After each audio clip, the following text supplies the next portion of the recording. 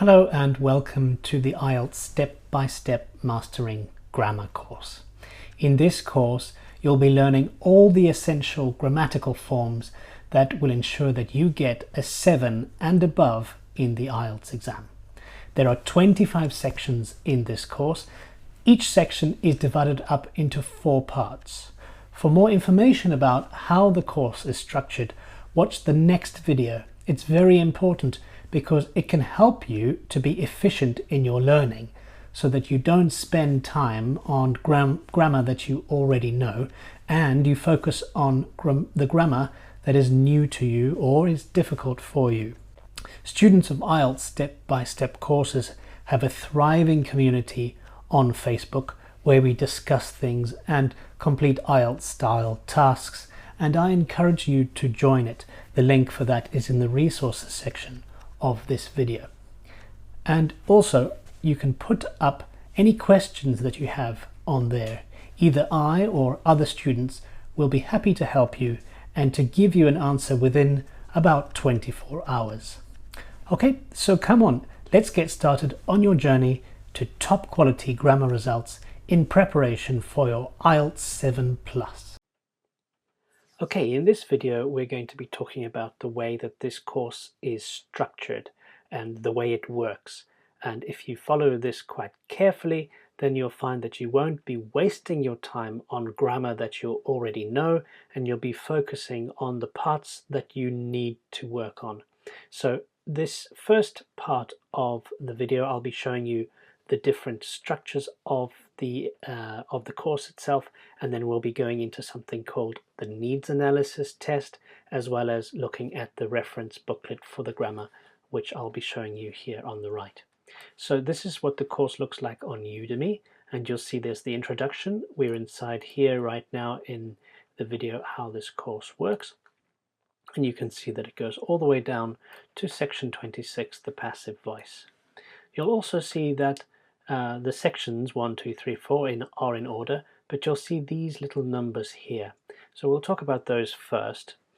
These little numbers basically give you some indication of what grade you would get in the IELTS exam if you did not know that grammar point. So if you didn't know how to use the present tenses, then the highest grade you would be able to get in the IELTS is approximately 3.5 out of 9, a really bad grade. So the maximum, perhaps you might be able to get a 4 if you're lucky, but it's very unlikely. So you at least need to know the present tenses, and obviously if you don't know the present tenses, even following what I'm saying right now would be extremely difficult, and you wouldn't be doing the IELTS exam just yet, obviously. But if you did want to brush up on the present tenses, it's a quick, relatively quick exercise, and you can look at that if you want. Okay, but you'll see here that as these numbers go, as the course continues, the numbers start going up. So you can see there, for example, if you don't know how to use the past tenses, the highest grade you would probably get is only a 4.5, maximum 5 here.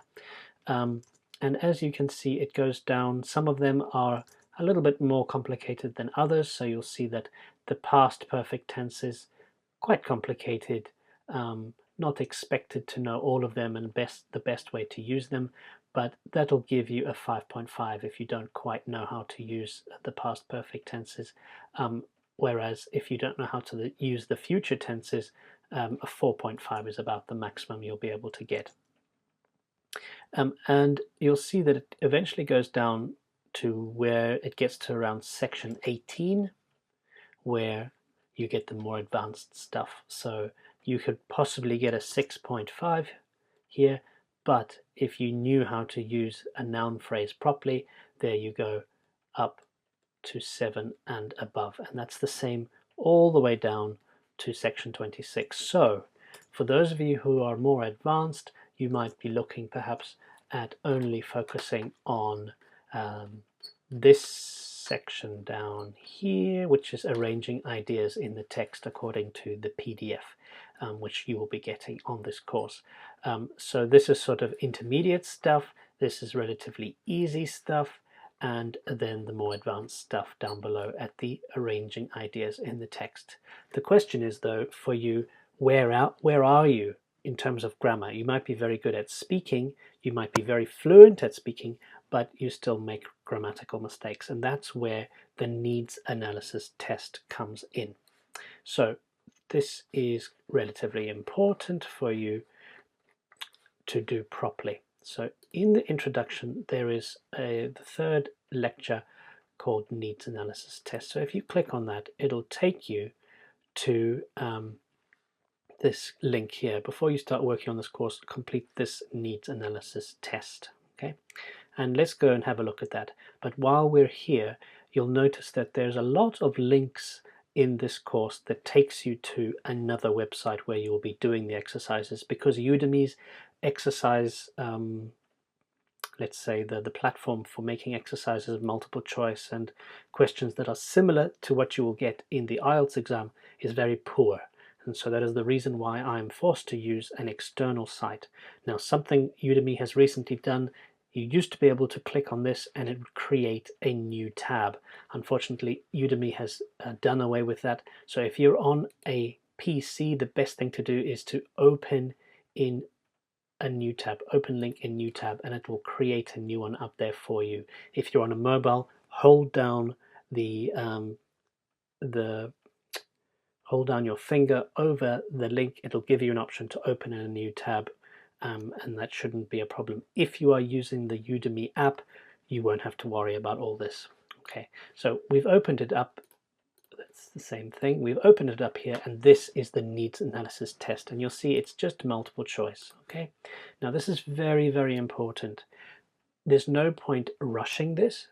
There's also no point cheating on this, and there's certainly no point guessing the answers, because there is a quarter of a chance, 25% of a chance of getting it right. So you don't want to guess these. If you genuinely don't know or you're not sure, then simply write "I'm not sure." And you'll see that when you check the answers right at the bottom, there's 50 questions here. You'll see that when you check the answers, of course, the ones that are "I'm not sure" will turn out red. That's the reason for that is because I would like you to focus your attention on that particular grammar point. And you'll see then that if I've okay, let's do another one here. So there's two that have turned out red. Then I know that I need to go to section 2 of the course, and work on the grammar exercises there. It's always better to select "I'm not sure" if you are genuinely not sure. If you are confident of one of these, I'm not going to give you the answer because I want you to obviously do this needs analysis by yourself. But if you're confident of one of them, of course, go ahead and select that one. And if it's correct with this little blue button at the bottom, it will turn green. Now, you may want to have a copy of this because you'll be doing this right at the beginning of the course, and you will want to have a copy of it so that you know what you're going to be focusing on for the rest of the course. In that case, you need to print it out. Now, the problem is Control-P on a normal computer, for some reason, at least on a Macintosh, for some reason it only gives you the first page. I have no idea why. I've tried all sorts of tricks, but it doesn't give me any more of the pages. It only goes up to question 11. Obviously an issue. So what I would do in that case, if I'm on a PC or on a Macintosh computer, I would select all. So I'm selecting from 1 to 50 and then print. Okay, so to print, you go to File, Print, or right click, Print. It's up to you what you prefer. So we'll just use the standard way. So File, Print, and then it gives you an option to do selection only when you print it out. And when you do selection only, magically it turns into printing out all of the questions from number 1 to number 50. You can also, I'm sure you know, some of you know, that you can create a PDF of this. So if I clicked save as PDF. At least this is what's available on a Macintosh. It would be something similar on a PC, and you can have a copy of this, digital copy. You don't need a printer to do this. If you save it as a PDF, press save, and it'll give you an option to save this as a PDF with all your answers and areas that you need to focus on. Okay, and I won't do that. We can just cancel that. Okay, so that's the needs analysis. Please do not guess. Be honest with yourself. If you are not sure, please just simply select I am not sure, and at least then you will be able to see what you don't need to waste your time on and what you need to focus on. Now on the right hand side here is this PDF of all the grammar that comes up in this course. Okay, this has taken me a long time to put together, and I hope that it's very complete. If you notice any spelling mistakes or things that don't make sense, I've had this edited and checked by an editor, but it's not guaranteed that everything's right. So I would like you please to help me out if you see any mistakes with it. And you will find this at the bottom of any of these three, from the introduction to this video that we're doing now to the needs analysis test. You can download this free of charge, and this is what I will be using to refer to when we look at each of the tenses. So for example, in the present tenses, there we'll be looking at, for example, the context setting, and then the input video, which is this one here, is where I will be referring to, in this case it will be the past tenses, so I will be referring to all of these. If I click on number 9 here, it'll take me automatically to page number 9, and we'll look at the past tenses, what they look like, the form, some examples, and different things like that. Okay, then, so sorry, let's just go back to the general idea of the way each of these are structured. So the first part of each section is context setting. In context setting, it'll be setting the way the grammar is used, especially in IELTS style exercises. So remember, right click to open a new tab. It's much easier to do it that way, so that keeps this open for you. And here is the context. You'll be listening to something over here, and then you'll be choosing true or false here, or sometimes it's fill in the gaps on your keyboard, and that will set the context of the grammar. So it'll give you an idea of how the grammar is used in everyday life, or in this case in the way that the IELTS might be perhaps a listening test, and that grammar is sitting in there. Then the input video, I'll be explaining the answers for this, and I'll be referring to the PDF here on the right hand side. Then you'll be doing more grammar practice. You'll notice that there's usually about 4, maybe 5 different tasks that you will need to do, and that will brush up your knowledge of that particular grammar. And then finally you have a chance to do a test practice. So in this case it's a listening test of part 1 of your listening test, and it will be using this grammar but in the form of a IELTS task. This one, questions 1 to 10. And that's the same with every single one of these. You'll notice that there are 4 parts, from context setting, the input video where I give you information about why that is the answer to these, then more practice, and then finally some test practice of an IELTS style thing. In this one, for example, it is a reading. So I think that's enough for us. I don't think I've missed anything. If I have, I will let you know. Oh yes, there is one thing I forgot to mention.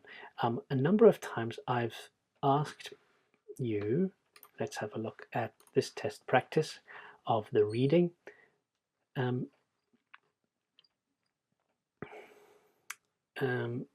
let's go to one where you actually have a writing. There we go. So here's one of the test practices where you have to do a writing task. Now at the bottom of this, it says, if you would like feedback from other students on your work, as well as myself sometimes, usually it's myself as well, but it depends on how much time I've got, you can post your letter in the comment section of this post on the IELTS Step-by-Step community on Facebook. Okay, so if you click on this post, again, open in a new tab, you can see that we've got an IELTS step-by-step community here on Facebook. Okay, and this is the task that they're talking about. Mr. Kamal, for example, has already given something, and I've given some points. So there, for example, look out for these things, and this is a great way for everybody to learn from your mistakes, everybody to learn from what you've changed and how you've improved. So that is why I've decided to make this IELTS step-by-step community page so that you can share your work. And it's not only for writing. If, for example, you've got some speaking to do, you can upload it onto, say, for example, YouTube as a private video or an unlisted video, and you can share the link with us. So only this community will be able to watch what you have done, and it's hosted on YouTube, but only we can see what you've done if you don't want other people around the world to see what you have created. So it's not just for writing, but it's also for speaking as well. And any questions that you have about grammar, vocabulary, or anything related to the IELTS, please feel free to ask it here, because either me or some very motivated other students might be able to help you. Okay, so that is the end of the video. I knew that was one other thing I wanted to say, and that's it. So thank you very much, and I'll see you in the first,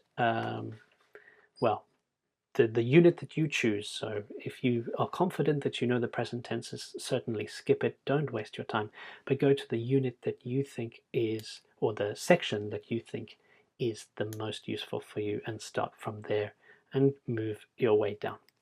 Okay, thank you very much, and see you soon. Okay, so what we're going to be doing now is looking at the exercise you did to set the context of this grammar that we're going to be looking at. So we'll be looking at the answers. You probably already checked the answers, but we're going to be doing that at the same time as looking at the PDF that comes with this course. So the PDF, which is a document that you can print out if you want, or just keep it as a digital copy, has all the rules of the English language grammar, or most of them, in this PDF, and it's available in the resources section of any of the lectures in the first section of this course. So download that if you need it, or if you haven't already, I recommend that you download it anyway.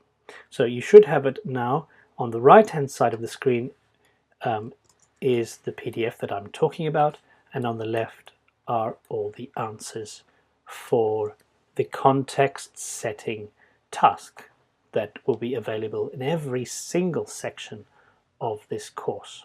Okay, so let's have a look at the possible answers for this. So right now you had to listen to a lady interviewing a student for a survey about their free time.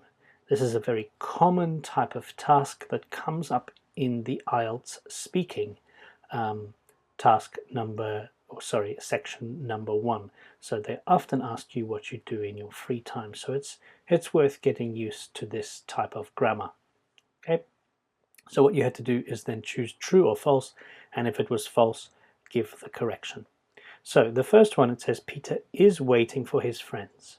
The other option was Peter waits for his friends, but as you can see, the answer is he is waiting for his friends. Okay, and the reason why this is the correct grammar is because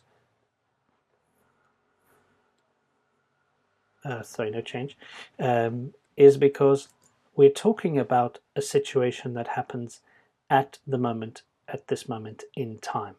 So let's have a look at what it says in the PDF. So we're going to be looking at the English tenses. By the way, if you just click on the page number, it will take you to that particular section of the PDF. So we're looking at the English tenses now, and specifically we're looking at the present tenses. So if we go down a little bit, right there you've got the present tenses. You've got the present simple tense, you've got the present progressive, also known as the present continuous tense, and we're also going to be looking at something called state verbs in this video lecture. Okay, so going back to this here, Peter is waiting for his friends. Now you should know that that's actually the present progressive. If you look over here, you can see that it's the verb be, also known as is, plus verb ing. Okay, and so he is waiting for his friends because we're talking about an action that's happening at the moment of speaking. So that lady asks him, what are you doing right now? And he's saying, at this moment, I'm waiting for my friends. So that is a true statement here. Now the next one is, he isn't studying much this month. We know that's false because it's this month. And he said that he's really studying hard for his exams this month. Now let's have a look at the grammar. He isn't and he is studying. So again, we're looking at present progressive here. This is talking about a temporary situation. So it's this month, this month. So he doesn't always study hard for his exams. It's only because at the moment the exams are going on. So at this moment he's studying. So we use the present progressive or the present continuous tense. Now let's look at number 3. His parents own a shop. The other option was his parents are owning a restaurant. Let's have a look at that. That's incorrect. But it's not no change because they actually talk about a restaurant, not a shop. So the only other option is this one here. His parents own a restaurant. Now, why isn't it his parents are owning a restaurant? Well, that's because the verb own is known as a state verb. So if we go down to number 3 here, we can see what state verbs are. So state verbs are talking about a general truth rather than something temporary. And the best way that I explain to my students about state verbs is that, is it possible to stop doing that action in about, let's say, 2 seconds? So if I told you to stop swimming, you could easily stop at that moment. If I told you to stop running, you could easily stop at that moment. So running and swimming plus ing, both of those verbs, are perfectly acceptable to use because they are not state verbs. But let's have a look at this verb, to own. If I own something, it belongs to me. So if I said to you, stop owning your mobile phone, well, it's very, very difficult to do that in less than 2 seconds. You need to find somebody who's going to buy it from you and exchange money. It's very, very difficult to do that in 2 seconds. So generally, words that make it difficult for you to do very quickly are state verbs. So other ones would be like believe. Stop believing that everything will be fine. It's once you've set your mind to it, it's very difficult to stop believing something in less than 2 seconds. Now there are exceptions to these. So the word think, stop thinking. Well, some people would say thinking is difficult to stop doing, but stop thinking about your girlfriend. Yes, I suppose I could do that in 2 seconds, but the state verb here is I think that. When we use the word think in this way, it's more like believe. I believe that, I think that, not I'm thinking at this moment. Okay, so there are some verbs that can be both state and not state verbs. Okay, own is not one of them. Own is always a state verb. Okay, now let's look at number 4. He practices the guitar most evenings.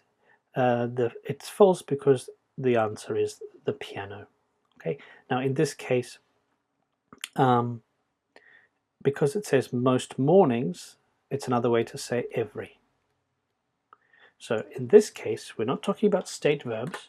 We're also not talking about the present progressive with ing. We're actually talking about the present simple here. And the present simple is to talk about things that happen every day. They're regular habits or repeated actions. And they often come with words like every. So if we look over here, every day, most mornings has a similar meaning. So most mornings, every day, they are often used in the present simple. And this is a regular habit or a repeated action. Okay. Number 5, he frequently uses the internet. True, no change to this one. Again, this word frequently, I suppose it could be added to this list. Always, generally, normally, usually, frequently would fit there because it talks about a regular habit, a repeated action. He uses the internet every day. Okay. Now look at number 6. His cousin is living in America at the moment. That's false. The fact is that he's living in Thailand. But the key thing here is at the moment. So if we go down, we can see that we're talking again about the present progressive. And this is because the word at the moment suggests that it's a temporary situation, that usually his cousin lives in the UK, but just for the next 2 or 3 months, he's living in Thailand.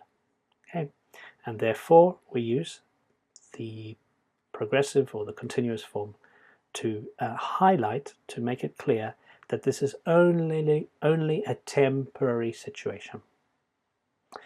Okay, let's have a look at number 7 now. Peter doesn't support any football teams. Well, that's false because he supports his local team. Now notice here, to make the present continuous negative, present simple negative, we need to put do or does plus not. Okay. If I'm speaking English, when I'm speaking, I use the contracted form. Or if I'm writing informally to a friend or writing an email, and not a business email, but a less formal email, then I can use this contraction. And a contraction has something like that. It's called an inverted comma, and it means not. Okay, but the word not joins with does, and it becomes does, doesn't, does not. Now, when I'm writing academically,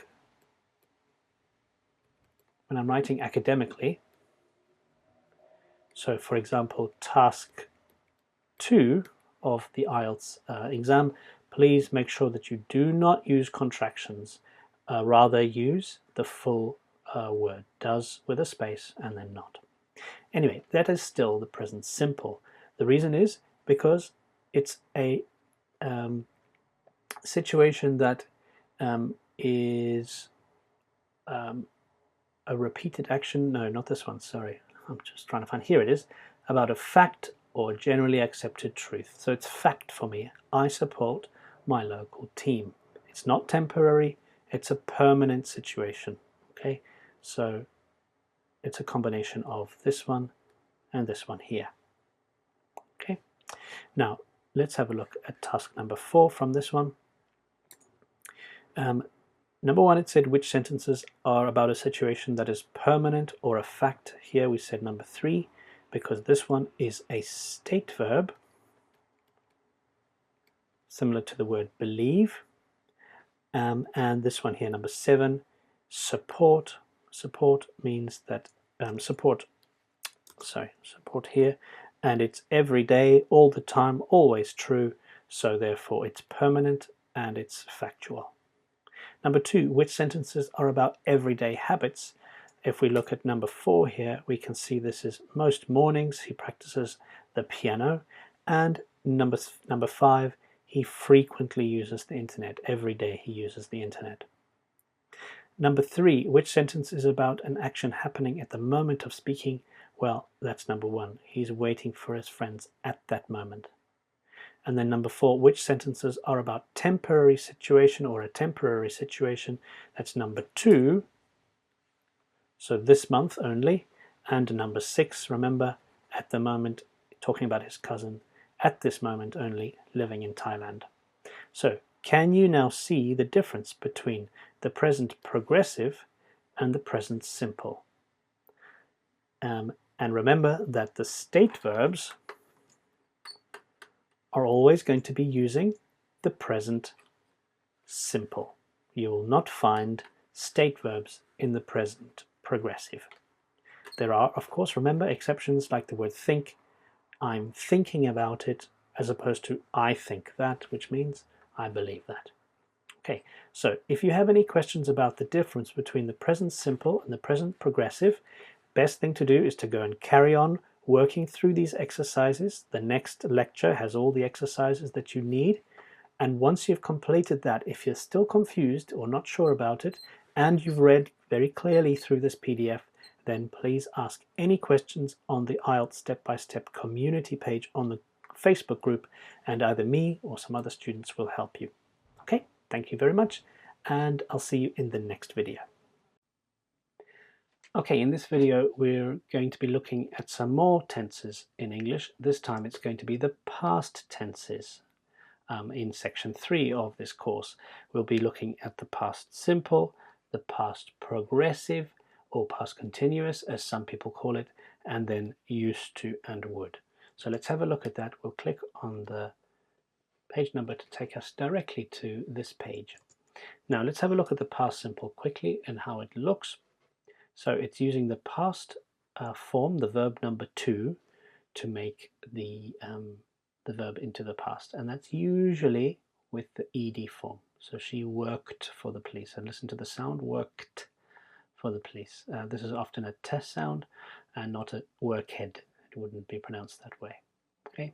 To make it into the negative, we use did and the question did, but with negative we use not, and with a question we put did before the subject. So did they work for the police? Okay. Remember that it's usually with ed to make it into the past, but there are lots of irregular verbs.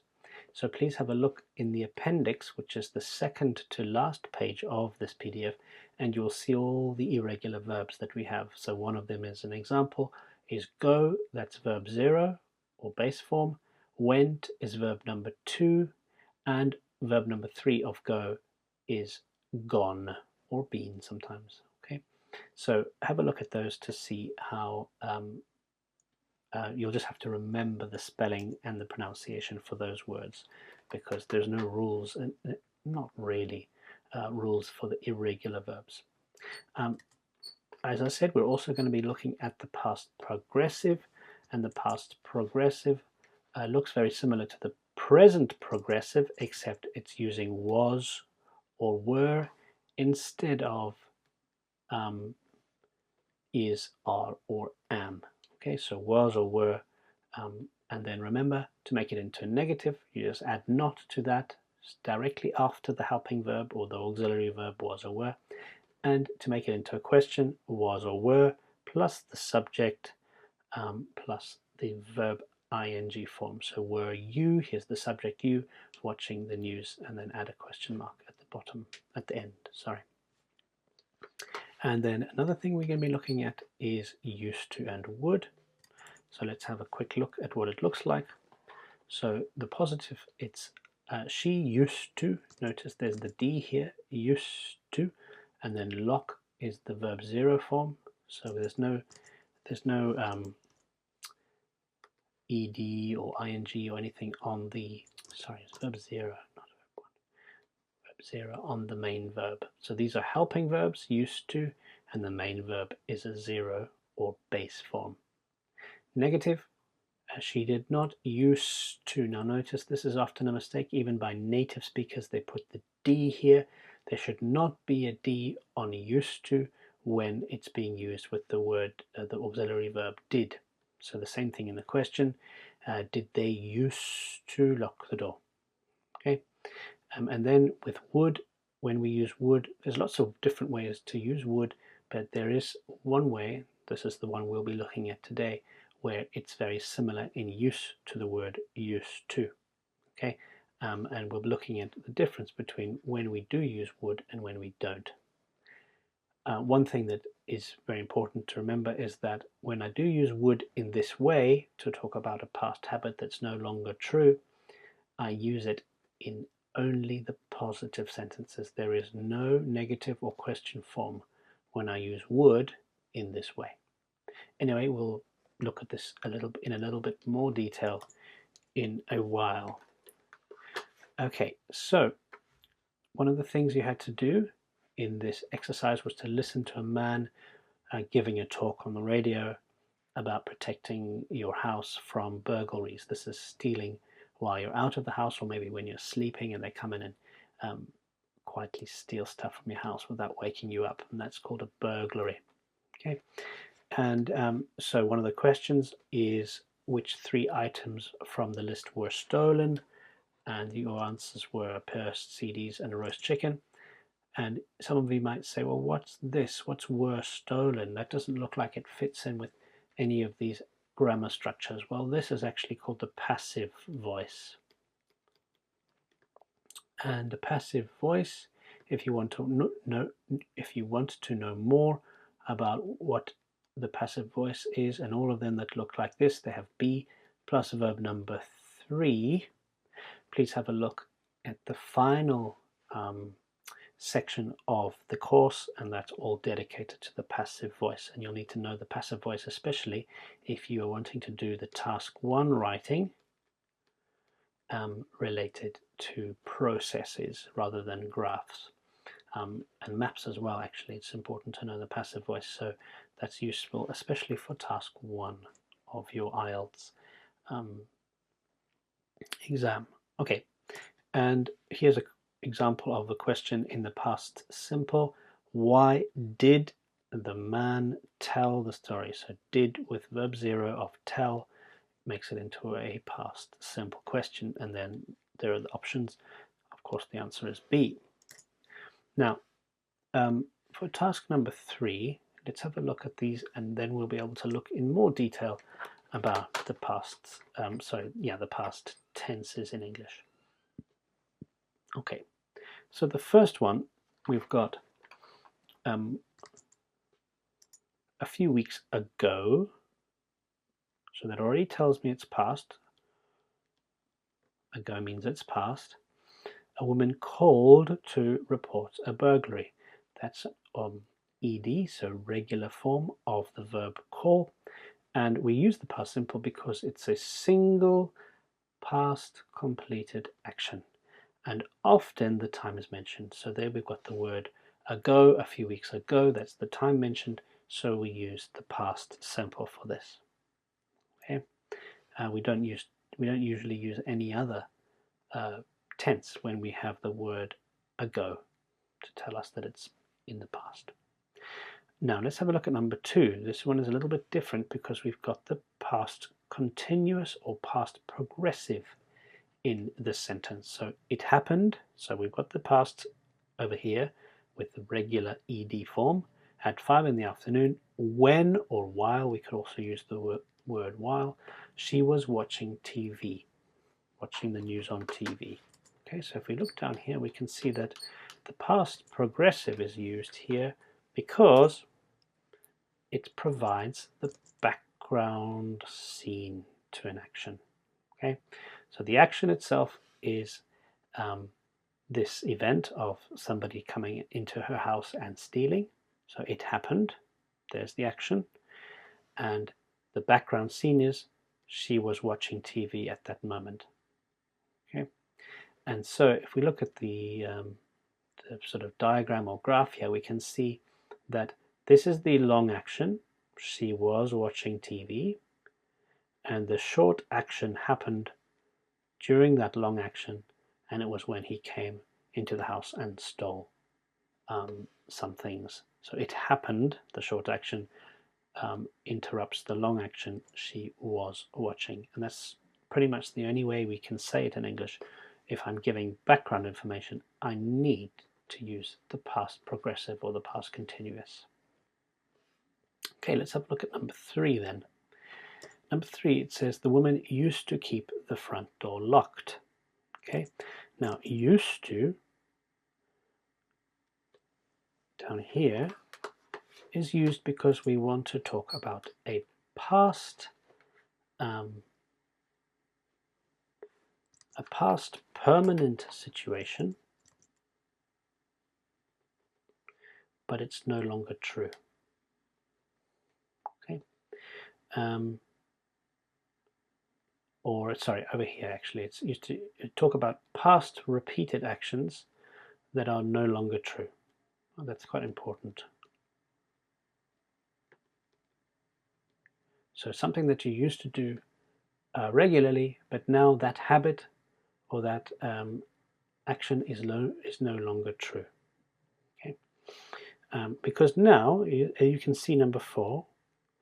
When her son got older, she no longer did this. She would leave the door unlocked when she was at home. So she only used to do this, keep the door locked, when her child was a baby or a toddler or a young child. And then as he got older, maybe a teenager, she didn't bother to lock the door. And therefore, we use the word or the grammar used to say that past habit or that past repeated action is no longer true. Now, if we look over here, when her son got older, she would leave the door unlocked whenever she was at home. Now, here, we could also put used to. When her son got older, she used to leave the door unlocked whenever she was at home. Okay, now this still would and used to are very similar.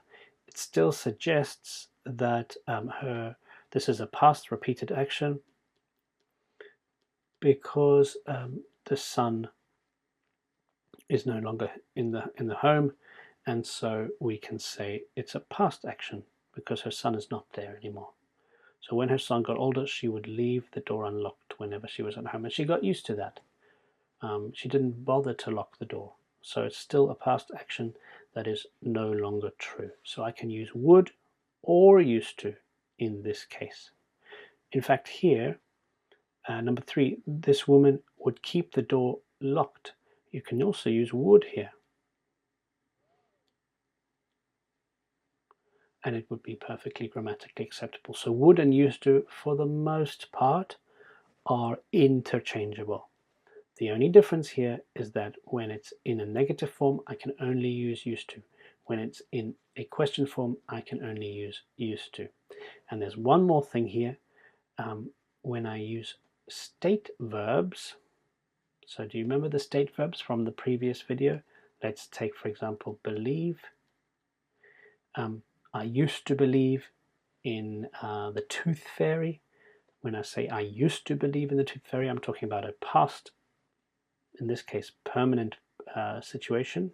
Because remember, believe is a state verb. It's permanent. I can't stop doing it very easily. So I used to believe in the tooth fairy, which is a belief, at least in Western cultures, where when your tooth comes out as a child, you put the tooth under your pillow while you're sleeping, and the next morning a little fairy, well, during the night, a little fairy will come and replace the tooth with some money, and then in the next morning you wake up and you can see the money is there. Of course, it's your parents doing it, and they're doing it very carefully not to wake you up, but that's a belief in the tooth fairy. And I used to, when I was a child, believe in the tooth fairy. But I would not say I would believe in the tooth fairy, because believe is a state verb, and state verbs cannot use would in this way. I can use would in a different way. Remember, I've spoken that would has other ways of being used, but in this way, would cannot be used with a state verb like believe. Okay, so used to and would, generally the same, except for these few exceptions: negatives, questions, and with state verbs. Okay, and remember, it's about things that are no longer true. That's a very important thing. Now let's look at number 5. the burglar simply walked in through the front door. Okay, again, walked, regular verb, so it must be past simple, and there we're talking about, again, a single past completed action. He walked in through the front door.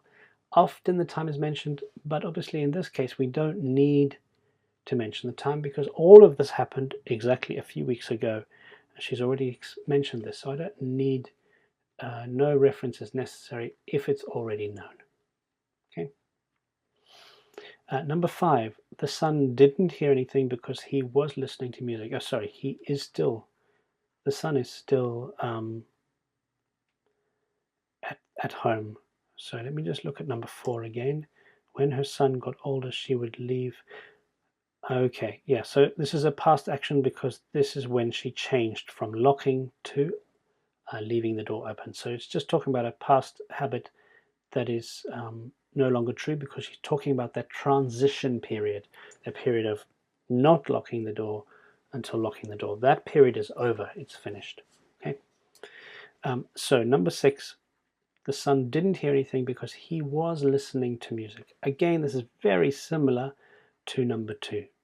It happened while she was watching TV.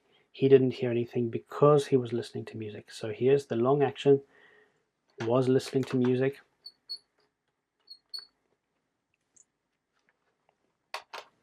Here's the long action, he was listening to music, and at that moment the burglar came into the house and it interrupted that longer action.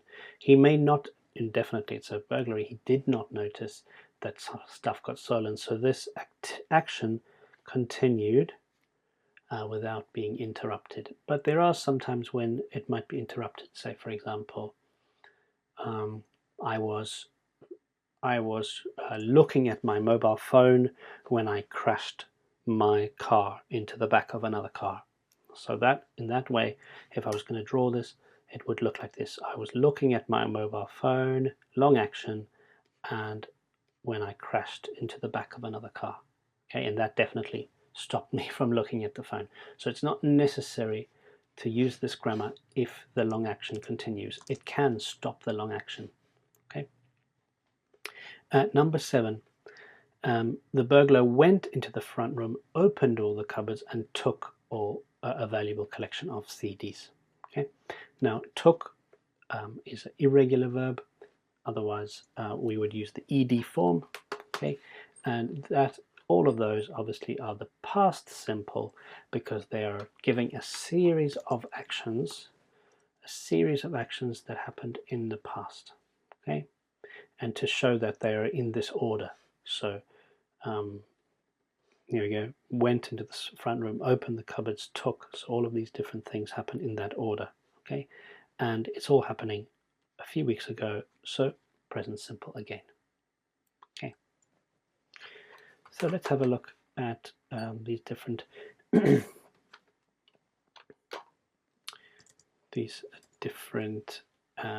situations. So which 2 sentences provide a background scene and an action? So remember we spoke about this already. Number 2 and number 6, it happened. Here's the long action and these are the short actions. Okay. Which 2 sentences talk about a single completed action in the past? So that is the one woman calling one policeman to say that she had been burgled. And number 5, the burglar simply walked in through the front door. So one person doing one action. Okay. Number 3, which sentence describes a series of completed actions in the past? So that's number 7, and they do that to show that these happened in this order and these things happened in the past. Number 4, which 2 sentences talk about a repeated action in the past? So that's number 3 and number 4. So here, repeated action that's no longer true. Okay, for both of these, and it's a repeated action. So every time she went out, she would lock the door. Every time she came back in, she would lock the door as well for this one here. And then after a while, as her son got older, she wouldn't necessarily do that anymore. She would leave the door unlocked. Okay. Now, number 5, Which 4 sentences or structures are used in sentences 1 to 7? Look at options A, B, C, or D below. You should know it because we use past simple, past continuous, would, and used to for all of these here. Okay, so if you have any questions about these past simple, past progressive, used to, and would, do these following in this following order. Have a look clearly at this PDF. Make sure you understand the things that I've been talking about in this video, and then go and do the exercises that are available in the next lecture. And once you've completed that, then come and have a look at the Facebook page of IELTS Step-by-Step. And if you have any questions on the community page on IELTS Step-by-Step Facebook page, people will be happy to help you, I'm sure. I'm certainly there to help you out, as well as any more advanced students. We're all working together to help each other to improve our English. Okay, just a few things I just forgot to say with the past simple. It's also often used instead of used to and would, because used to and would, if they are overused, starts to become a bit strange. So you can use used to or would a few times, but when it's clear that you're talking about a past action that's no longer true, when you're a child, for example, just use the past simple. We don't need to repeat used to and would so much. There are some students who want to show off their grammar, but once we know you can use it, you don't need to use it all the time. Okay, so thank you very much, and I'll see you in the next video. Okay, welcome to this video where we'll be talking about the present perfect tenses, the present perfect simple and the present perfect continuous. Now, this tense has traditionally been quite tricky for students to get their head around because it's a tense that doesn't typically come up in many languages.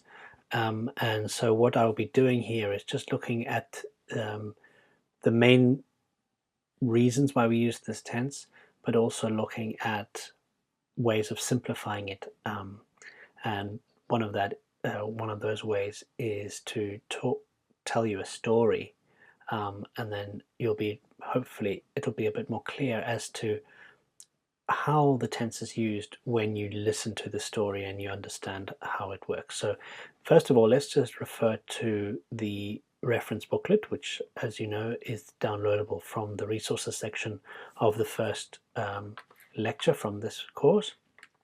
And on page 11, we're looking at the present perfect simple. And it looks like this: she has, and then seen the film. And you see that seen is not see and not saw, but it's verb number 3. Now, when I say verb number 3, let's go right to the bottom of this. It's the second to last page over here. There, the verb 3 over here, it's the third column. So when we say see, saw, and then of course the verb number 3 is seen. So have plus verb number 3 for the present perfect simple. Present perfect continuous is have plus been plus the verb ing, but we'll get to that later.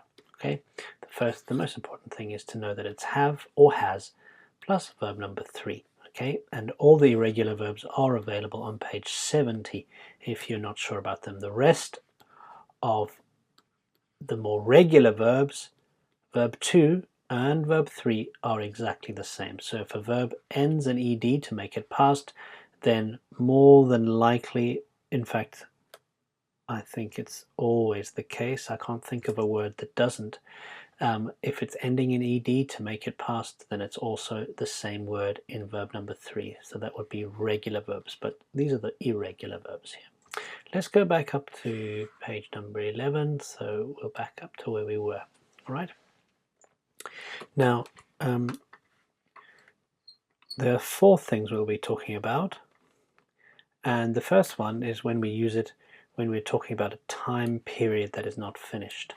So I've written a rough plan this morning, is related to the task that you did in the previous exercise. So let's just have a look at the answers to that before we continue here. Okay, so this was the exercise that you would have done in the previous lecture, and these are all in green, so they're all correct. And these are just the different activities that Sue managed to do in order to prepare herself for a university research project. But looking at task 3, 4, and 5 is what we're mostly interested in. So you'll notice here that she says, I've collected plenty of information for this assignment. And here we are talking about, let's go back to here, this one, we're talking about something that happened at an unstated time in the past that is connected to the present. So the present, they are basically currently talking about the research, something she did in the past that's relevant now. Relevant is a very good word to remember. Relevant means important for the moment, important for this situation. Okay, so it's relevant now. And so that one, I've collected information. It doesn't matter when. It's not important when.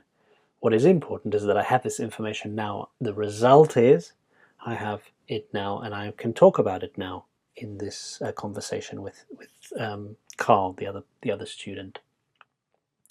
Okay, and let's go back to the other one then. When I was in the library last week, I read those leaflets now. So notice here, we've got the word last week, or the phrase last week. If I mention a time in the past, then I cannot use the present perfect. Last week, yesterday, last year, in 2010, in January, earlier this year, anything like that. When I mention the time period that is in the past, then I can only use the past simple. So I read, past tense of read. Note the spelling is exactly the same as the present simple of read, but the pronunciation is read. So I read those leaflets, past simple. Then over here, I've been feeling tired since I started this course. We're going to be talking about this word since. Since and for often come with, well, they always come with the perfect tenses. In this case, it's the present perfect continuous. As I said, we'll be looking at this in more detail, so focusing on an action rather than a result, but we'll come back to this. And then Carl says, I've just got up, get up, wake up from the bed and stand up. I've just got up and I'm already tired. This word just is also a type of word that often comes with the present perfect tenses. So we just need to know that when we see just, when we see since, when we see for, when we see already, yet, again, we're going to be talking about these in more detail. But let's just have a look quickly at the four examples here. So A matches with number 4, something that's just happened recently. So we've got the word just done it, it's happened recently, and we use the present perfect with the word just. Something that happened sometime before now, but we do not know when, and I think it's probably important to say that we don't care when. When we did it is not important. That we completed it is important, and that's for number 1. I've collected information, and now this information is allowing me to talk to you in detail, more information about this. An action plus the length of time it's been going on, so there's the word since, and something that happened in the stated past time. Stated means said, and here it is, the word said, the words last week is said, therefore I can only use the past simple for this. Okay, and it's called the present perfect progressive, but many people call it the present perfect continuous. That's number 3. Here, I've been feeling. The rest you should know. Past simple, the past. So I read those leaflets, and present perfect simple, as I said on page 70, have or has plus verb number 3.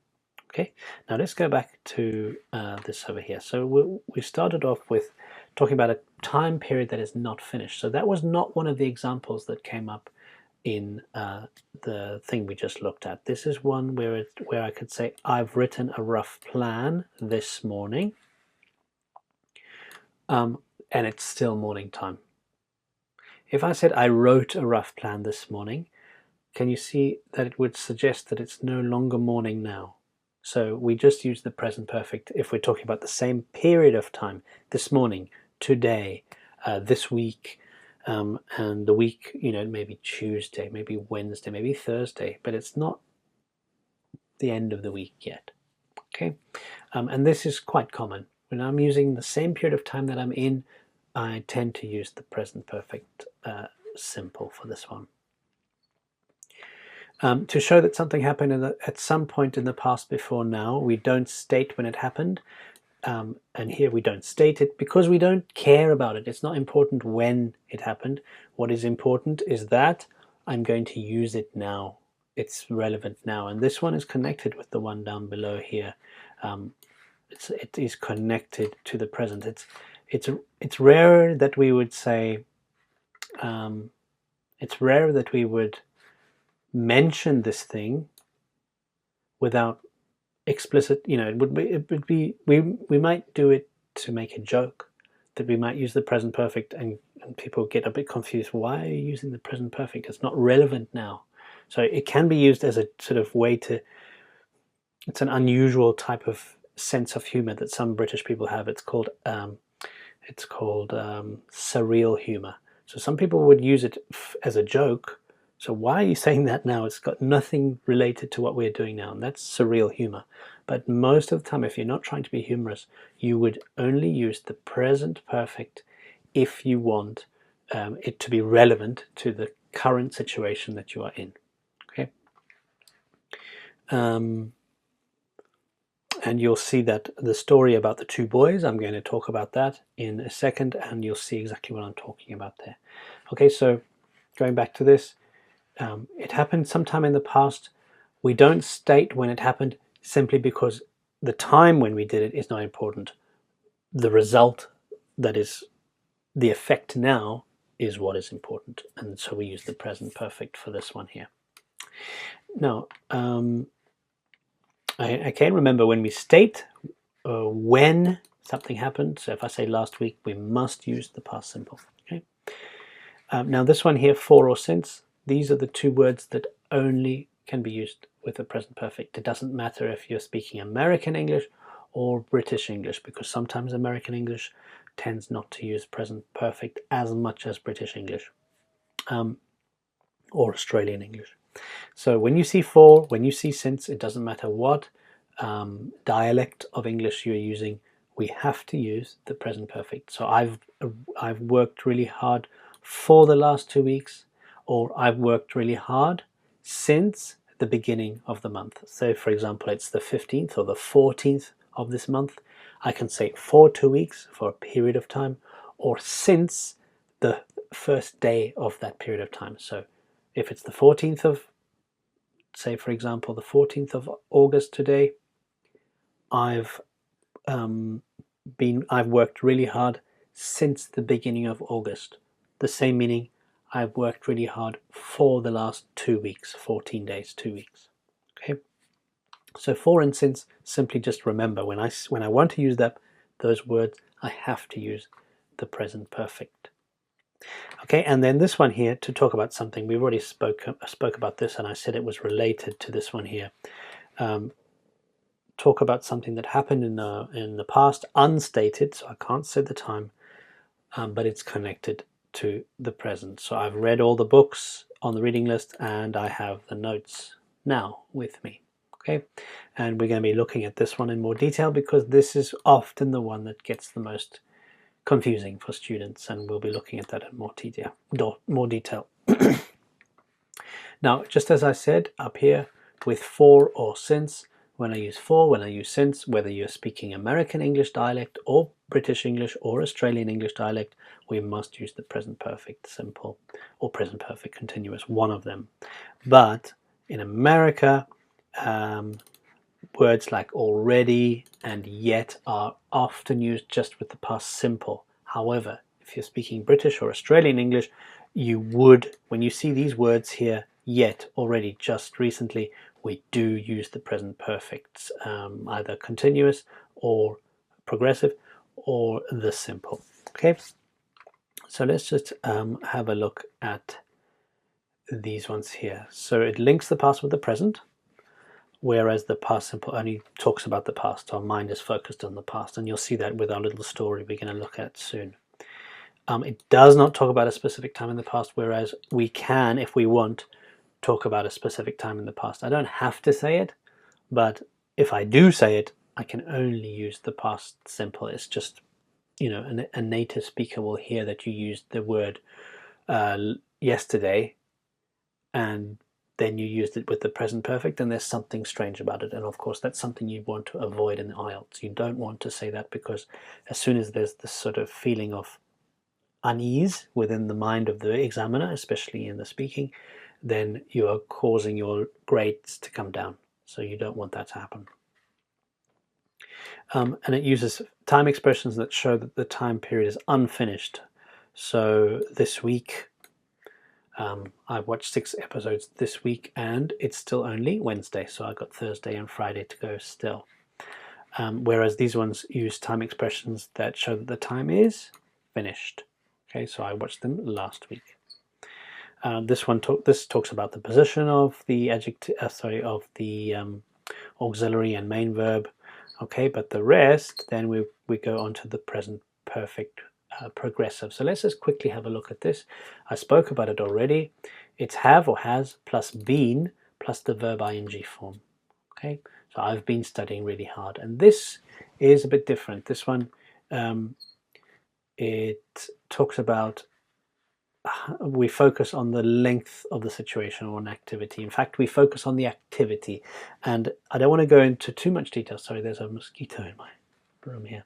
I don't want to go into too much detail here because we're going to be looking at this one, especially these images here, in more detail on the presentation.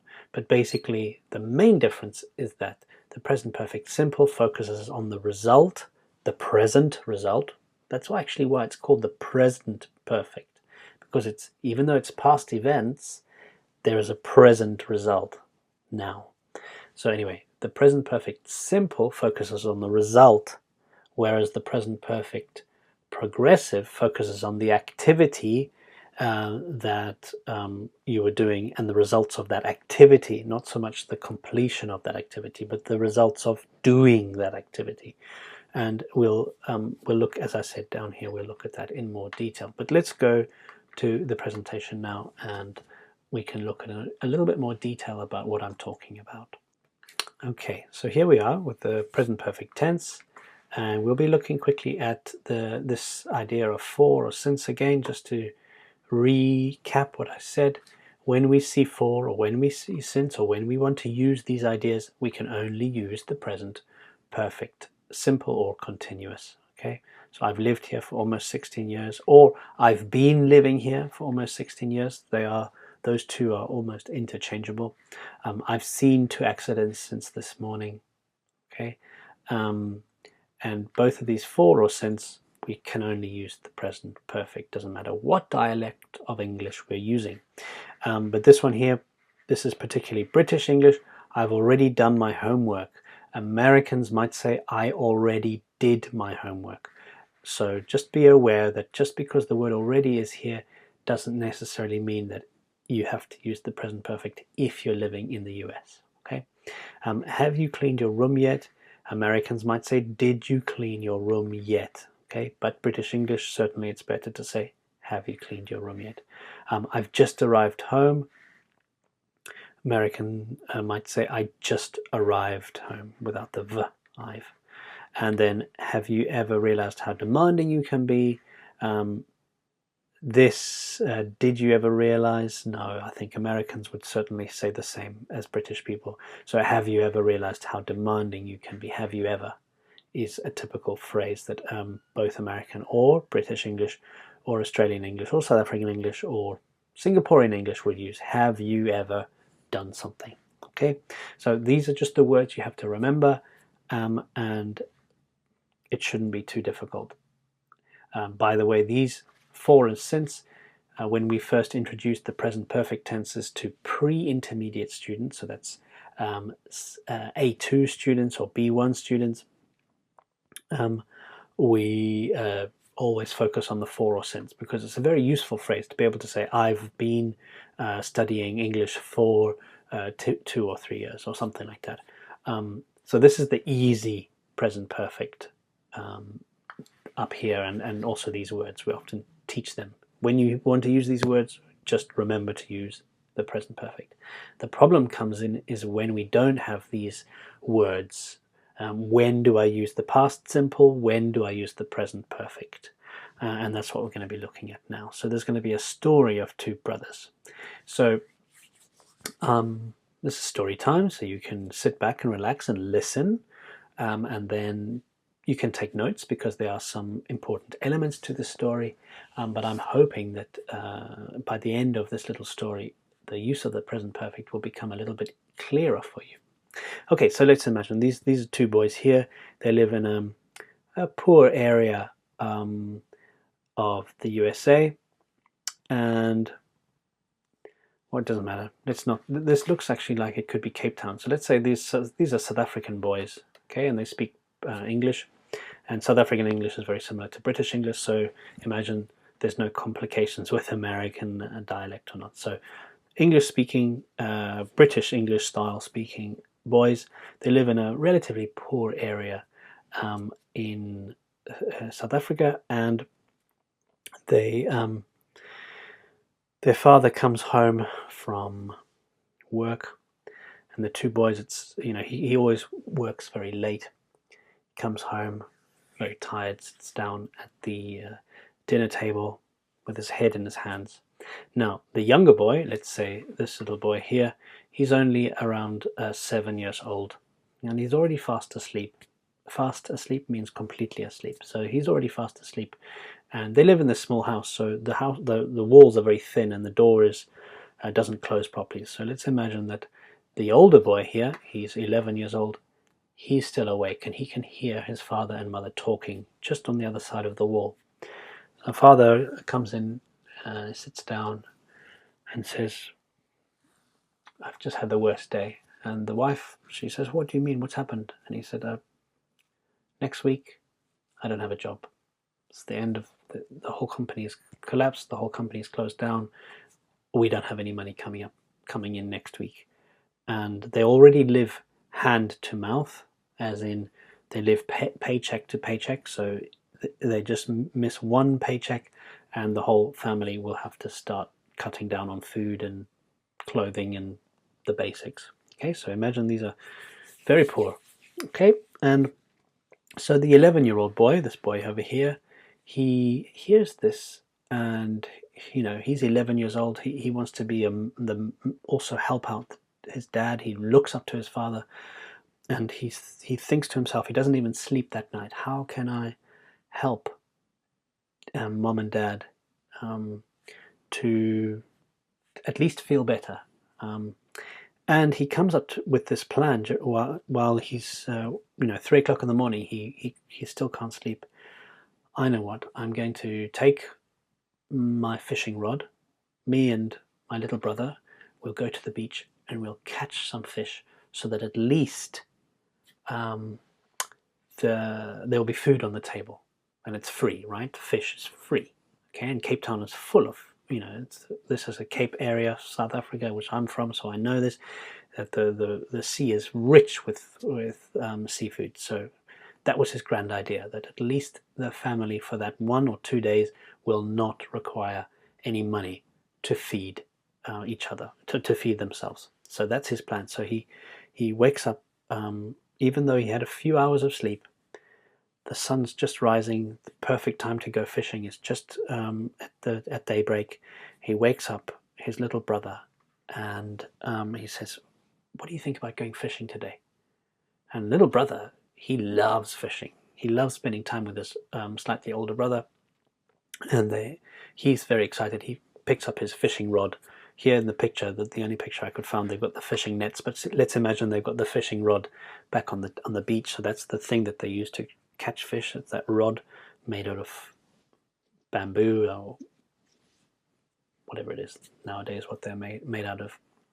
And so they go running down. The 11-year-old boy writes a little note on the kitchen table: "Gone fishing see you at breakfast. So they're really early. They'll be back by 7 o'clock, and now it's 5 o'clock in the morning, for example. So they run down to the beach, and both of them cast their rods into the water, and magically, amazingly, they both caught a fish exactly at the same time, and the fish essentially are the same size, and they reel it in, and both of them have big grins on their mouths, and they're both grin is like this, really happy.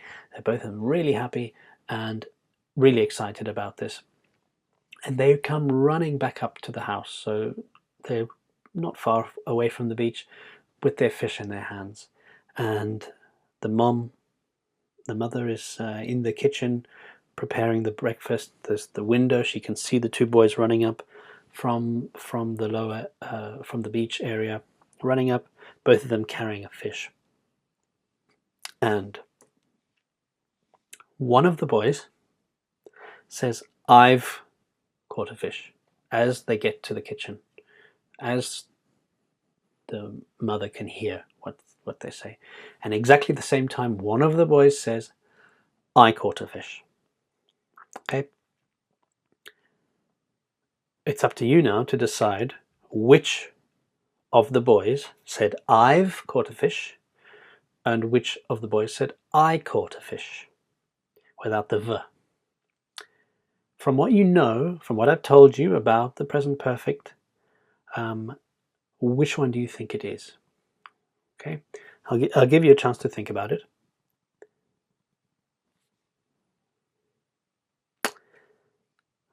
Anyone know? Okay, look at this one up here. Look at this result, present result that is in front of me now from a past action I did 20, 30, 50 minutes ago. Look at this result now. So this is present perfect. Okay. Are you proud of me now for something I did in the past? Okay. Which of the boys is going to be more focused on the result now, and which of the boys is going to be more focused on his activity in the past? And I'm hoping that some of you, or most of you, have got this. So if we think about the older boy here, whoops, sorry, let's put the right thing. So think about the older boy here. He's interested in his mother's response to the fact that he's got a fish. This is the older boy. So he's got a fish here. And he is going to be wondering about her reaction, as well as the father, because let's say the father is there as well.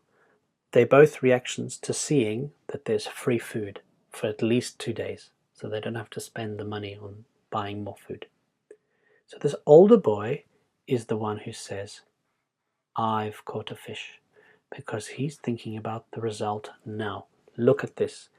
I want you to be impressed with this result. However, the younger boy, he's so excited about fishing, and his brain, let's do a picture of a brain, looks like a cloud, but his brain is still thinking about the activity of catching the fish. Look, he's got a bigger fish than his brother, slightly bigger. So he's still thinking about that that experience in the past. That's what his mind is focused on. He doesn't know about the family's problems. The younger boy was asleep while his father was talking. The older boy doesn't want the younger boy to know about family problems. This older boy is the one who's starting to become an adult. The younger boy still needs time to be a boy and not worry about money and not worry about family problems. So the younger boy's mind is still focused on the past, so he uses the past simple. I caught a fish. Look what I did. Whereas the older boy, he doesn't really care about catching the fish, that activity. He's focused on, look what we can eat now. Look what I've bought for us to eat tonight, or for lunchtime, or whatever it is. And so he uses the present perfect, present, relevant now, result now, Look what I did in the past. Past, not so important, but look at the result. And that's why it's the older boy who's using present perfect. I hope that that's a little bit clearer for you. This occurred to me the other day, an interesting question that I got asked by a student of mine. Have you marked my essay? Compared to did you mark my essay? Now, which one do you think, as a teacher who's very busy, I've got a lot of work, I do this Udemy preparation courses as well as a full-time job, which of these is going to be more frustrating or irritating for me to hear as a teacher? So listen again, which of these is going to be more irritating for me to hear as a teacher? The answer is this one here, because the question is asking about the result. Where is the result? Where, I'm waiting for something now. I want to see it now. The result I'm expecting is now. Now, if I haven't marked the essay, that question, have you marked my essay, is suggesting to me that he's expecting it in my hand. I just take it out the bag and give it to him. But if I haven't marked it, it looks bad. Whereas if he had just said, did you mark my essay? He's not expecting anything now. There's no result he's expecting now. He's just talking about, did you have a chance to? Did you do it in the past? I'm not expecting anything at the moment. So don't worry if you didn't do it. Okay, so these are subtle differences, and present perfect is quite an interesting one. It's much more, it's less about time and more about your psychological decisions about what is the result now. Okay, and so you can see that it's not rude to say this. Of course it's not rude, and grammatically it's perfect. Grammatically it's no problem. But bear in mind that when I use the present perfect, I'm expecting you to have a result now. And in this case, have you marked my essay? If I didn't do it, I feel guilty. I feel, okay, wait, I'll do it. Whereas, did you mark my essay? No, not yet. I'll do it next week. Or I'll do it in 3 days' time. Okay. Anyway, that's the story about the two brothers. And I hope that has cleared up a little bit about the difference between the mindset, the mental position or the mental state of each person. If they're using the past simple, it's a past, it's a story, I'm telling a story, it's not relevant now, but it's a good story. Whereas present perfect, the story is not so important, it's the result now that's important. Okay, right, let's go to the next slide and let's just double check what I said I would do. So we looked at have you.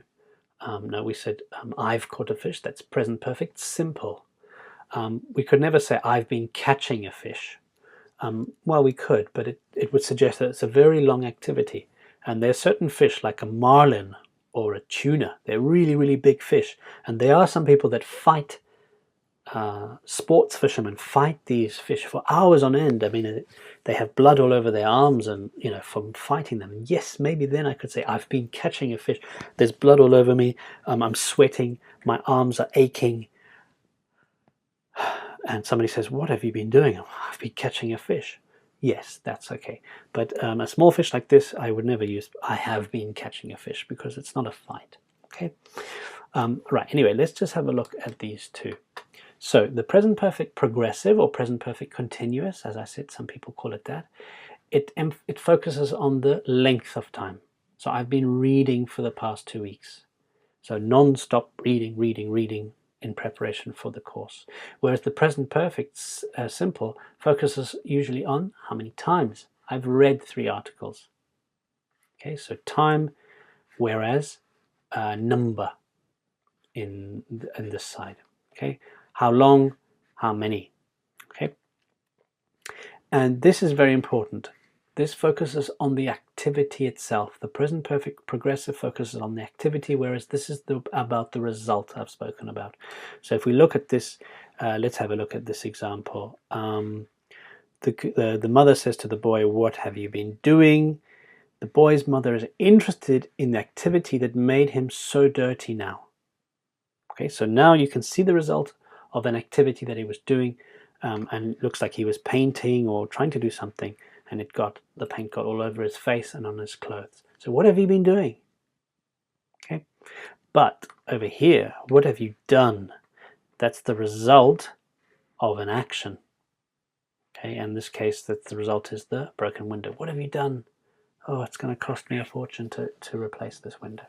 Okay, so we've spoken a lot about result, not so much about progressive, where we focus on the activity. We focus on the activity much more so than here. We've got the word activity right here. It focuses on the activity itself. It does not show whether the activity is completed or not. That's not important. We're focusing simply on the activity. So I've been writing my essay. I'm focusing on the continuous long action of writing this essay. Very boring, but it has to be done. Okay. Whereas this one here focuses on the result or the completion. So I've written my essay. My essay is finished. And if we go back to the story, I've written my essay. Why would somebody say that? Well, the reason is because I want somebody to react about the result. I've written my essay. Oh, says my friend, well done. Now we can go out and we can relax. Good, get your coat. Let's go. Okay, so this is more about result and what's relevant now. This is more about, yes, it's about what you can see now, but it's not about result. It's more about what activity were you doing to create this mess. Okay, so I encourage you to do more the next exercises and really make it clear how we use the present perfect and the present perfect simple and continuous, and when we prefer to use the past simple. Okay, thank you very much. I'll see you in the next video. Okay, so welcome to this video now. We'll be looking at the past perfect tenses. So we're still on the theme of the English tenses. We've already looked at the present tenses, the present simple, present progressive or present continuous, and looking at how state verbs work. We looked at past simple, past progressive, and used to and would in the following video. And then in the most recent video, we looked at the present perfect simple and the present perfect progressive. But what we're looking at today is the past perfect simple and the past perfect progressive or past perfect continuous. Okay, so let's first have a look at the form of the grammar, how it looks. Okay, so it's formed with the helping verb or auxiliary verb had plus the verb 3. So you'll notice that it's very similar to the present perfect simple, except instead of has or have, we use the word had. Okay, and the same thing with in all English sentences, you add not after the first helping verb. In this case, there's only one, so after the word had to make it negative. And remember, contractions, if I'm speaking, in spoken English, it's hadn't. Otherwise, write it had not, unless you're writing a very informal email or text message. And then to make it into a question, had plus the subject. Here in this case, they said they, and then the verb 3, listened.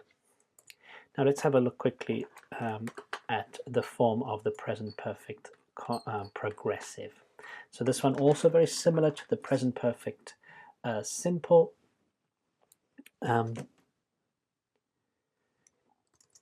In that we use instead of have or has, we use had, and but the same as the present perfect progressive after that. So has or have in the present, but had in the past, and then been plus the verb ing form. Okay, and again the same thing, add not to make it negative after the first helping verb, and then to make it into a question, had, and then the subject between had and been to make it a question. So had you been studying very long? Okay, now let's go back to, well, while we're here, let's have a look at some of the answers that you had to come up with in the previous task. Now, there were 6 questions and you had to fill in the missing words. So what we'll be looking at is the words that you filled in plus the other words around it, so that we'll be looking at the different uses of the present perfect, the past perfect simple, and the past perfect continuous or progressive. So let's go back up to the top here. So the first one is, when Mozart was born, 5 of his siblings had already died. Okay, and so what we can see here is that if we look at this sort of graph here, everything we're talking about is in the past. When we use the past perfect, we're talking about everything in the past. All the activities are in the past, but we are deciding what happened first. So in this case, 5 of his siblings had already died, so it would be at this arrow here, when he was born, which is the arrow following. So all of this in the past, but we used the past perfect to demonstrate that something happened before another past action. Some people call it the pre-past. And pre, if you know what that means, it means before. And I think that's a much better way of explaining this. This is rather confusing to understand for people. But if we think of it as the pre-past, something that happened just before a past action, then it becomes a bit clearer. So a lot of the time we don't use when here, we use by the time. Okay, so 1, 2, 3, how many? 5, yeah, 1, 2, 3, 4, and 5, and then Mozart was born. So by the time he was born, 1, 2, 3, 4, 5 of his children, of his siblings, brothers or sisters, had died. So we often use by the time instead of when, but it's perfectly acceptable to use when here as well. Okay, so pre-past, before the past, because we're now, obviously Mozart is dead, it's a long, long time ago, but this is before the past or the pre-past. Okay, let's look at number 2. Mozart's father, Leopold, was a composer and his grandfather had also been a musician. Okay, so we can do the same thing here. It's always all in the past because now we're in 2020, so much further along in terms of the time history. But Mozart's father was a composer. Okay, it's a sort of a long time, obviously. It's not just a single event. So his father was a composer, and before that, his grandfather was a musician. Okay, so we're talking again about an action that happened before a past action. Okay, and that's when we use the phrase had been a musician. Okay, and don't get confused here with the word been. This is the main verb. Okay, we do see had been running. The main verb, that's the present perfect, the past perfect progressive.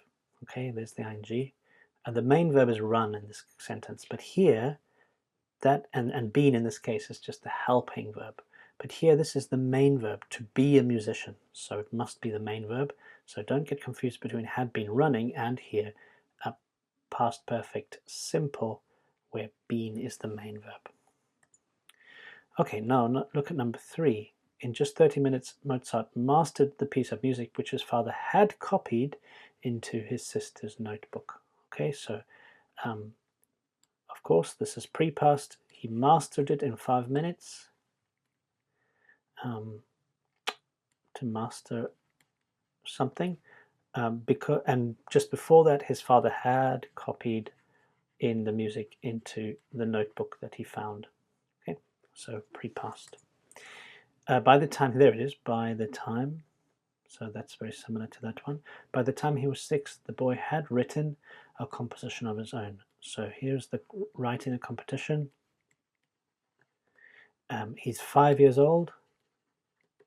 at this time, and then 6 at the age of 6, pre-past, okay, before that age of 6. Number 5, they hurried to Vienna and spread sensational reports of Mozart's talent. Now in this case, remember, we looked at the past simple. If you remember correctly, let's just go quickly to it. Past simple, it's above the perfect tense. This one was about a series of actions in the order that they happened. Okay, and that's why this one is here. So they went to Vienna, they hurried very quickly to Vienna, and they spread the reports about his talent. So normal past simple, because we're talking about the actions in the order that they happened. And going back down to the past perfect now.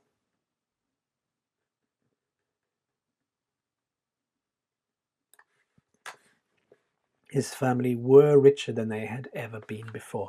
So this is not just a single action, it's a long-term event, that they were not poor, but they were middle class, we might say.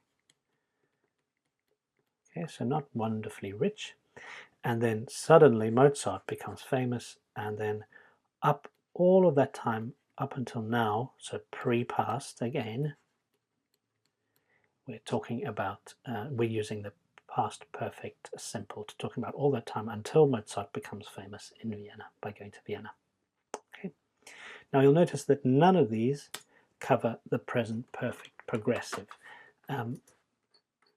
This is not a particularly common tense that you will see, but it does come up in the listening, and you'll hear it here. For example, times were hard and the family had been struggling for some time.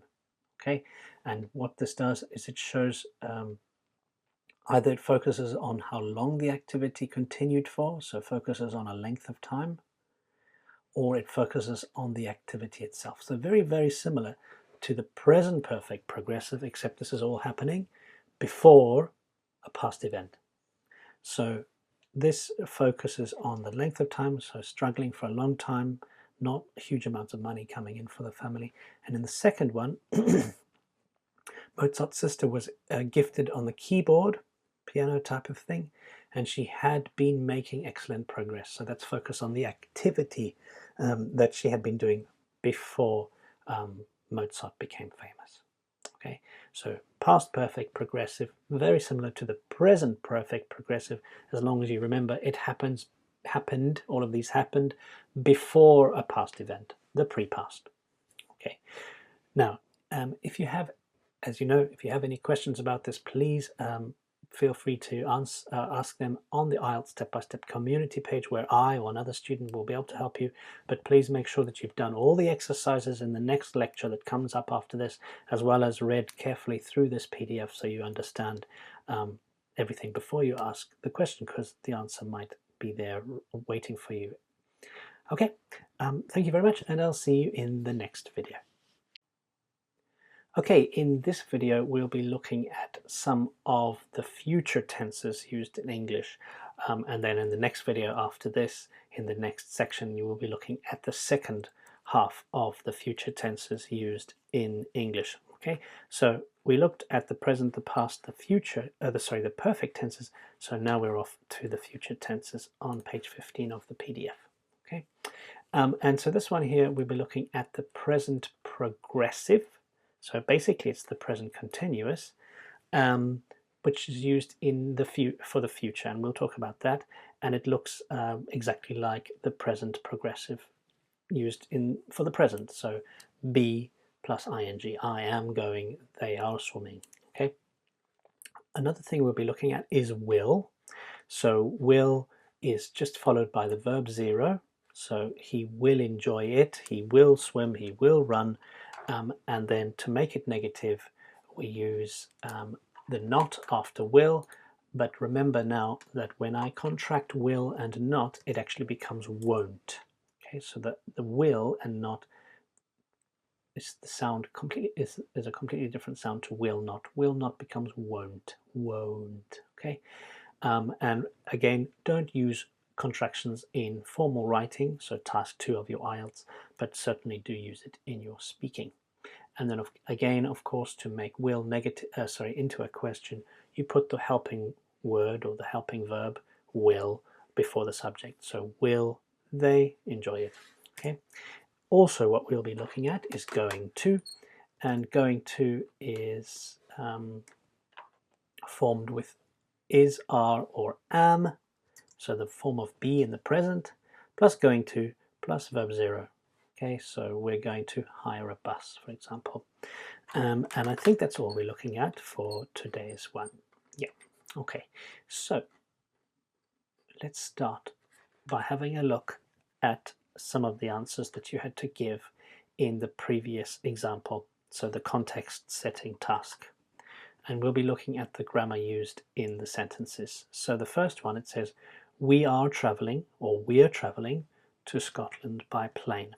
Okay, now you'll say, well, this is the present progressive, present continuous, yet we're talking about the future. Why do you think that is?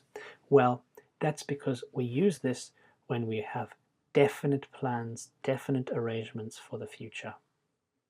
Okay, so I've already bought the ticket for the plane, therefore I know for a fact that I'm 99% sure I'm going on that plane with that ticket. Okay, so definite plans and arrangements. We use the present continuous to talk about the future. Let's have a look at number 2. Number 2 is we'll have fun even if the weather is bad. Now here we have we'll. It's a contraction of we will. Okay, and we use will when we make predictions, usually based on our opinions or our past experience. So I know these people that I'm traveling with to Scotland together with. I know that they're happy and fun people. So even if the weather is bad, which it often is in Scotland, we are going to have fun. And that's based on my past experience or my opinion based on my past experience. So we use this to make a prediction about it. Let's look at number 3. Number 3 is the team will be pleased with the accommodation in Athens. Okay. Now, this is talking about something that is not personal. So talk about future events or facts that are not personal. So yeah, based on the team's experience,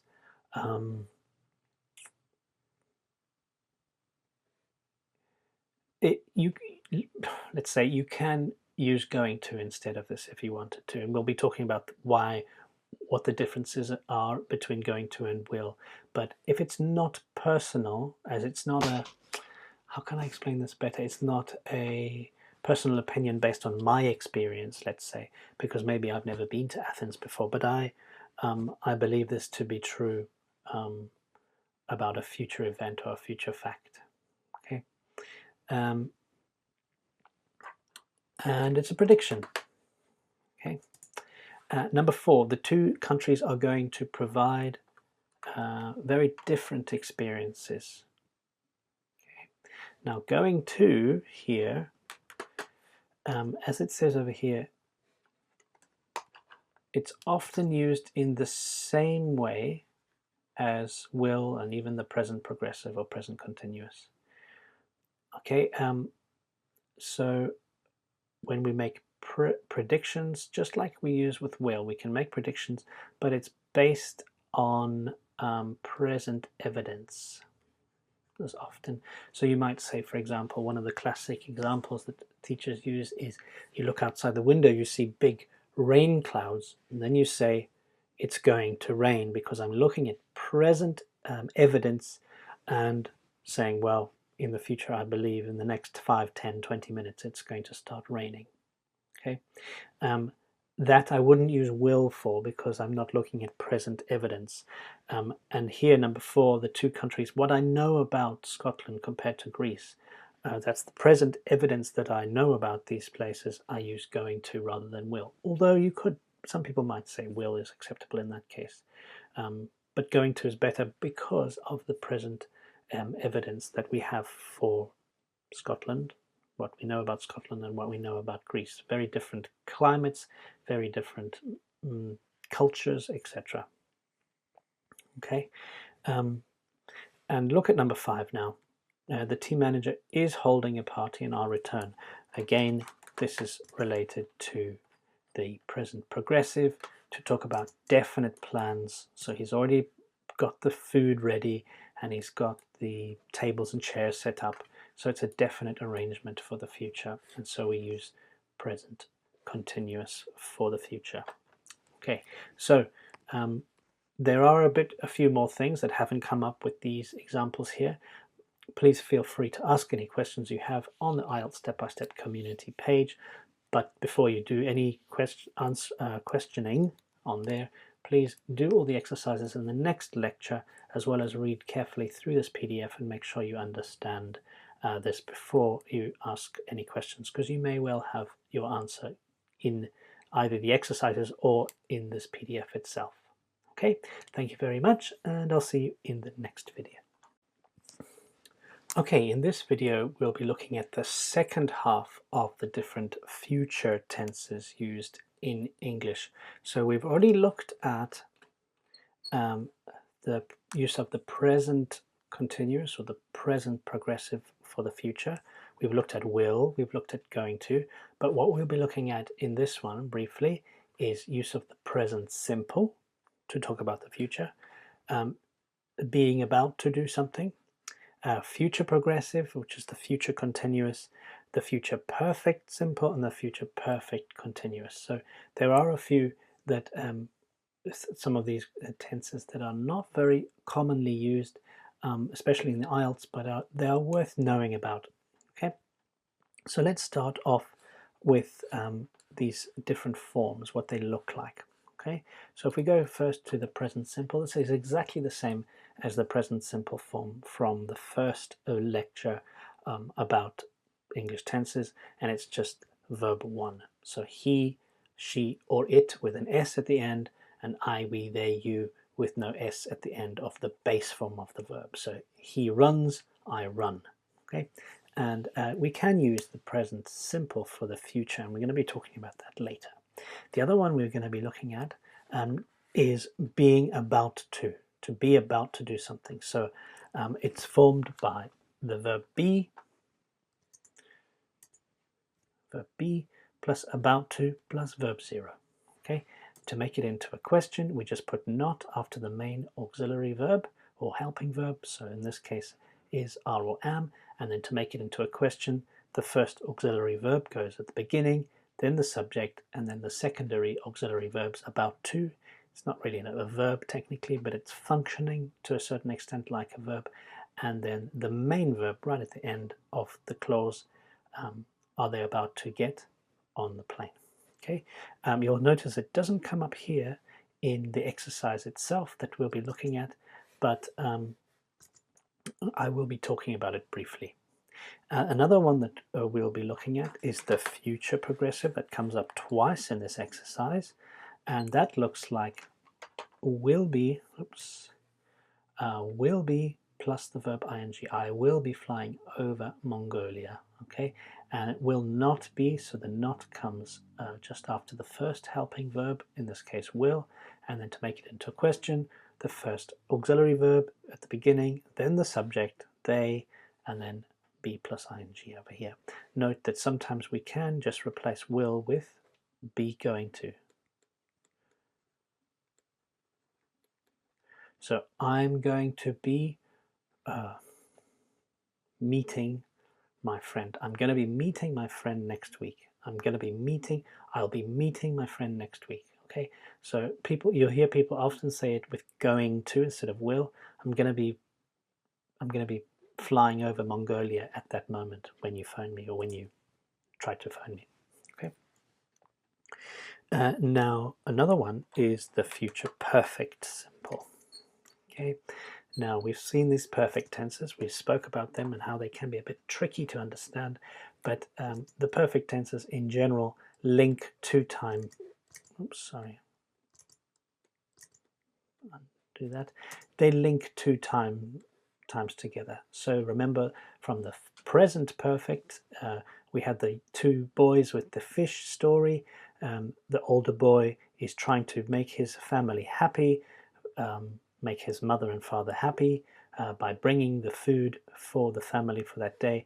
And he's thinking about the present. He's thinking about the present and how that past event relates to the present. So that's the present perfect. The past perfect is very similar. If we spoke about Mozart previously, now we had all the events that happened before a past event and how that affected that past event. Okay, so the perfect tense again helps us to connect a different times to another time, past, pre-past to the past event, way before now, in this case with Mozart living in the 19th century. Okay, now this one here, we're talking about the future perfect. Now this one is, we're over here now, and what we're talking about is a event in the future that has an effect on another event. We could even call it the pre-future. So after now, but pre-future. Okay, and we'll be talking about how that looks in a second. So with the future perfect tense, we say will with have, and then verb 3, because all future tenses have a verb 3 form. Note, by the way, we can also replace will with going to. I'm gonna have done it by then. I'm going to have done it by then, but will is definitely in this case more common, but you will hear people say, I'm gonna have done it by then. Will not, again, not just after the first helping verb, and then the subject after the first helping verb to make it into a question. Okay. And the future perfect progressive, it doesn't come up here. It's not a very common tense, but it's worth looking at. Okay, and that looks like will have been plus the verb ing. I will have been studying here for 3 months. Not right before, sorry, after the first helping verb, and the subject right after the first helping verb to make it into a question. Will you have been studying here? Studying here. Okay, anyway, let's have a look at that, and then we'll look in a little bit more detail at these about to and number 8 over here before we continue. Okay, so the first one, Jane will be working on the report all week. Now this is an example of the future progressive. It looks like will plus be plus ing. Okay, and you might ask, okay, well, what's the difference between Janet is working on the report all next week and Janet will be working? Okay, so you'll say, well, this is present perfect. It's an arrangement. She's arranged it with her boss that she's writing this report all of next week. The boss has not given her any extra work because it's an arrangement between her and her boss. Okay, and so why don't we use Janet is working on the report all next week and we don't bother her? Well, because we want to focus with the present, the future progressive, we want to focus on the length of time that it takes. We're focusing on, it is not an easy task. Okay, working on a report, we're focusing on how long it's going to take. Okay, so often, yes, we use it when we talk about something that we're going to be doing at a particular point in the future. So for example, number 3, when she gets to Rome, Janet will be feeling nervous. Okay, so at that moment when she arrives in Rome, that feeling,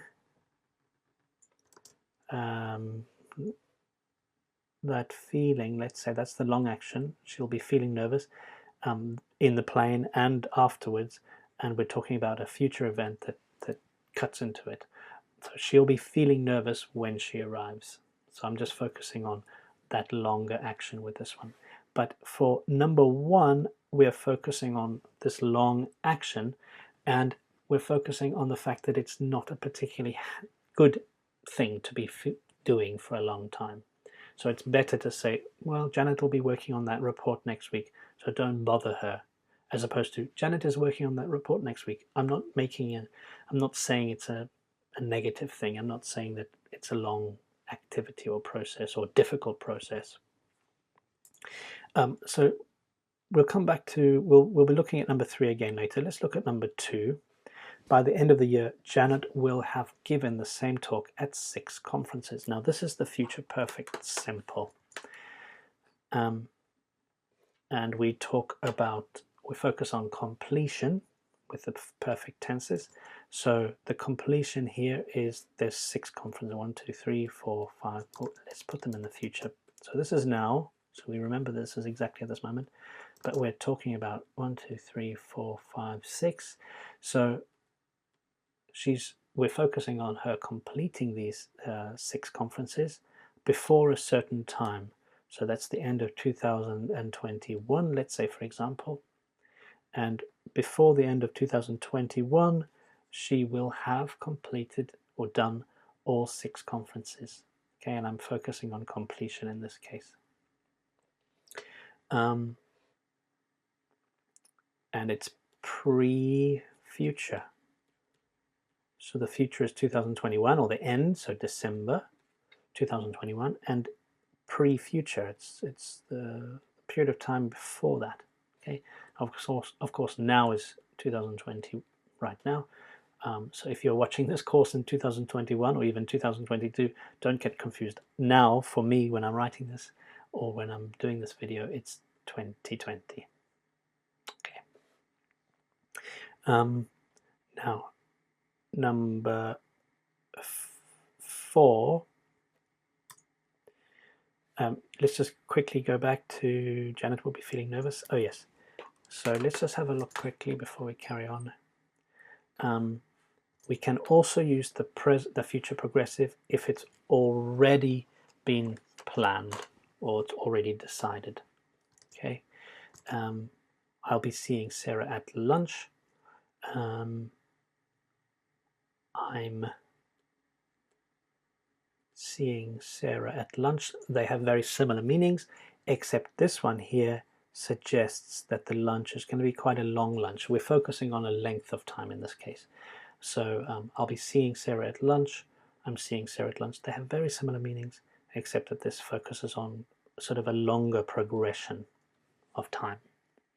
Now, there's one other thing here that I need to mention, is that we don't commonly use the present continuous for state verbs.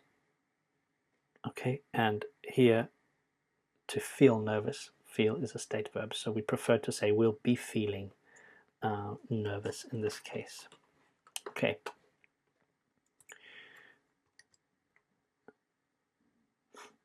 Number 5. Janet is in a hurry because the train in the airport leaves in 20 minutes. Now, this is an example of the present simple.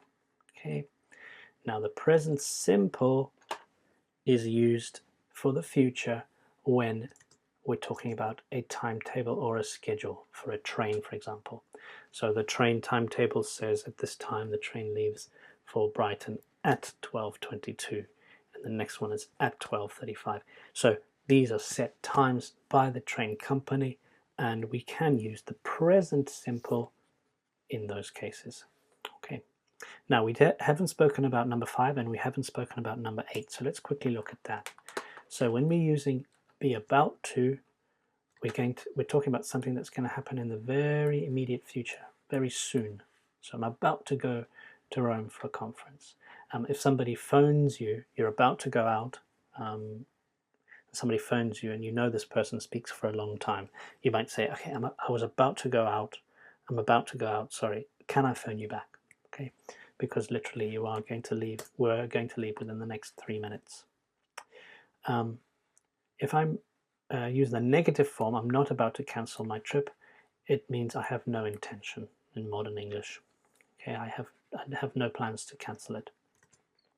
Now, the present perfect progressive, as I said, this is not a particularly common tense, but it is used and we use this to show how long an activity or situation has been in progress before a specific time in the past, specified time in the past. So if I say by the end of 2020, so now we're at the moment it's July for me here, July 2020. By the end of 2020, I will have been preparing for the IELTS for 6 months, for example. Okay, so I plan to take the exam at in the early 2021, and I started in July, so July, August, September, October, November, December, 6 months. So I will have been preparing for the IELTS for 6 months, and I'm focusing my attention on how long the activity is. So if I tell somebody this, I want them to feel sorry for me, or I want them to feel that I put a lot of effort into it. So for example, if somebody says to you, oh, I'm going to do the IELTS next week, and I only started preparing last Friday, and you can say, well, by the end of this year, I will have been preparing for the IELTS for 6 months. I'm saying for all that time until the future event, it's 6 months of my life. I'll be focusing on this. Okay. So anyway, have a look at this PDF. Make sure you understand it. Try to do some of the exercises or all of the exercises in the next lecture. And if you still have questions, then please let us know on the IELTS Step-by-Step community page. Okay, thanks very much, and I'll see you in the next video. Okay, so now just to finish off the English tenses, we're going to be looking at something called reported speech. Now, technically it's not related to a tense, but the conversions from spoken, something that's spoken by somebody and then you reporting it, either writing it down or telling somebody what they said, is related to the tenses. So that's why it's put into the same category as the English tenses. So it's the bottom here in section 8, and we'll go straight there. So basically what happens in reported speech is if somebody says, I live in Italy, I can then go and report that information to say she said that she lived in Italy. So even though that's the case now, that she may say I live in Italy now, when I report it I use a different tense to report it. After the word she said, she reported, she explained, she suggested, she claimed, all of these different reporting verbs. And those reporting verbs, by the way, are useful for you in the IELTS exam. So what you need to do then in this the following lecture is to fill in the gaps for reported speech, but it's important to go through this PDF and make sure you understand what happens when you hear somebody say something and then you report it again. So basically what happens is that it goes one step down. So if it's the present simple, it moves to the past simple. So I live in Italy becomes she said that she lived in Italy. I'm living in Italy becomes she was living in Italy. I lived in Italy becomes had lived. So past perfect in Italy. I was living, had been living. And so it goes. So you can have a look at all of these for yourself. So let's have a look at some of these reporting verbs. And these are the ones that are most useful in the IELTS because they do come up. So if we've had a look at this exercise, which you would have done before this, where the interviewer is asking this man certain questions, and these are his exact words, Mr. West's exact words. But what we're looking at here is the reporting verbs that he uses. So let's read it. At local company Angleside, up to 150 employees will lose their jobs. Christopher West, the managing director, announced that they would be offering voluntary redundancies and early retirement. So to announce something is to officially say something, either via a spokesperson or maybe on the company website or something similar to that. And he hoped to cover the losses in this way. Now, hope he would have used the word I hope that it's possible for us to cover the losses, and he said he hoped. So I hope, past tense, he hoped. I asked, well, there's the question, what's led to the situation? So a reporting verb in this case is simply ask. I asked if they will result, and notice this word. I asked if. So when I use reporting questions, I use it here. I asked if this was the case, and you'll sometimes see the word whether if it's a yes/no question. So I asked if this was the case, yes, is it, or no, is it not? Okay. And over the last 5 years, but he denied that the company had not been doing well. He said, this has nothing to do with the figures. So his words were, no, definitely not. And the reporting verb in this case is to deny, to say, no, it's not the case. And then simple, the most common reporting verb is said. And he said that job losses had nothing to do with the figures. Then he claimed that they decided to make changes 2 years ago. To claim something is to say something but without any proof. And this is often a word that comes up in the IELTS writing, in the IELTS reading. Something might be claimed and scientists have to prove whether it's true or not. Then another one is he assured me. He promised in a way. Are you saying that they're not the basis for the decision to cut jobs? And there's the word absolutely. It means I promise, and therefore the similar meaning to the word assured. He assured me. And then the last one, there it is, and he promised to do the best for his employers. He decided to change the way we operate our business 2 years ago. So assured and promised are very similar in this context, and that's why it can be used in this way. Just notice there, however, that when you use certain verbs like promise to do something, but assure me that. Okay, so you need to look out for the way that they are used. So all of this, these different reporting verbs in this table use different structures, and you just have to remember them. You just have to learn them, I'm afraid. There's no special magic rule that you can just apply every time. Okay, so reported speech is not a very common thing that comes up in the IELTS. It does occasionally come up in the reading, but it's unusual that you'll need to report anything in your own work. So this is just something useful for you to be aware of, but not necessarily for you to get worried about and try to use in the IELTS writing or speaking, because it's unlikely that you will need to use much of it. Okay, but anyway, have a look through that PDF, do some of the exercises in the next lecture, and if you have any questions, then please ask them on the IELTS Step-by-Step community page. Okay, in this video we're going to be looking at countable and uncountable nouns. So we will have finished now the English tenses, and now we're looking at something related to the parts of speech. And parts of speech are nouns, adjectives, adverbs, prepositions, conjunctions, and things like that. So parts of a sentence. And so we're focusing on nouns at the moment, and you'll see here countable and uncountable nouns is what we're focusing on now. So let's go directly to page 24. Okay, and what you'll see on the left hand side is something that you had to do, one of the exercises that you had to do in the previous lecture, and that was to decide whether you can put an S on the noun or not. Okay, and you should have something like this. These are some of the examples of uncountable nouns that are in English. Note that if you're a French speaker, like for example the word accommodation, if you're French or Spanish, I think, speaker, then you can put an S on this. In English you can't.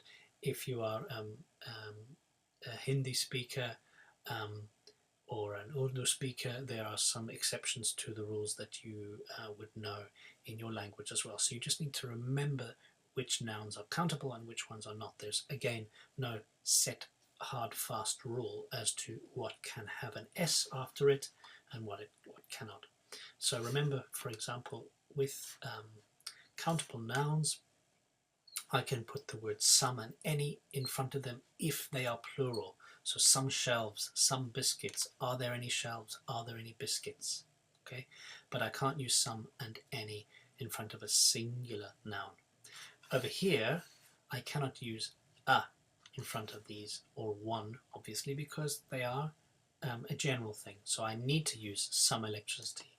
Do you have any electricity in your house? Have you heard some of the news? Do you have any news? Okay, so some and any over here if it's plural, and no a. A news doesn't exist. A piece of news, that's different, but we must use some news, and if I make it into a question, any. Okay, so read through here some and any. There are important differences about when I can use any as well, so please look through that. And when I use quantities, I can say all or all of for plural countable nouns, but also uncountable nouns. So all of the furniture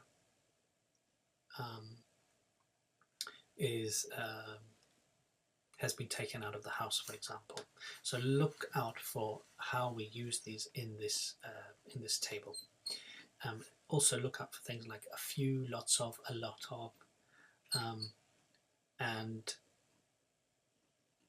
articles as well. So when can we use a and an? That'll be coming up in the next article. Sorry, in the next lecture.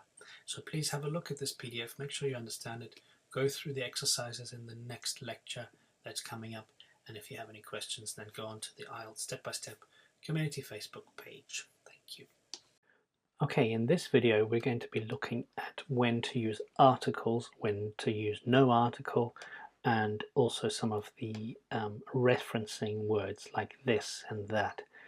So that appears down in parts of speech and in the articles section, which is on page 26 of the PDF. Okay, and so we'll have a look at this first, and then we'll come back to looking at the PDF itself. So we start off with this. It was talking about a satellite called Evisat, and when we first introduce an idea or something that no one's heard about before, and it's an uncountable noun, we can use a. So Evisat is a fully equipped, obviously, observation satellite. So I've just introduced this new information, and so we start with a. But from that moment forward, once everybody knows what the item is, or what the object is, or what the subject is, then it converts to the. So then we say this satellite was launched in 2002. So we know which one we're talking about. And then its 10 instruments are equipped with the best eyes possible. And we use the or the when we use something called superlative adjectives, and that's coming up later. So you'll see the best, the funniest, the most exciting. All of this starts with the before it. Okay, and then offers everything that, and there's no article the or a here before the word satellite.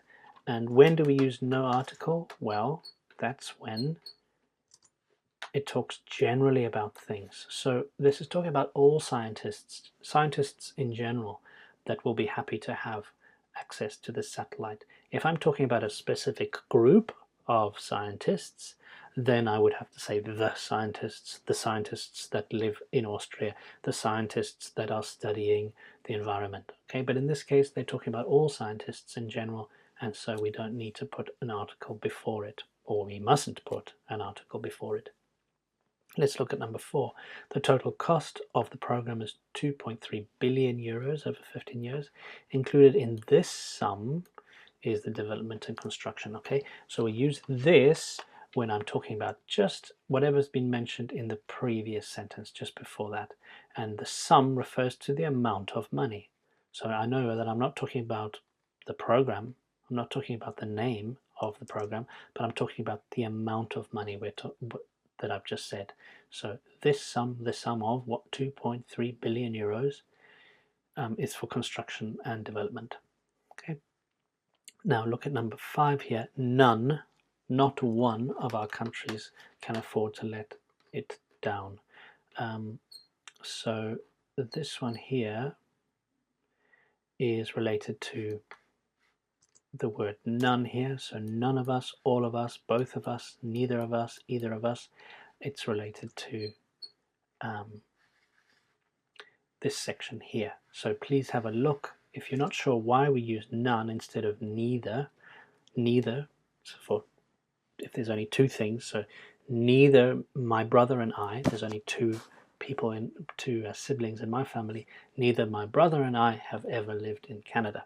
Okay, but if it's a large family, none of my brothers, none of my sisters have ever lived in Canada. Okay, but what I encourage you to do is have a look carefully at how these are used in this PDF, each and every, for example, and look at the possessives, our planet, their children, etc. Make sure you understand them on the PDF before you attempt to do the next exercises coming up in the lecture after this video. Okay. So let me know if you have any questions on the IELTS Step-by-Step community Facebook page, and either me or another student will be able to help you there. Okay, thanks very much, and I'll see you in the next video. Okay, in this video we'll be looking at the pronouns in English. Subject pronouns, object pronouns, possessive pronouns, as well as reflexive pronouns. And we'll just have a quick look at what they are, how they fit into a sentence, and then it'll help us to understand how they work in English, and they're generally similar in most languages. There are, of course, some exceptions, but most Western languages follow the same route. So English is an SVO language, which means we have the subject at the beginning of the sentence, then the doing word, the verb, and then the object of the sentence. So I love, there we go, oops, love her. Okay, subject is I, verb is love, and her is the object. So if we look at that, we can see that the subject pronouns I, the verb is in the middle, and then the object pronouns are the ones down here in the second level. So I love, and then the word her. He loves me, they love him, we love it, he loves you. Okay, for example. And then we get into the possessives, which is this third column here. And the possessives are, you can say my friend, or you can say a friend of mine. Oops, a friend of mine. There's similar meanings. So my bag is similar to this bag is mine. Okay, and so mine is related, is a possessive pronoun. My, in this case, is just called a possessive. It's not really a pronoun, it's more like we say in English, a determiner. So this, that, those are determiners, and my, your, those are also determiners, but they talk about possession. So what we're looking at in this lesson is only the pronouns. Okay. Right, let's have a look at number 2 then. I know she, so that's a subject. She's really enjoying, so you can see there's the subject, here's the verb, and here's the object. Okay, and you could say technically that that's also the subject, that's another verb, but there's a secondary sentence within it because we could actually write the word that here. So it becomes a relative clause. If you want to know more about relative clauses, go to the relative clauses section in this course. So we can embed 2 SVO sentences within one. Subject verb with that, and then another subject verb object within it. I know that she's really enjoying herself in Australia. Okay, now you're wondering what this might be here, and that is a reflexive pronoun. Some languages use them a lot more. French, for example, uses reflexive pronouns a lot more regularly than in English, but there are certain verbs that we have to use the reflexive form, and usually the reflexive form ends SELF, so herself, and if it's plural then it's them selves, so the F becomes a V and then ES after that. Okay, and so one of the verbs that always has a reflexive pronoun is enjoy yourself, wash yourself, look after yourself. Okay, and so certain verbs have reflexive pronouns when I'm talking about myself. Okay. Number 3, now I have had a lot of students saying to me, staying with me over the years. So stay with me, it's an object pronoun. Me is the object of I. Okay, so stay with me. Then number 4, first of all, my husband and I want to want everyone to feel at home, so we treat everyone like they are a member of our family. Okay, so they, there's the subject, are, that's the verb, and then a member, the object. If we go back here, we can say we, that's the subject, treat, that's the verb, object is everybody. And then over here, my husband and I, all of that together is the single subject. Then there's the verb, want, and then everyone is the object here. Now, some people might say, well, it sounds right to say me here. Okay, now this is a common mistake not only by learners of English, but by speakers of English as well. So she gave the cake to my sister, and I want to say, you decide which, if it should be I or me. She gave the cake to my sister and I, or she gave the cake to my sister and me. The answer in this case is me. Why? Because I can take away my sister and it's she gave the cake to me. Okay, object.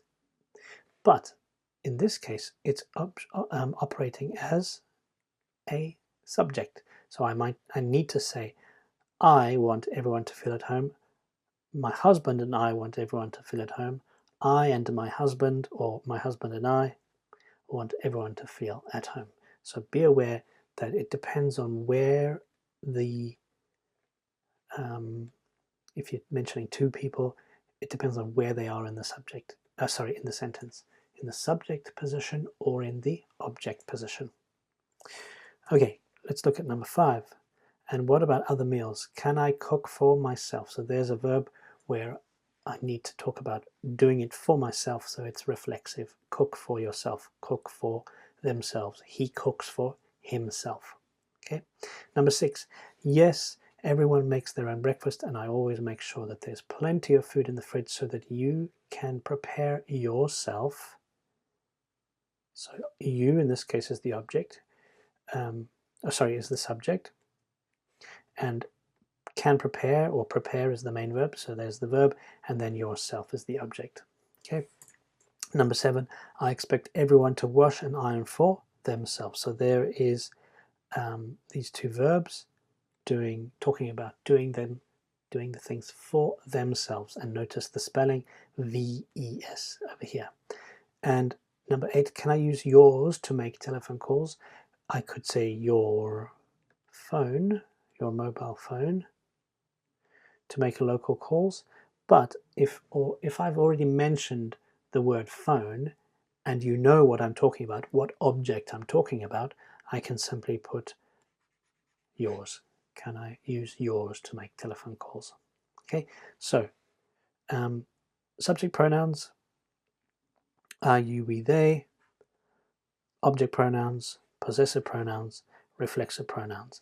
And you could say possessive determiner, which is not really a pronoun, but we'll see things like my. Where's my? I'm sure I saw it here.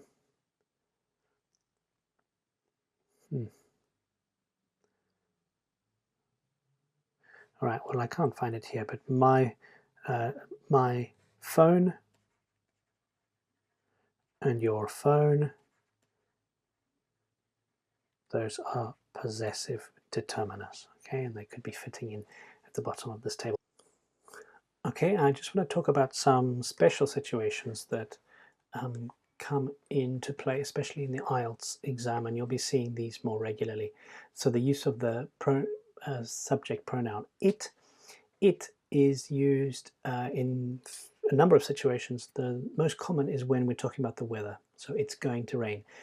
When we say it, we're not talking about a specific thing. It's just because grammatically in English we have to use a sort of filler to say a subject, and it is the only thing we can use. So it's going to rain. The other thing is when we're talking about time, it's 5 o'clock. What is 5 o'clock? Nothing specifically, but grammatically I have to use a subject in a sentence. It's not like Spanish where you can drop the subject of a sentence. You have to put something there in English.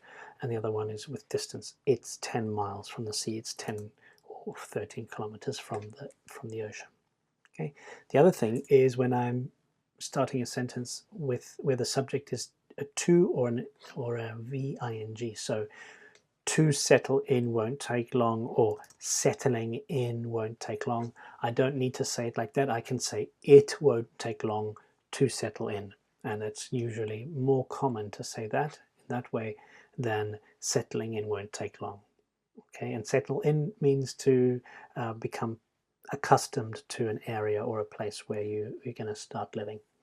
Next one, to refer to place, to refer to phrases or whole sentences and ideas. So I only arrived last month and I'm still finding it. It means the whole arriving and living in a foreign country. I find it a bit strange. Okay, so it can refer to a whole thing before that. Now don't forget theirs. Okay, in some languages this doesn't really exist, but in English we say there is. It means it exists in the world. Or maybe it doesn't exist. Sometimes we use it there isn't, but there is, it exists in the world, something. So there's a good coffee shop near here. A coffee shop near here exists. Okay, but it's much more common to say there is a coffee shop. And don't get mixed up with there as in over there. That's very different to there is. That means just it exists. Okay, and I'll never use it in that place. I could never say it is a good coffee shop near here. Okay. Now with you and we, you will find that we use in English the word you, not for you personally, but you in general, the people. So in Australia, you can often eat sandwiches for lunch. Okay. And if I'm including myself in this, if I am myself an Australian, we often eat lunch in a bit of a hurry and we only have sandwiches. Okay, so not we, you and me, but we, the people that I'm talking about, including myself, and you, the general population. No, could be including yourself as well if you wanted. Then when we use they, we often use it to talk about the experts or the authorities. So they've changed the law. We're talking about the politicians of the country. And often people use it, especially now in modern English, when we don't want to say if the person is male or female, or we don't know if they're male or female. So I could say, I asked the student if they liked learning English. Okay, and I don't need to say if it's a male or a female. We can just use the word they, even though it's referring to one person. And one more thing here, one and ones, this is a much more formal way to say the you general. So I do have a few rules. Okay, in this case it's not talking about that. I'll get to that point later. But here we can talk about, instead of an, when I use a, I can say I do have a few rules. One of the most important ones is that I want everyone to feel at home, or the most important one. So we're referring to a clause that starts with a, or a phrase, sorry, that starts with a. If it was something like I have, there is one rule, that's a very specific thing, then I have to say it is, not one is. Okay, so one is used if I'm talking about an unspecified uncountable noun. Now, one it's more and more common to not use this, but in the olden days you could use one for general you. And you might find it in academic writing. So, say for example, there would be, you might write something like, you can find some fantastic deals or discounts on flights if you try to book on Tuesdays. Now, you can find, not you personally, but people in general. And if I wanted to be more academic, I could say one can find many fantastic deals if you book on a Tuesday. Now, don't overuse it that way. One or two times is enough, because if you use one too many times, it starts becoming literary and it sounds like you live in the 18th or the 19th century. Okay, so this is much more uncommon usage of one in modern English, but you will see it occasionally in your writing, sorry, in the readings from the IELTS, and you may want to use it in your writing as well. So it's not too difficult, this. You should be able to go through the PDF quite quickly and understand most of the things that are mentioned here. If you do have any questions, please let me know on the IELTS Step-by-Step Mastering community page on Facebook. Okay, thanks very much. Okay, in this video we're going to be talking about adjectives and adverbs, their place, their position, and the order that they usually come in. So what we'll do, we'll have a look first at the answers that you had to give in the previous exercise, and then we'll look at some extra stuff on the PDF itself. So first of all, we had to listen to somebody talking about a recent trip to their to different countries for buying rugs.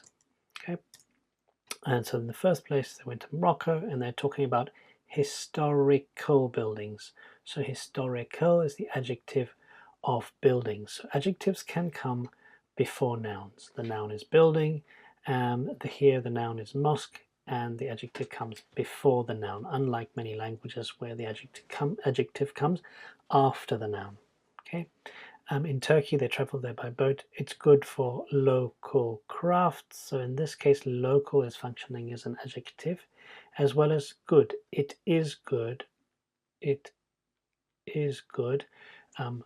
In this case, because it's making a table in the IELTS listening task. This is a listening task, IELTS style. You don't have to say it is good when you're writing very informally. You can just say good for this. Okay. And there again, we've got beautiful and Turkish, sorry.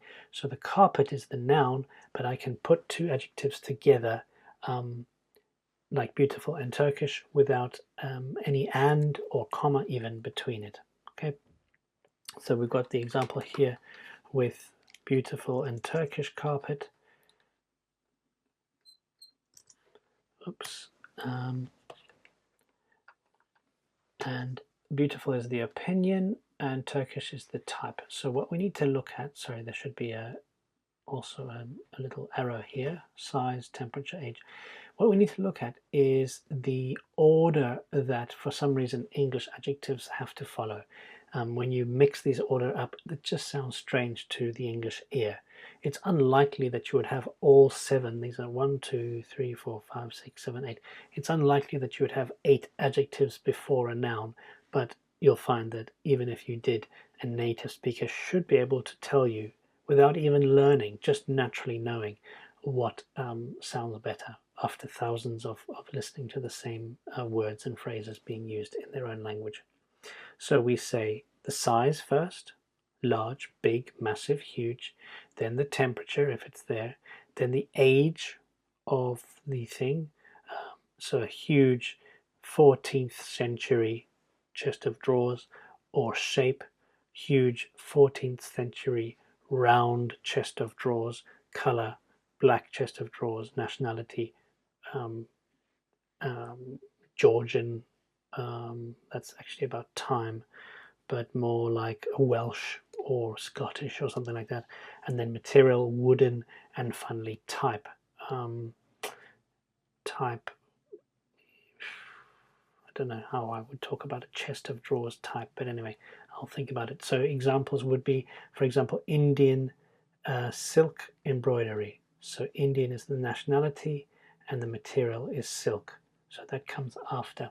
Or hot black coffee. So hot is the temperature, black is the color, right? Small mountain villages, small about the size. Mountain is related to the type of villages, actually. So what type of village? A mountain village. And then beautiful old round table. There we go. So beautiful is my opinion.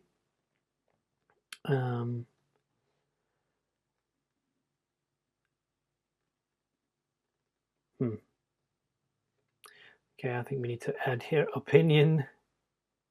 This usually comes right at the beginning, so I think that's missing here. So I'll fix that. You won't notice this in the PDF when you've got it, but I'll fix it now. So opinion first, so beautiful, and then old, which is age, then round, which is the shape, and then the noun table. Okay, and there's no way around this, and you just have to know this, remember this. But I don't expect you to have to think about more than 2 or maybe 3 adjectives at a time. So it shouldn't be that difficult to remember all 9 now that I'm going to add opinion at the beginning, all 9 different adjective types. Okay, so going back to this, so beautiful, Turkish, carpet, beautiful, opinion, Turkish is the nationality, and then the noun carpet. So in India, they visited the Gujarati Textile Museum. Gujarat is the place, and we have a lot of foreign words in English. So in many Asian or Central Asian languages and Middle Eastern languages, the I is what is used to create an adjective, and the English have taken that over. So Gujarat becomes Gujarati. Great examples of Indian silk, there we've got, so the nationality plus the silk we spoke about there, that being the material. Lots of wildlife in remote areas, so there's the noun as well, following the adjective remote, and then beautiful, incredible is the opinion, colorful is the color, of course, birds is the noun, and several poisonous snakes. Okay, now adjectives don't only come at the beginning, or sorry, before the nouns. They can also come after the nouns. Okay, and so up here we can see that there's special type of special type of verbs that follow a noun. The most common that we'll see is the verb be. So the mosques are, there's the verb be, beautiful. Okay, but there are other, these are called copular verbs if you want to read more up about them. These copular verbs are the ones that can allow you to have an adjective after the noun, as long as you put the verb in there between the noun and the adjective. And also after the words find, make, and keep. So for example, work hard on your research if you want to make your trip enjoyable and rewarding. Okay. And other adjectives with or other nouns to describe a noun. Yes, so a long, tiring boat ride. We can put a comma here, but it's not completely necessary to do that. Okay. Now,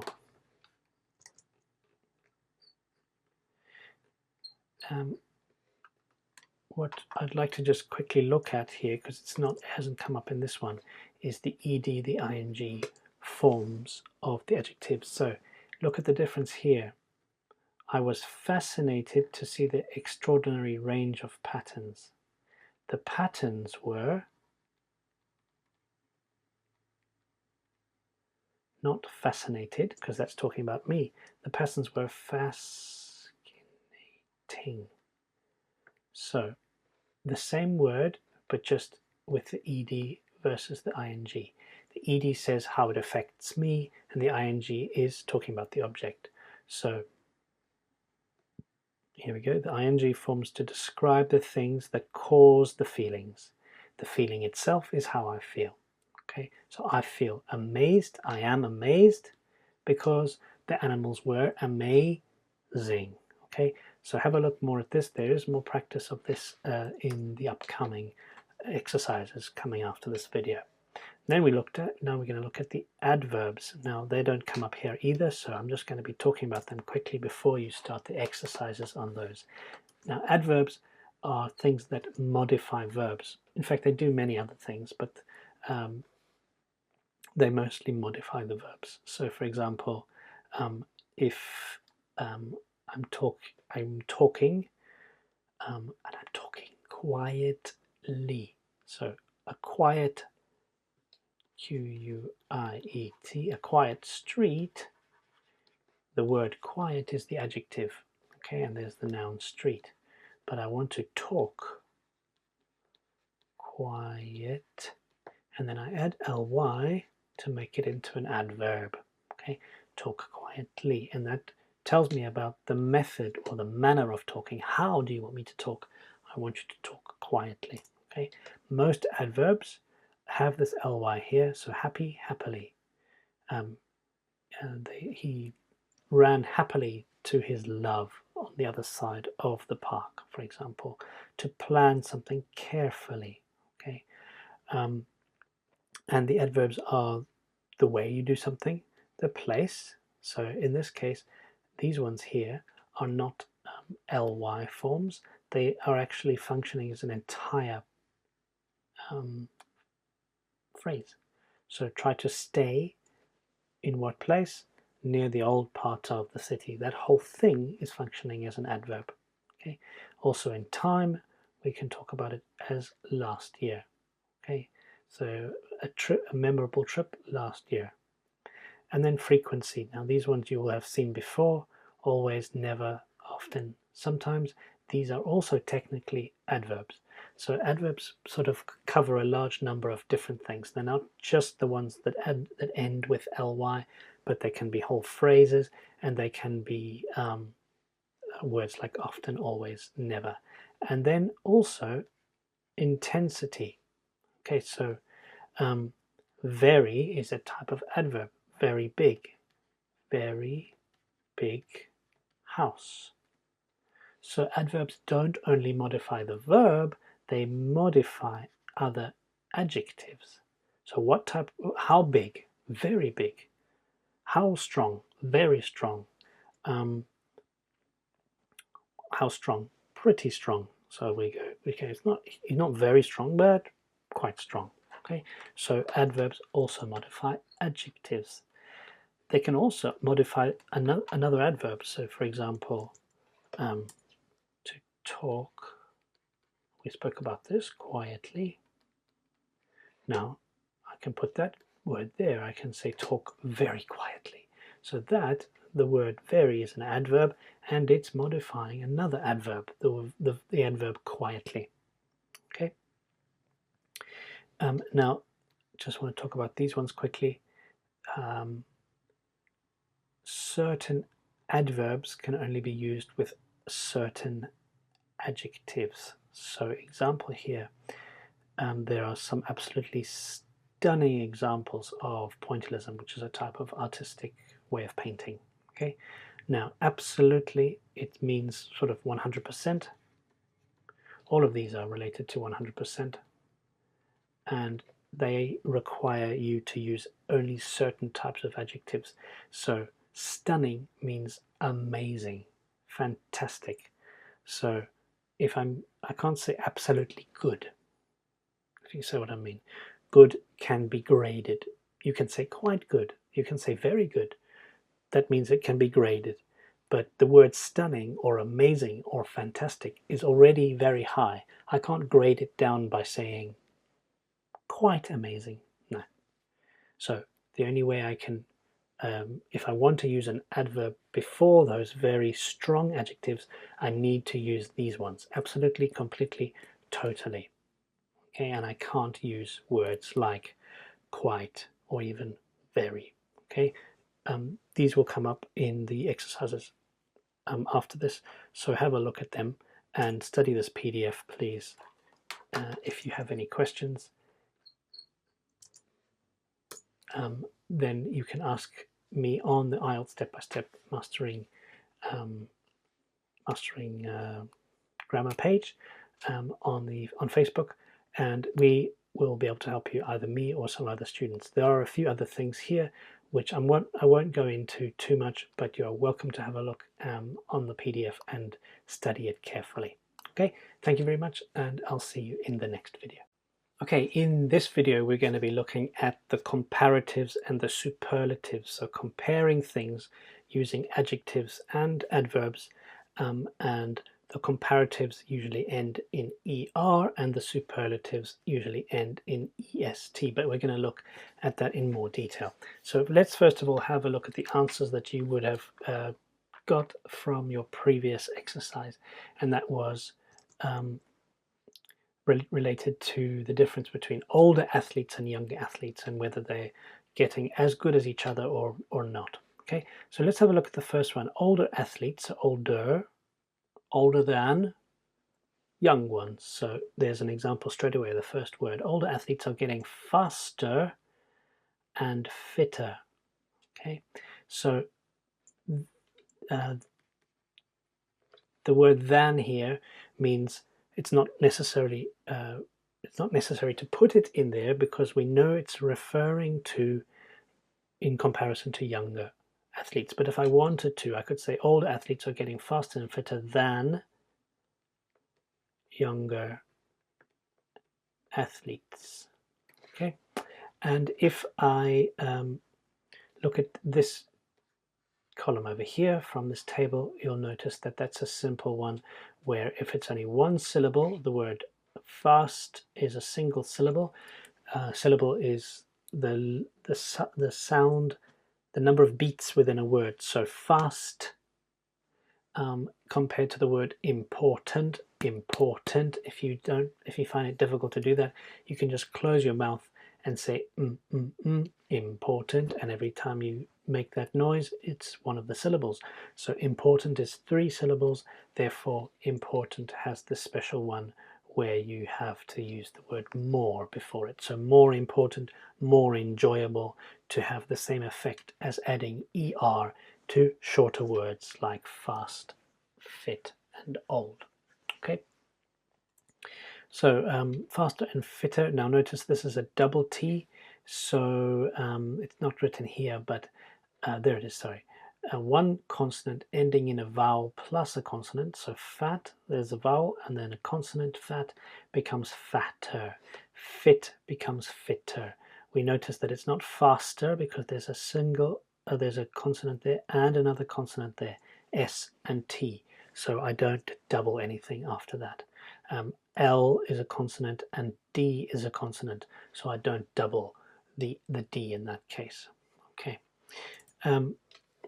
Now let's have a look at this one. Runners aged 50 or over are speeding up less rapidly than, there's the word young runners. Okay, so what we're looking at there is comparisons using more or least. So irregular adverbs like less, little, less, and least.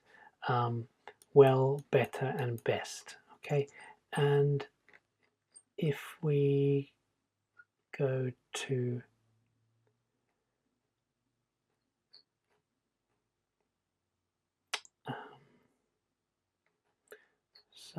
compare, here it is, that's what I was looking for. So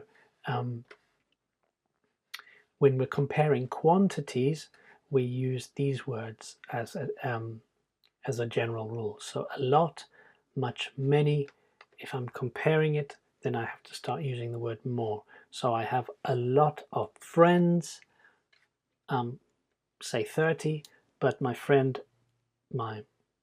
colleague has 50 friends, so I would say he has more friends than me.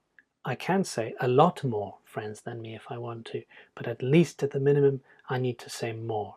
And if there's all the colleagues in my office, one has 126 friends, then we can say that person has the most friends. Okay, so superlatives, when we're comparing qualities, it's the most. Okay, now to be the opposite side of things, which is what we're seeing here, it's less or the least. Okay, so more, and the opposite, less and the smallest number of, say in my example, friends, it becomes the least friends in the office is Freddie, and he's only got 2. Okay, for example. Now, turns out that was actually false. The correct answer was they were speeding up more rapidly than younger athletes. Okay, but more and less is the opposite. Number 3, women aged 60 to 68 running in the New York Marathon ran on average 2 minutes faster each year. So we know that that's false because it was actually the word 4 minutes, but grammatically that is correct. Okay, and what we're looking at there are comparing adverbs, because remember, an adverb is usually ly at the end, but in this case fast, if you have done the exercise from last lesson, you'll remember fast is an irregular adverb, so we don't have ly. I don't say fastly, I just say fast. And so faster, I can add er to an adverb to make it stronger. So have a look at this. Faster, for example. There's one example there. Quiet.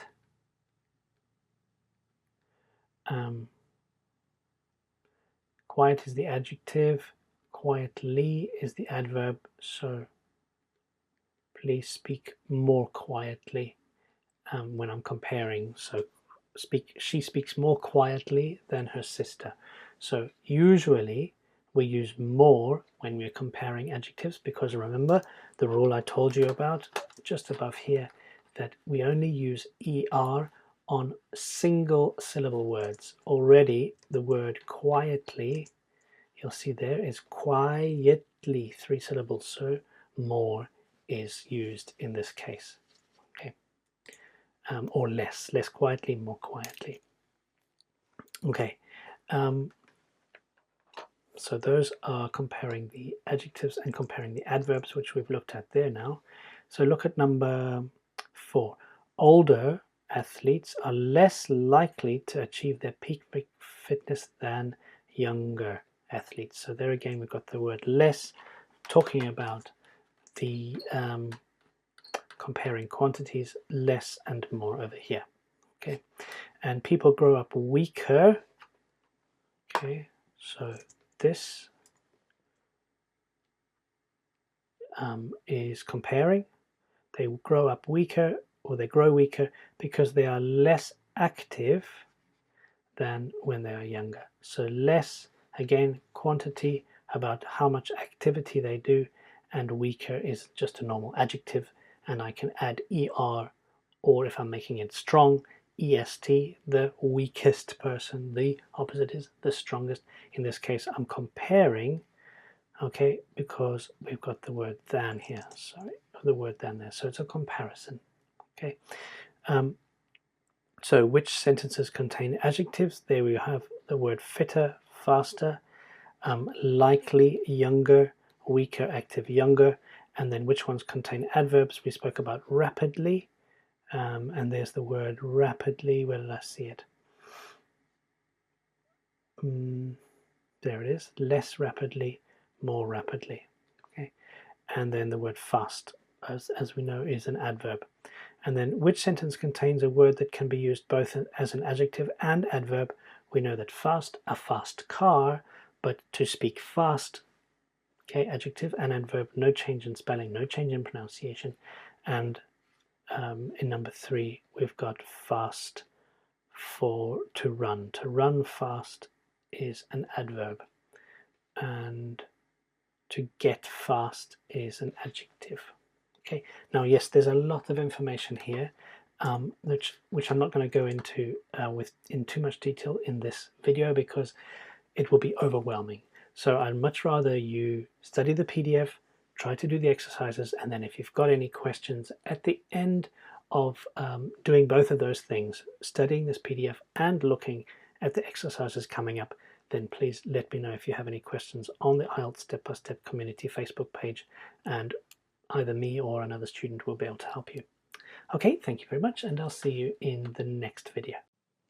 Okay, in this video we're going to be looking at the modal verbs in English. Modal verbs are special types of verbs. They function more like helping verbs in English, so is or has and have, because they have similar grammatical structures to it, and I'll show you now what I mean. But they also add information. They give information about the ability, the possibility, the necessity of something in a given situation. And the modal verbs, you can see a list of them here. So can, could, all the way up to should, ought to, and need. Those are all modal verbs.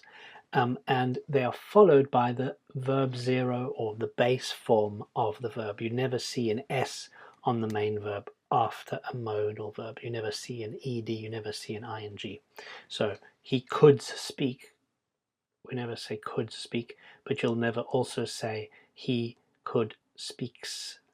That will never happen as well, because it's always the base form of the main verb after it.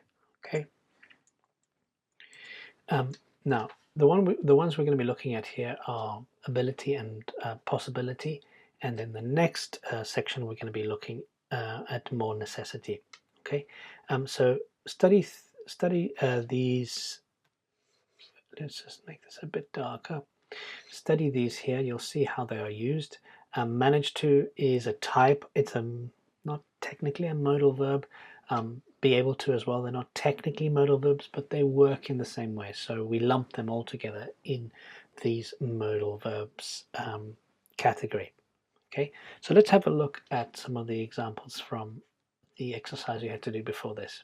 So the patient could remember all his personal details.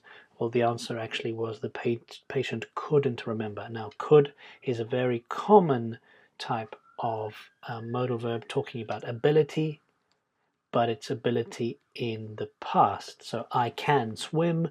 When I was a child, I could hold my breath for more than 3 minutes under the water. Not really true, but I could hold my breath a lot longer than I can now as an adult.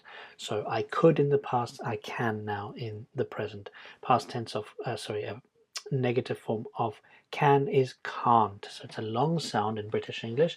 American English, it's can and can't, so it's very similar, but in British English or Australian or South African English, can is the opposite of can't. So negative cannot. Remember, when you're writing in the task 2 of the IELTS exam, writing exam, please do not use contractions like this. Please put can and not, or some people do write cannot as a single word, double N there. Okay, but don't use contractions in your formal writing. Okay, so he couldn't remember his name. It's about ability. Okay, number 2, the patient definitely came from New York. In this case, the person who's speaking is saying that's a possibility. They could. But how do I make that into the past? Now look over here. Could is about ability. Ability. I said I could, when I was younger, hold my breath under the water for much longer than I can now. But this is not could. This is about possibility. Possibility. And so when I'm using could related to possibility, I need to make it into the past tense, talking about possibility in the past, and I use have to do that. Now, this I'm not going to go into too much detail, because this is just you needing to study and look at it, how it is used. But if you want to see more about how possibility is used in the past, we can look over here and see he must have hit his head. He could have had a wife and children. Okay, so look at that in detail if you want more information about why this one is could as a past, and this one is actually without have is actually present. So it's slightly different, possibility versus ability. Okay, but requires you to think about it and look carefully at this PDF. Okay. Now, number 3, the patient could speak Italian and French. Yes, that's about ability. So in the past tense, he could speak French or Italian. Number 4, Joe thinks that the patient might have been running away. Now here we see this have again. Might have, it's about possibility, and to make might into the past, talking about past possibility, I have to use have. And when I see have, it's similar to the perfect tense. Have or has is always followed by verb number 3, if it's being used, of course, as an auxiliary or a helping verb. So there is the verb number 3, and if you look over here, he could have come. You don't see it there, but that is actually verb number 3, not verb number 1 after have. Okay, let's keep it on there. So number 5, Joe thinks that he was definitely unmarried. Joe thinks that he could have been married. Again, possibility. Could have, past possibility. Number 6, he has been unable to make contact with anyone he knows. So there's the word unable. So this is about ability. The word able is related to being able, of course. That makes sense. So ability. And so he's been able to find his parents. So it's the opposite. Okay. So he's been able to find his parents, and he could speak to somebody. And there it is. Past, he was, or he was able to speak to his parents or find them. Number 7, Deborah thinks that he can't have hit his head. Now this one, can't, is talking about impossibility.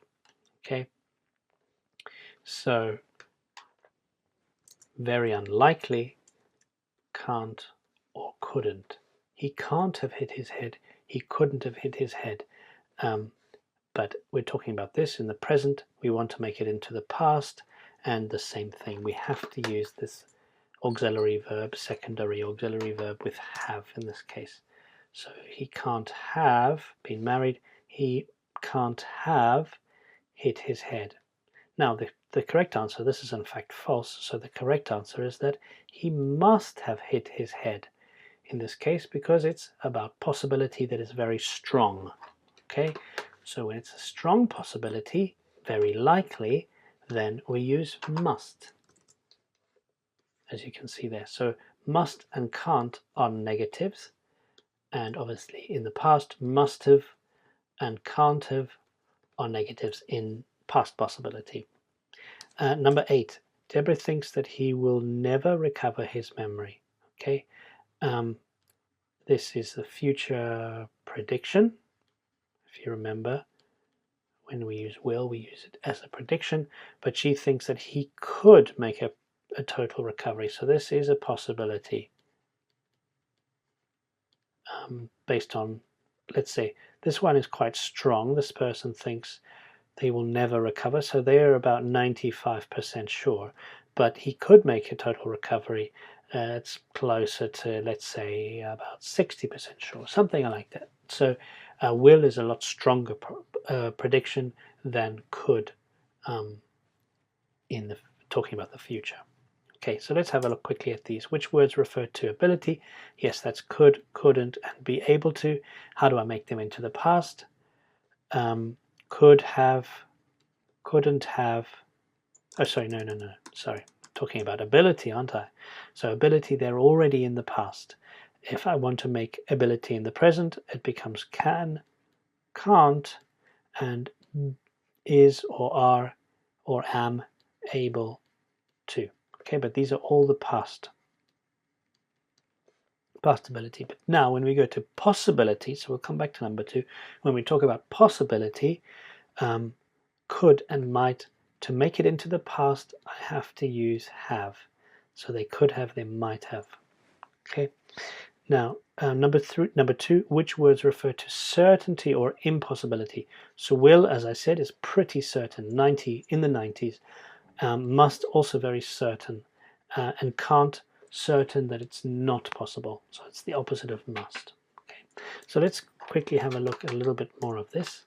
I know this is quite a lot to take in. For the modal verbs can be quite tricky for us, but I'm confident that you will be able to get your head around this if you do the exercises coming up and also study this PDF quite heavily. Okay, now in the future, might and could can be used in the future as well. They're very similar to the present structure. So future and present modals are similar. It's only the past that you have to think about. And if it's possibility, we use have. Okay, and if it's certainty or impossibility, it's also with have. It's the ability one that doesn't have the have to make it past.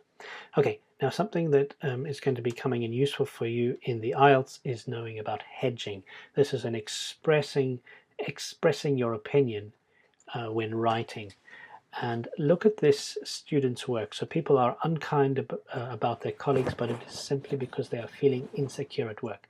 And this is a very general statement. It's written as if this is a fact, but as we can all see, this is just an opinion. So the teacher's comment is, how do you know this? And what we would do to hedge this and to make it clear that this is just an opinion and not a fact, we can use these. We can use can, or we can use may. Okay, and these are also modal verbs. So people instead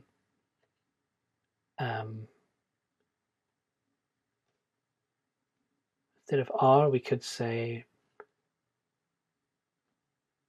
may and be. It's not maybe. Maybe is a different meaning. So maybe it's a suggestion that I might be able to come to the party. Maybe I'll be able to come to the party. But here these are two separate words. People may be unkind about their colleagues, but it is simply because they are feeling insecure at work. Using the word is makes it a statement of fact. We want it into an opinion, so we could say can be. So people may be unkind about their colleagues, but it can be simply because they are feeling insecure at work. Okay, and there you've used hedging, and we use hedging a lot in academic writing to make it clear that we're just expressing an opinion. So have a look at this. People can be unkind about their colleagues, but it may be simply because they're feeling insecure at work. Okay, I've mixed those up, but it has a similar meaning. Banning cars with high fuel consumption is a good idea, as it will result in less pollution. That is a very strong statement. It's not absolutely based on fact, and this is about idea, so it's definitely an opinion. But look at this. Banning cars with high fuel consumption may be a good idea, as it could result in less pollution. And as more and more information comes, more and more facts come through about how pollution is caused and stopped, we can reduce the amount of hedging we use. But in academic writing, hedging is very important to use to show that you're not 100% sure about a statement. Okay. Now, the last thing I just want to talk about is these alternatives to modal verbs. So the most common is the use of the word probably, and also this phrase, it is possible that, or it is possible to. Okay, and if you use those words there, you will be able to have a wider range of grammar that can go with your writing. Instead of just using the modal verbs, you can start using probably, it is possible that, it is possible to do. Okay, so please have a look very carefully at this PDF, and also go and do the exercises that are coming up. If you have any questions, please go to the IELTS Step-by-Step Facebook group, the community page there, and you can ask your questions on that, and I or other students will be able to help you. Okay, thank you very much, and I'll see you in the next video.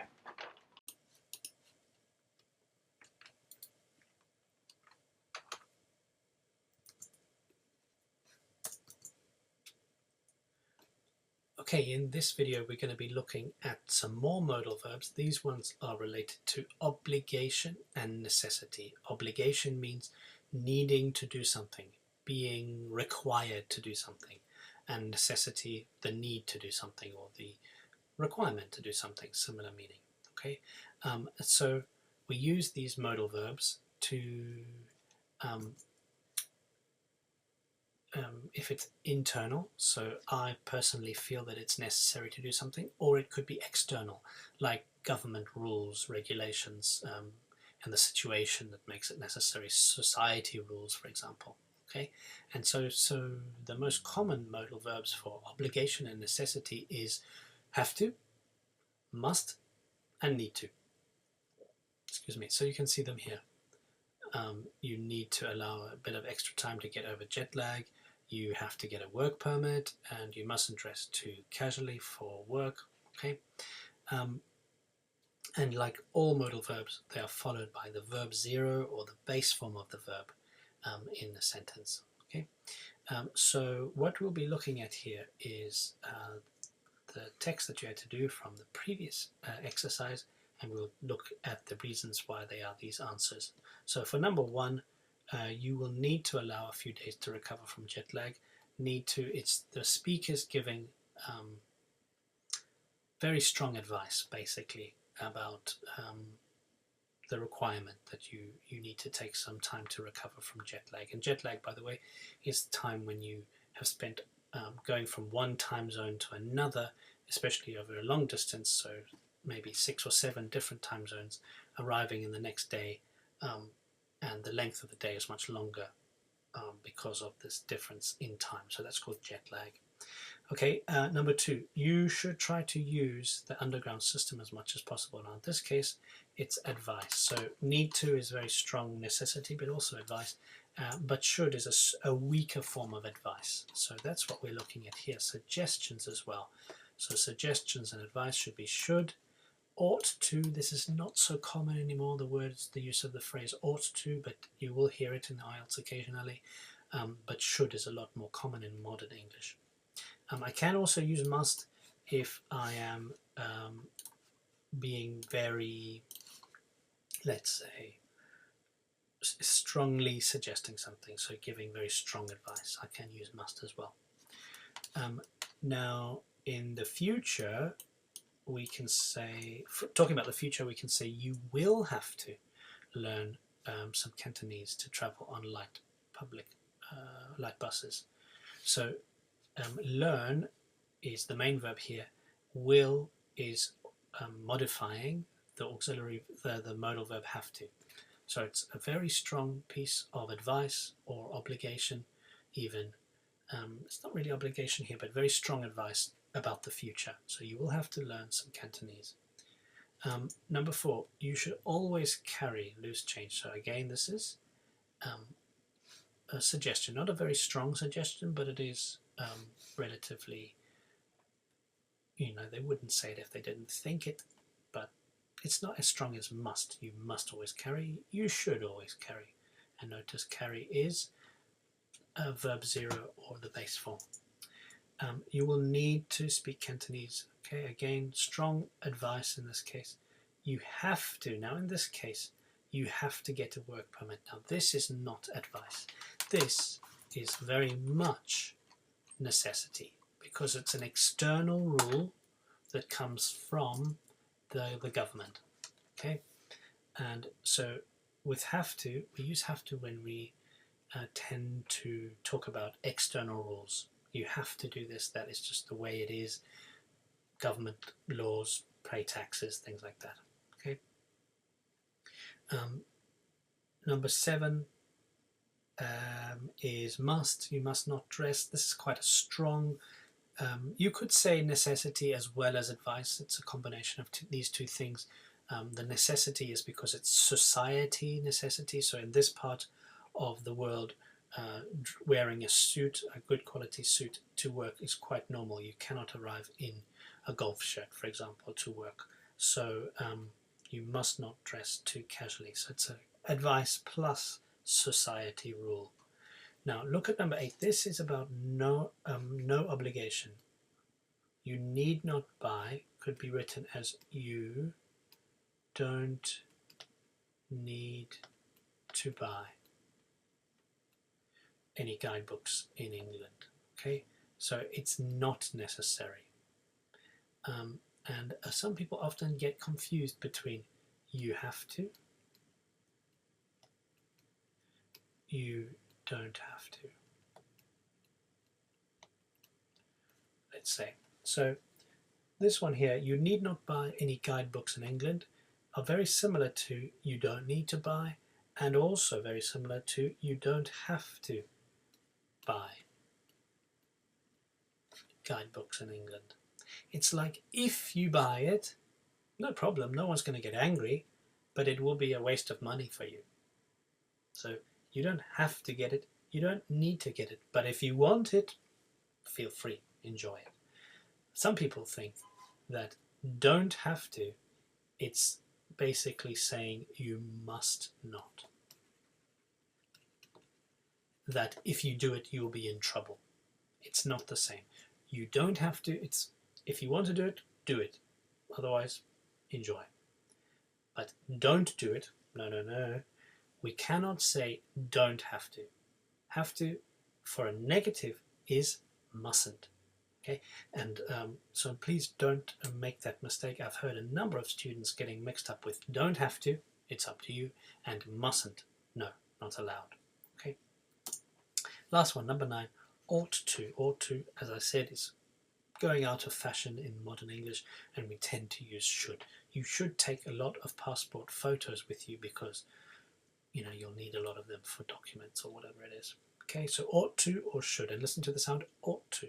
Okay, now the words that are talking about strong obligation or necessity, must, mustn't, have to, and need. Yeah, must not. Is there any must here? You must. Yeah, there isn't, but you could also add here must, right? Advice or suggestions, ought to or should, and then necessity or no obligation, you don't need to, you don't have to. We can add here don't have to here to talk about it being, you can if you want to, you're not going to get in trouble if you do, but it'll be a waste of time, it'll be a waste of money, it'll be a whatever it is. Okay, right, and there's just one other thing here. When we use formal written English, verbs of obligation, necessity, and suggestion are common in formal and academic writing when giving opinions. So have a look at here. Government should take advice. Okay, or companies need to consider cultural differences. So when I'm giving opinions, it's quite common to use these types of modal verbs to express your opinion in that way. Okay, if you have any questions, let me know. First, of course, look at the PDF and also try to do the exercises that come after this video, because they will be, a lot of them will help you to understand the reasons why the answers are what they are. The PDF has a lot more detail than I've given you in this video, so please refer to it. But if you still have questions, please go to the IELTS Step-by-Step community Facebook page, and we will be able to help you out there, either me or some other students. Okay, thank you very much, and I'll see you in the next video.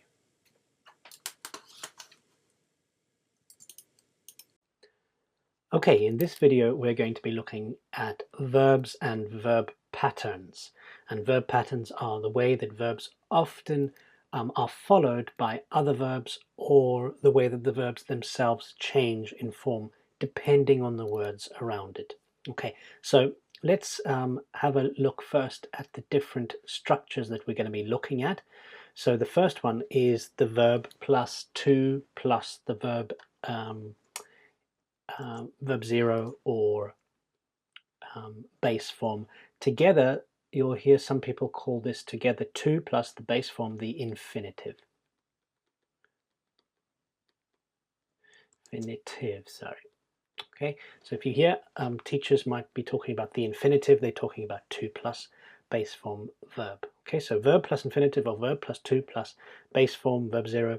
The other one we'll be looking at is verbs plus prepositions. Certain prepositions follow certain verbs, and this is called a collocation. Collocations are words that always come together in that way, in that format, and we're going to be looking at different collocations. And something to remember, a general rule, that any verb that comes after a preposition of, from, by, all of these have an ing form after them, so that's why there's an ing there. Okay. Another thing we'll be looking at is the difference between the verb plus infinitive, or verb plus to plus verb 0, or the verb plus ing. Okay, there are sometimes we can use both, sometimes we can only use one, sometimes the same verb has a different meaning depending on whether it's infinitive or if it's using the ing form. And there's a whole list of verbs in this PDF related to the difference between these two if you use the same word. So have a look at that. And then verb plus object plus a verb 0. So some verbs must have an object after them. Those are called transitive verbs. You have to have something following it. And then just looking at how to make things negative. Okay, so let's have a look at the exercise that you had to do before this. And let's put that there. Okay, so words like decide fit into this category, and they always do. So you just need to remember this, that decide to do something, deciding to do something, he decided to do something, it's always an infinitive after the verb decide. Again, with choose, the same thing. Now, start working and started to work. Start can be both. You could actually use either or. Modern English, most people prefer to use the ing form. Started working. I started working as a teacher in 2001, for example. Okay, prefer takes the ing form, so prefer taking something. Don't mind ing, cleaning. Look at this one, let us treat. Now this one here is an example, number 6 is an example of the transitive verb. And a transitive verb, remember, is the one that must have an object. So there's the word let in the box over here. You can see it there. So let us, let me, let you, help, let me help you. Okay, and that is the verb 0 following it. So let me help, let us treat some minor problems. Okay, make us handle, again there's the word make right next to it, make us handle for number 7. Okay. Number 8, remember feeling. Now excuse me, this one here is an example of where the word itself is the same but the meaning is different. So remember with ing as opposed to remember to do. And if we look at it over here, we can see there's the word remember, and it's about when the order of the process. So if you use the infinitive, remember to do something, the act of remembering happens before you do the action. So it's like this, I remember, and then I go and do that thing. So I remembered to lock the door, I remembered to feed the cat. But if I remembered with the ing form, it's like a memory. I go, oh yeah, I remember the time doing that thing. So I remember feeling scared when I was, I don't know, doing bungee jumping or something. I did the bungee jump and now I remember it, and I use the ing form. So look out for all of these different words here in this table because they do change their meaning depending on if it's ing or if it's the infinitive to plus verb 0. Okay, number 10. Before I heard him bark, hear someone do something. That's again in a transitive verb. So if we look over here, we can see there's the word hear,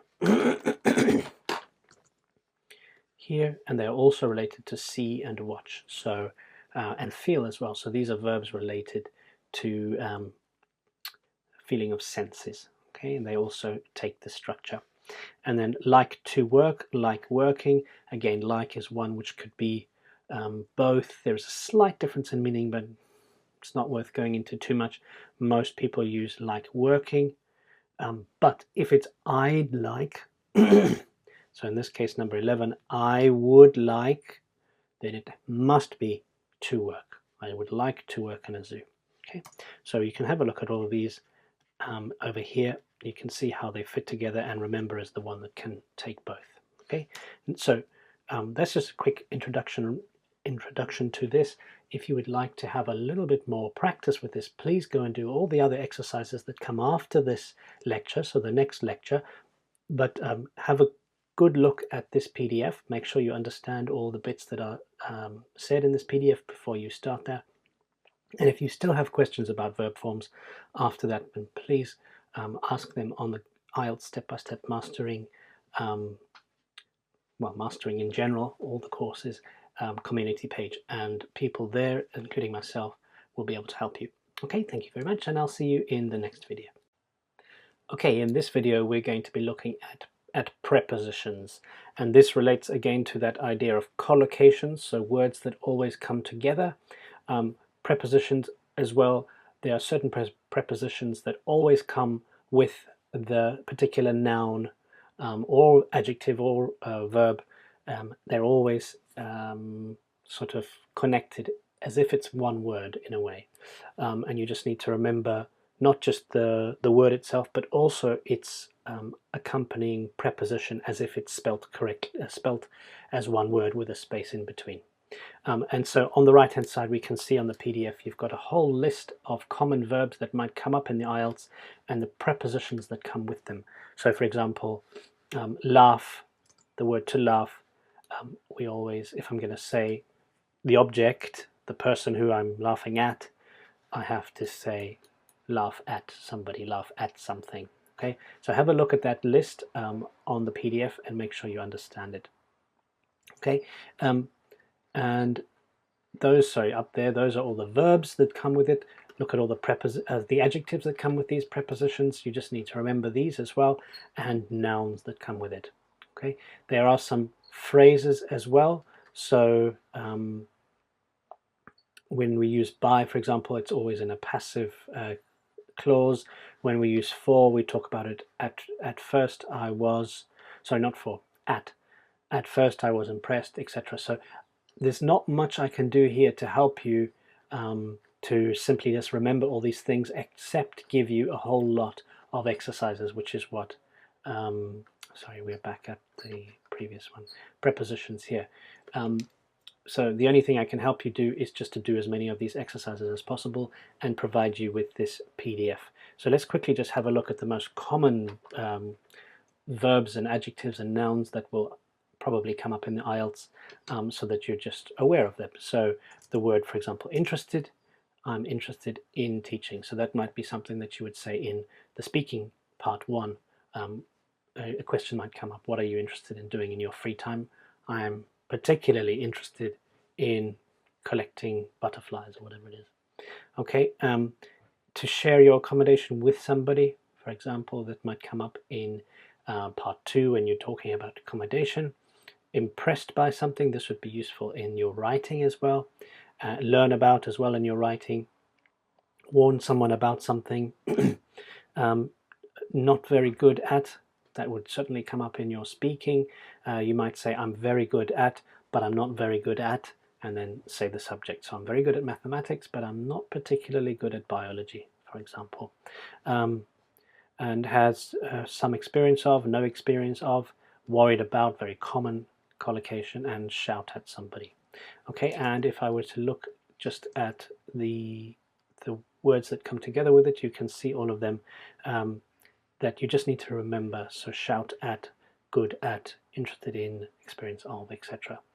So get started on the next exercises, but before perhaps you do that, maybe have a look at some of these verb plus prepositions, nouns and adjectives plus prepositions, and maybe circle the ones that you think would be useful for you to know. So for example, the word shout, let's say shout and yell. Yell is an American way to say shout. It's unlikely that you need to use this in your IELTS. So it's safe to remove, but look out for words that would be useful. So for example, choose, apply for, concentrate on, etc. Okay, and then if you have any more questions about this or you need any more help, please go to the IELTS Step-by-Step community group on Facebook and ask your questions there, and I or some other students will be able to help you. Okay, thank you, and I'll see you in the next video. Okay, so this is the first video of the section that is probably the most important for you as an IELTS candidate. So any sections, lectures, videos after this one for the rest of the course are going to help you to get a very good grade in the IELTS if you understand how to do this grammar. So anything before this video has been useful, but it's more general English stuff you would have learned in a general English classroom, and what we're looking at here is going to really help you, especially in your writing in the IELTS exam. So as I said here, arranging ideas in the text, this arrangement of ideas, it will help you to achieve a very good grade in the IELTS, and it's these structures primarily that the examiners are looking for to see if you can effectively use them. And if you can, your grade becomes a 7. I mean, obviously, if you correct the answers, if you give the correct answers in the listening and the reading, but your writing and your speaking, if you can use these correctly, it's very difficult to get above a 7 if you can't use these different grammatical structures correctly. So the first one that we're looking at in this first video is something called the noun phrase. Okay, and a noun phrase, let's have a look at it together. So a noun phrase is a group of words where the noun is its main part. Okay, and the information can come before the noun or after the noun. So let's have an example. Let's have a look at an example here. The information comes before the noun, and the noun phrase is expressed through determiners. So words like this horrible rubbish, that whole thing becomes a noun phrase. And the other one, adjectives and adverbs. So a rich habitat, that is a noun phrase. But what we're looking at is even more developed. So it's not just individual words like adjectives and adverbs or the words this and that, but whole phrases that can be added to the noun to make it a lot more rich and add to its, let's say, more specified nature. So it's not just a car, but a car with 18 seats, for example. Okay, and then when you say with 18 seats, that whole thing, a car with 18 seats, all of that together is a noun phrase. Okay, if you use those correctly, it's going to look good on your IELTS writing and speaking. Okay, so information that comes after the noun is usually expressed through 4 different ways. You can use prepositions, so an abundance of creatures, or the example I just gave, a car with 18 seats. Clauses which have the verb 3 format, so the rubbish contained in the harbour. Okay, that's verb number 3 of the verb contain. Or ing forms, the rubbish lying at the bottom of the floor, of the harbour, sorry, on the ocean floor. And another one is with the infinitive, a decision to expand. Okay, so all of these are examples of noun phrases. So let's first have a look at the prepositional ones. Okay, so let's go down a little bit and give us some space. So the first one, so we can add information after a noun by using a prepositional phrase. So common prepositions in these phrases are of,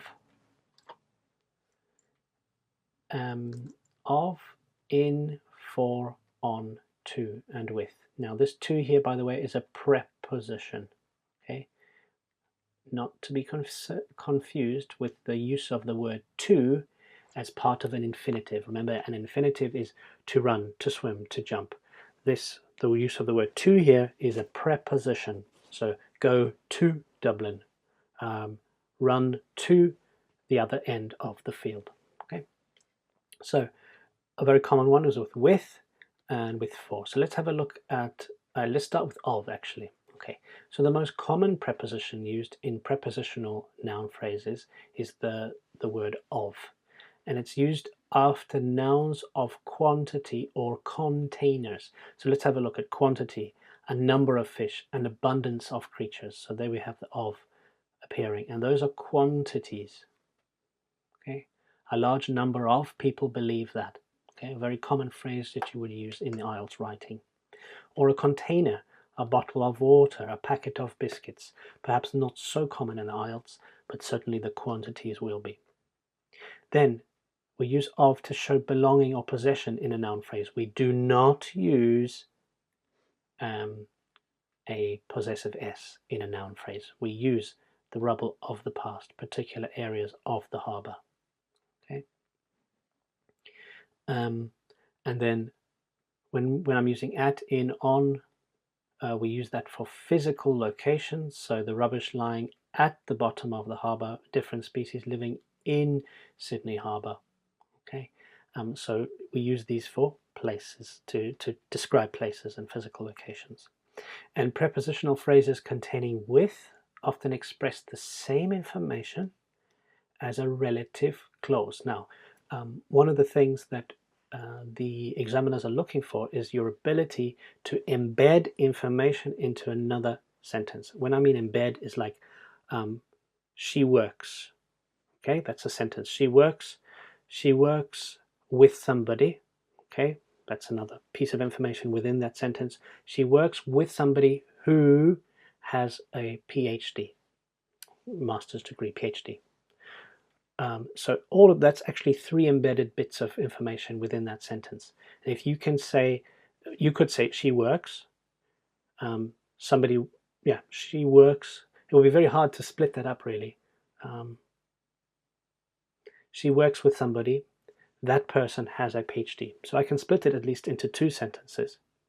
But the IELTS is looking out for your ability to combine all of that into a single sentence using a relative clause. But they're also looking for your ability to avoid using relative clauses when it becomes too wordy. Too wordy means there's too many words. And one of the best ways to avoid overusing that is to use these noun phrases. So let's have a look at this one. Let's start over here actually. Harbour sites which have submerged rubbish. That is a relative clause, and that's coming up very soon in this course. I think it's the 4th video from now. Okay, and so feel free to go and have a look at the relative clauses now if you want, and come back to this video if you want to know more about relative clauses. But there we are. So harbour sites which have submerged rubbish. Now the key word there is have, because if the main verb in the relative clause is have, I can just change this to harbour sites with submerged rubbish. Now this is not technically a relative clause anymore, but it does the same. It is the same. It has the same function as the relative clause, and that looks good to an examiner because they know that that used to be a relative clause. You've used the more natural way of saying it instead of which have submerged rubbish, and you've reduced the number of words you're using, and that's the important thing for being concise and academic. Okay, so if you can use it with instead of which have, you've done well. The same thing here. Sea tulips, a type of underground underwater plant, I presume, or perhaps an animal, which have bright red bodies. There we have the word have with the relative clause which. I can just write it, sea tulips with bright red bodies, and that looks better, even better than using the relative clause, which in itself is good to use. Okay, so those are the ones with the prepositional phrases. Let's have a look at the use of the verb 3. So past participle, I'm going to actually change this because I want to keep this constant. So I'll change this when you get your PDF, but the noun plus the verb 3 clause, okay? And the past participle clause, let me change that as well. So the verb 3 clause gives the same information as a relative clause with a passive verb. And there we go. Passive, I might actually add this section here, section 26 of this course has more information about passive. So if you want to look at that, you can go to section 26. It's the final section of this entire course. And so a passive voice has the verb be in some sort of format, whether it's present, past, future, and then the verb 3 after it. That's the passive structure. Okay, so let's have a look at this one. So rubbish which is contained in the harbour. All I have to do is take away which, the relative pronoun, take away is, and then I just have that. All the rubbish contained in the harbour. Again, this shows off that you're not overusing all these words. You can just remove two of them and it has the same meaning. And it also sounds more academic, more accurate, more native speaker-like when you use it this way. So again here, areas which have been cleared. So have been, that's the perfect form, perfect tense form of be. And then cleared is verb number 3. So therefore we can see it's a passive voice, and that means I can take away which, and I can take away the form of be, and there it is. Areas cleared of rubbish. Again, this one here, the data which is collected. So is the form of be, of course, collected verb number 3, and there's the relative pronoun which. So I can take away which, can take away is, and there it is, the data collected from the sites. Really shows off your higher level of English if you're able to use the noun plus verb 3 clause or past participle clause. Okay, remember that it's in spoken and written English this is used. It's much more common to see this, and it's also good because it is expressed in fewer words, less wordy. Okay, number 3, another useful one to remember. This is the noun plus the ing clause. So a verb ing clause can give you the same information as a relative clause. Okay, so again we see it's a relative clause here, again a relative clause, but this time it's not passive voice, this time it's active, so normal normal speaking, subject verb object, but it's in the present or past continuous. I've been using progressive here, so we can just, sorry, this PDF is still in process of getting, I'm looking for all these little mistakes, so I'm doing it at the same time as making these videos. So I use the past or present progressive. I prefer the sound of that term, but people also call it the past or the present continuous. And what does it look like? Well, the present continuous is the verb be plus ing. So there you can see it there. So you just need to remove the relative pronoun, remove the verb be, and there you have it. The other debris, that's pronounced debris, it's a French word, lying on the seafloor. Okay, and there it is, same thing. So you're basically doing the same up here. You're just removing the relative pronoun, which, that, who, why, where, when. These are often relative pronouns, and taking away the verb be. And you can have a fantastic sounding noun phrase there.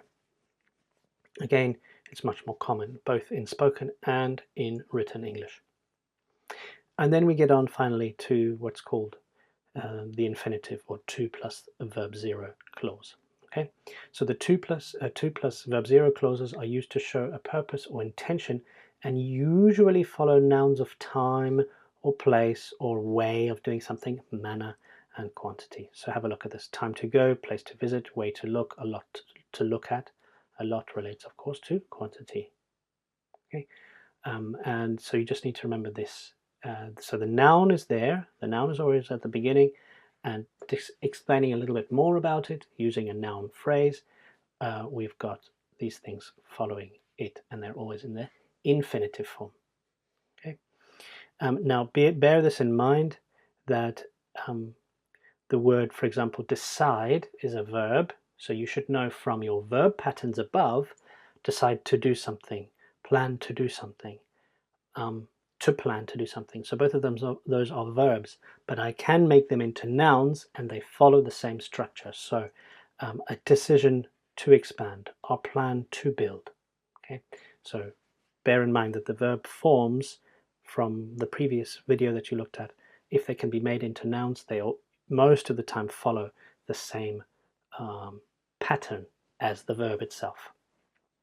Okay, that's that page. Now let's just, oh no, that's it. Okay, so let's have a look at what you had to do here. So for this one, you had to just match the beginnings and endings with the phrases. Okay, and what you can see here is that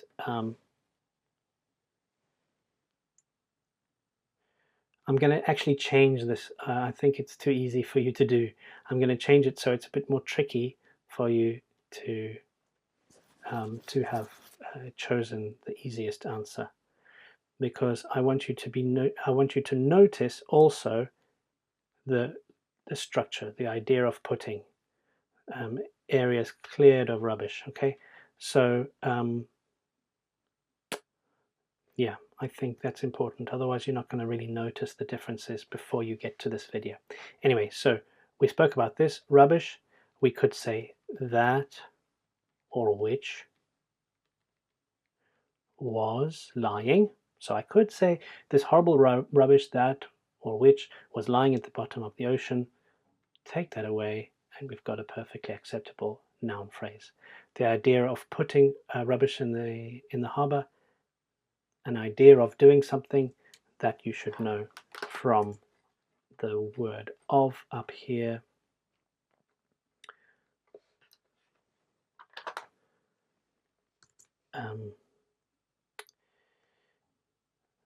Where's it? Rubble of the past, so belonging or possession. The idea of putting this thing belongs to the idea. Okay. Areas cleared of rubbish, so you clear something of. Where's of again?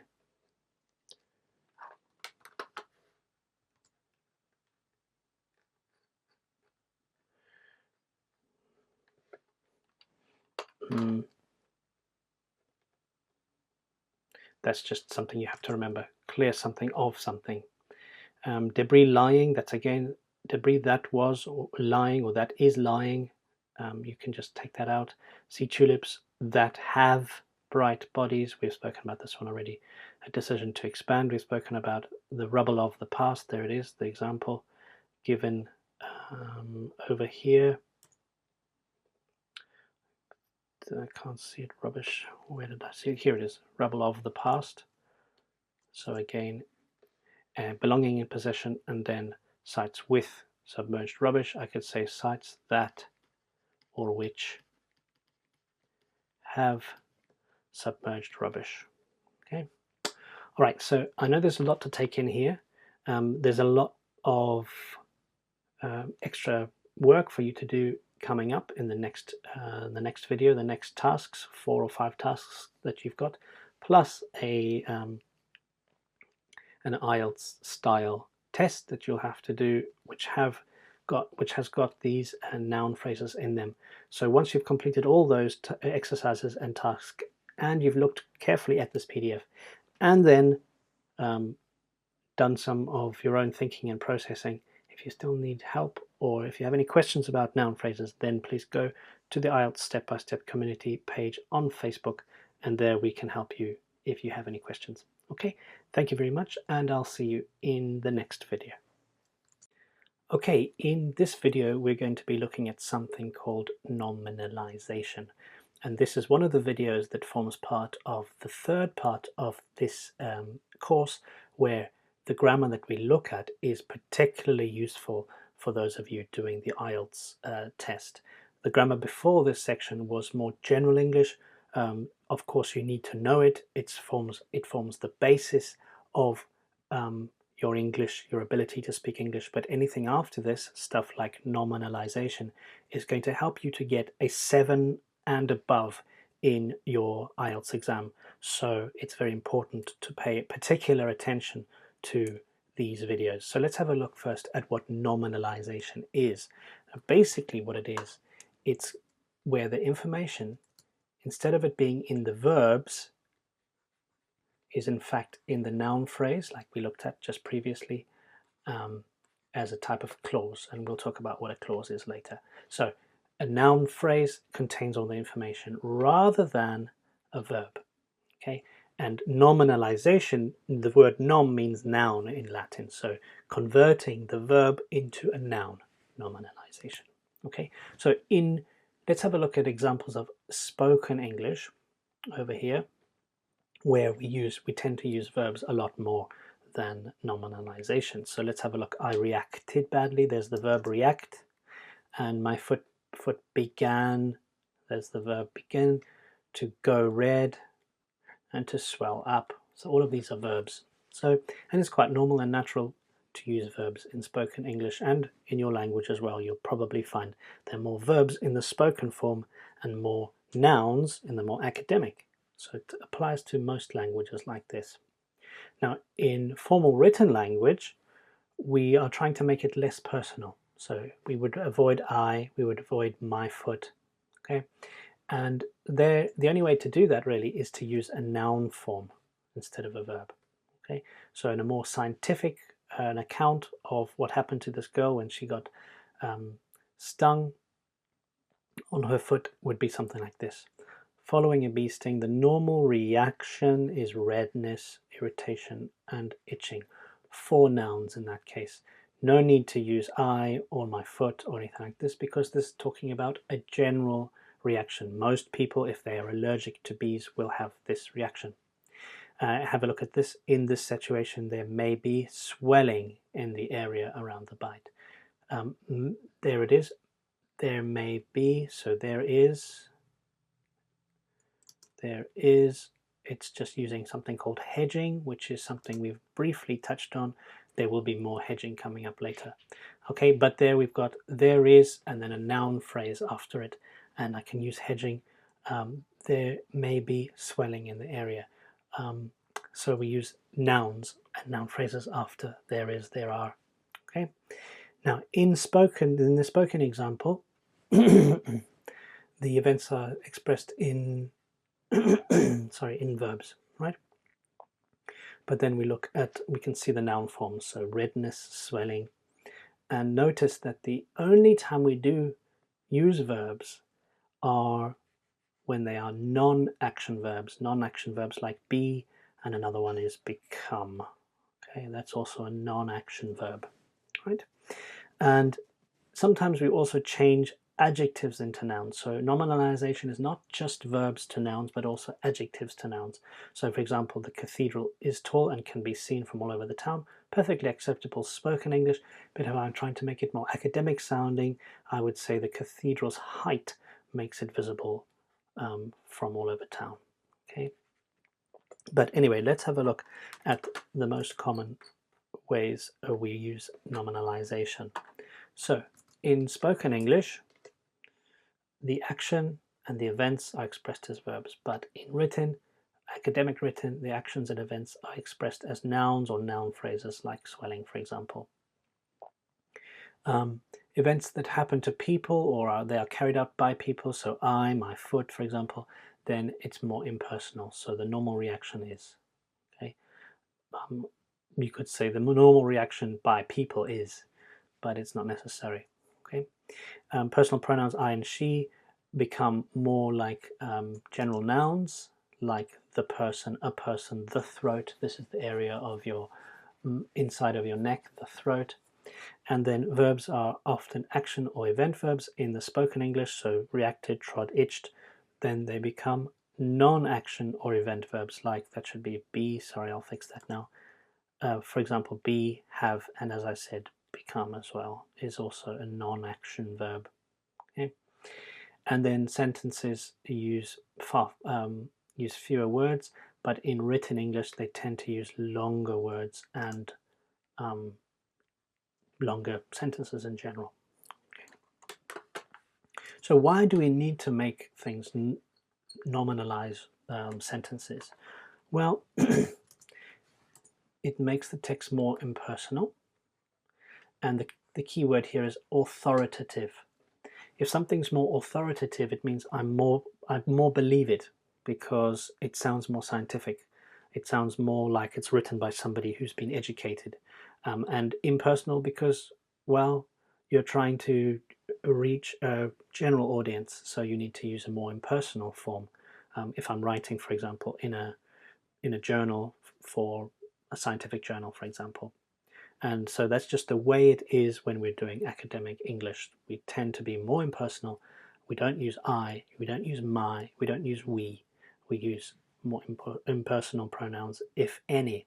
And it's more authoritative, and therefore people are more likely to believe what is written down. Okay, so we can compare it here. Following a bee sting, the normal reaction is burning, pain, redness, irritation, itching, and there may be swelling. then you compare that to my foot began to go red and swell up. It just got bigger, so it refers back to my foot. It itched my foot. So a much more personal point of view. Okay. So another reason we do it is to add information. It's very difficult to add information to verbs, and much more easy to add information to nouns. Okay. So this is useful in task 1 of your academic writing, because you can add information to nouns much easier. So the 2 charts, you count them, or the colored charts, or the colored bar charts. What type of charts? Classify the bar charts. Very difficult to do that with verbs.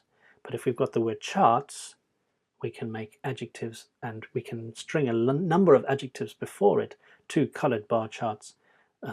Not a problem to do. Very difficult to do with verbs. Okay. Another thing we do is to avoid repetition.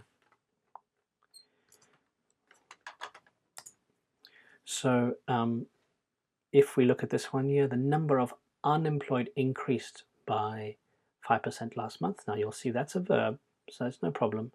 But if I want to avoid saying this again, I can convert the verb into a noun here. This increase, that is a noun now, and it's a noun phrase because I'm using the determiner this or that. The reason for this increase is still unclear. Okay, well, the reason for this increase is because, and you can talk about it. Okay, so we are avoiding repetition by using the verb again. We've just nominalized it here by converting it into a noun. Okay, and you'll also find it's useful to paraphrase what's been said. So when you start your writing, part 2 of your academic writing, you'll have to paraphrase the first paragraph. And if you know how to nominalize, that's certainly going to help you to improve the academic sound of what you're writing, as well as not exactly copying what was written in the task itself. Okay, so you can, if you know how to nominalize, you can paraphrase easier. The IELTS listening and reading tests often use nominalization in the answers. So have a look at this, for example. So the listening test says, or the listening text, sorry, says, and then I began to find it difficult to breathe, and I kept coughing, although I didn't have a cold. And then you'll find in the question itself, it says, which of the 2 symptoms did Julie experience? Now it's more impersonal, and we have to look out for A and C, because you can see she had breathing problems and she had a cough. Both of those are the noun forms of breathe and coughing. Okay, so work hard on, oh yes, sorry, I haven't looked at this. So you should have some of these answers like this. Most of the things that I've covered in this PDF are I've already spoken about here in this exercise. Sorry, let me just move this up a bit here like that. So if we look over here, we can see that these are the ones that are using the verb forms, and then look at all the nouns here, the nominalized versions of these verbs, and you can see them, they've been highlighted by this exercise. So burning pain as opposed to something, it hurt. Okay, it hurt, there's it hurt. It itched, her foot itched. In this case, the noun is itching. There was burning pain, irritation, redness, and itching. And swelling as well. There we've got the word swelling somewhere here. Where did I see it? Swelling. There may be swelling as opposed to swell up, which is the verb form. And then breathing difficulties, we've spoken about this already. Okay, so breathing difficulties as opposed to difficult to breathe, and kept coughing, a dry cough. A dry cough is a cough where you can't, it doesn't feel like you can get anything out of your throat. It's just stuck there. Okay. And so, of course, the answer here is that the verbs are changed to nouns, and sometimes adjectives as well. And the most common verbs in this written text are the verb be and become, both of them non-action verbs. Another very common non-action verb is have, but that's not so common in this example here. Okay, so go ahead, go and do all those exercises that are coming up. Do the IELTS task as well. which focuses on nominalisation. And make sure you've read through this PDF again, make sure you understand it. If you still have any questions, please go on to the IELTS Step-by-Step community Facebook page, where you can ask any questions and I or more advanced students will be able to help you there. Okay, thank you very much, and I'll see you in the next video. Okay, welcome to this video where we will be looking at something called likelihood or possibility based on conditions, based on if this thing is true, then that thing is also likely to be true, or vice versa. And remember, this is part of the section, the third section of this course, where if you understand how to use this grammar and use it effectively, then you are likely to get a higher mark than 7, so 7 and above in the IELTS exam. So it's worth spending time making sure you understand this. Now, the conditionals in English are notorious for being quite tricky. A lot of things that you need to remember, and really the best thing is just to use it and use it as much as you can, practice it as much as you can, until it sort of becomes natural. Because if you have to overthink all of this, it can get quite tricky. So it's just a warning for you that the more practice you put into the conditionals in English, the easier it will become with all things, but especially in this one, where you don't want to have to think about whether it's would or had, or how do I convert it into the verb 3 and all these things here. Okay, so let's just have a look at what it looks like. So the conditional is usually created by using the if clause. So if you do that, then something else will happen. And it's related to a result or a consequence of an action, and then the result. And we often use a comma if the clause starts with if, or an equivalent word of if. So if something something, comma something something else. Okay, and it can be obviously positive or negative. It depends on the context. So let's start with the zero conditional. The zero conditional looks like this: if verb 1, comma, verb 2. Okay, and those of you who do computer programming, you'll see how this is a very important part of making computer programs work. It's all conditional. So if you heat water to 100 degrees centigrade, it boils. Okay, the bubbles come. Right. If and then you can reverse that without using the comma, so there's no comma there, as you can see. Water boils if you heat it at 100 degrees centigrade. Okay, and we use the zero conditional for a general truth or a fact, and if has a similar meaning to like every time. So every time you heat water to 100 degrees centigrade, it boils. Okay, have a look at this one. If you own a car, you have to pay insurance and registration every year. So we could also replace this with when. When you own a car, you have to pay insurance for it. When you live in the USA, you have to pay taxes, even if you want to travel outside of the USA or live outside of the USA. Okay, so general truth, general facts. Now, zero conditionals can be used in the past. So if I'm talking about a past situation, so for example, when I was a child, if I helped my mother, or every time I helped my mother, she gave me pocket money. So the zero conditional in the past is if plus verb 2, comma, plus verb 2.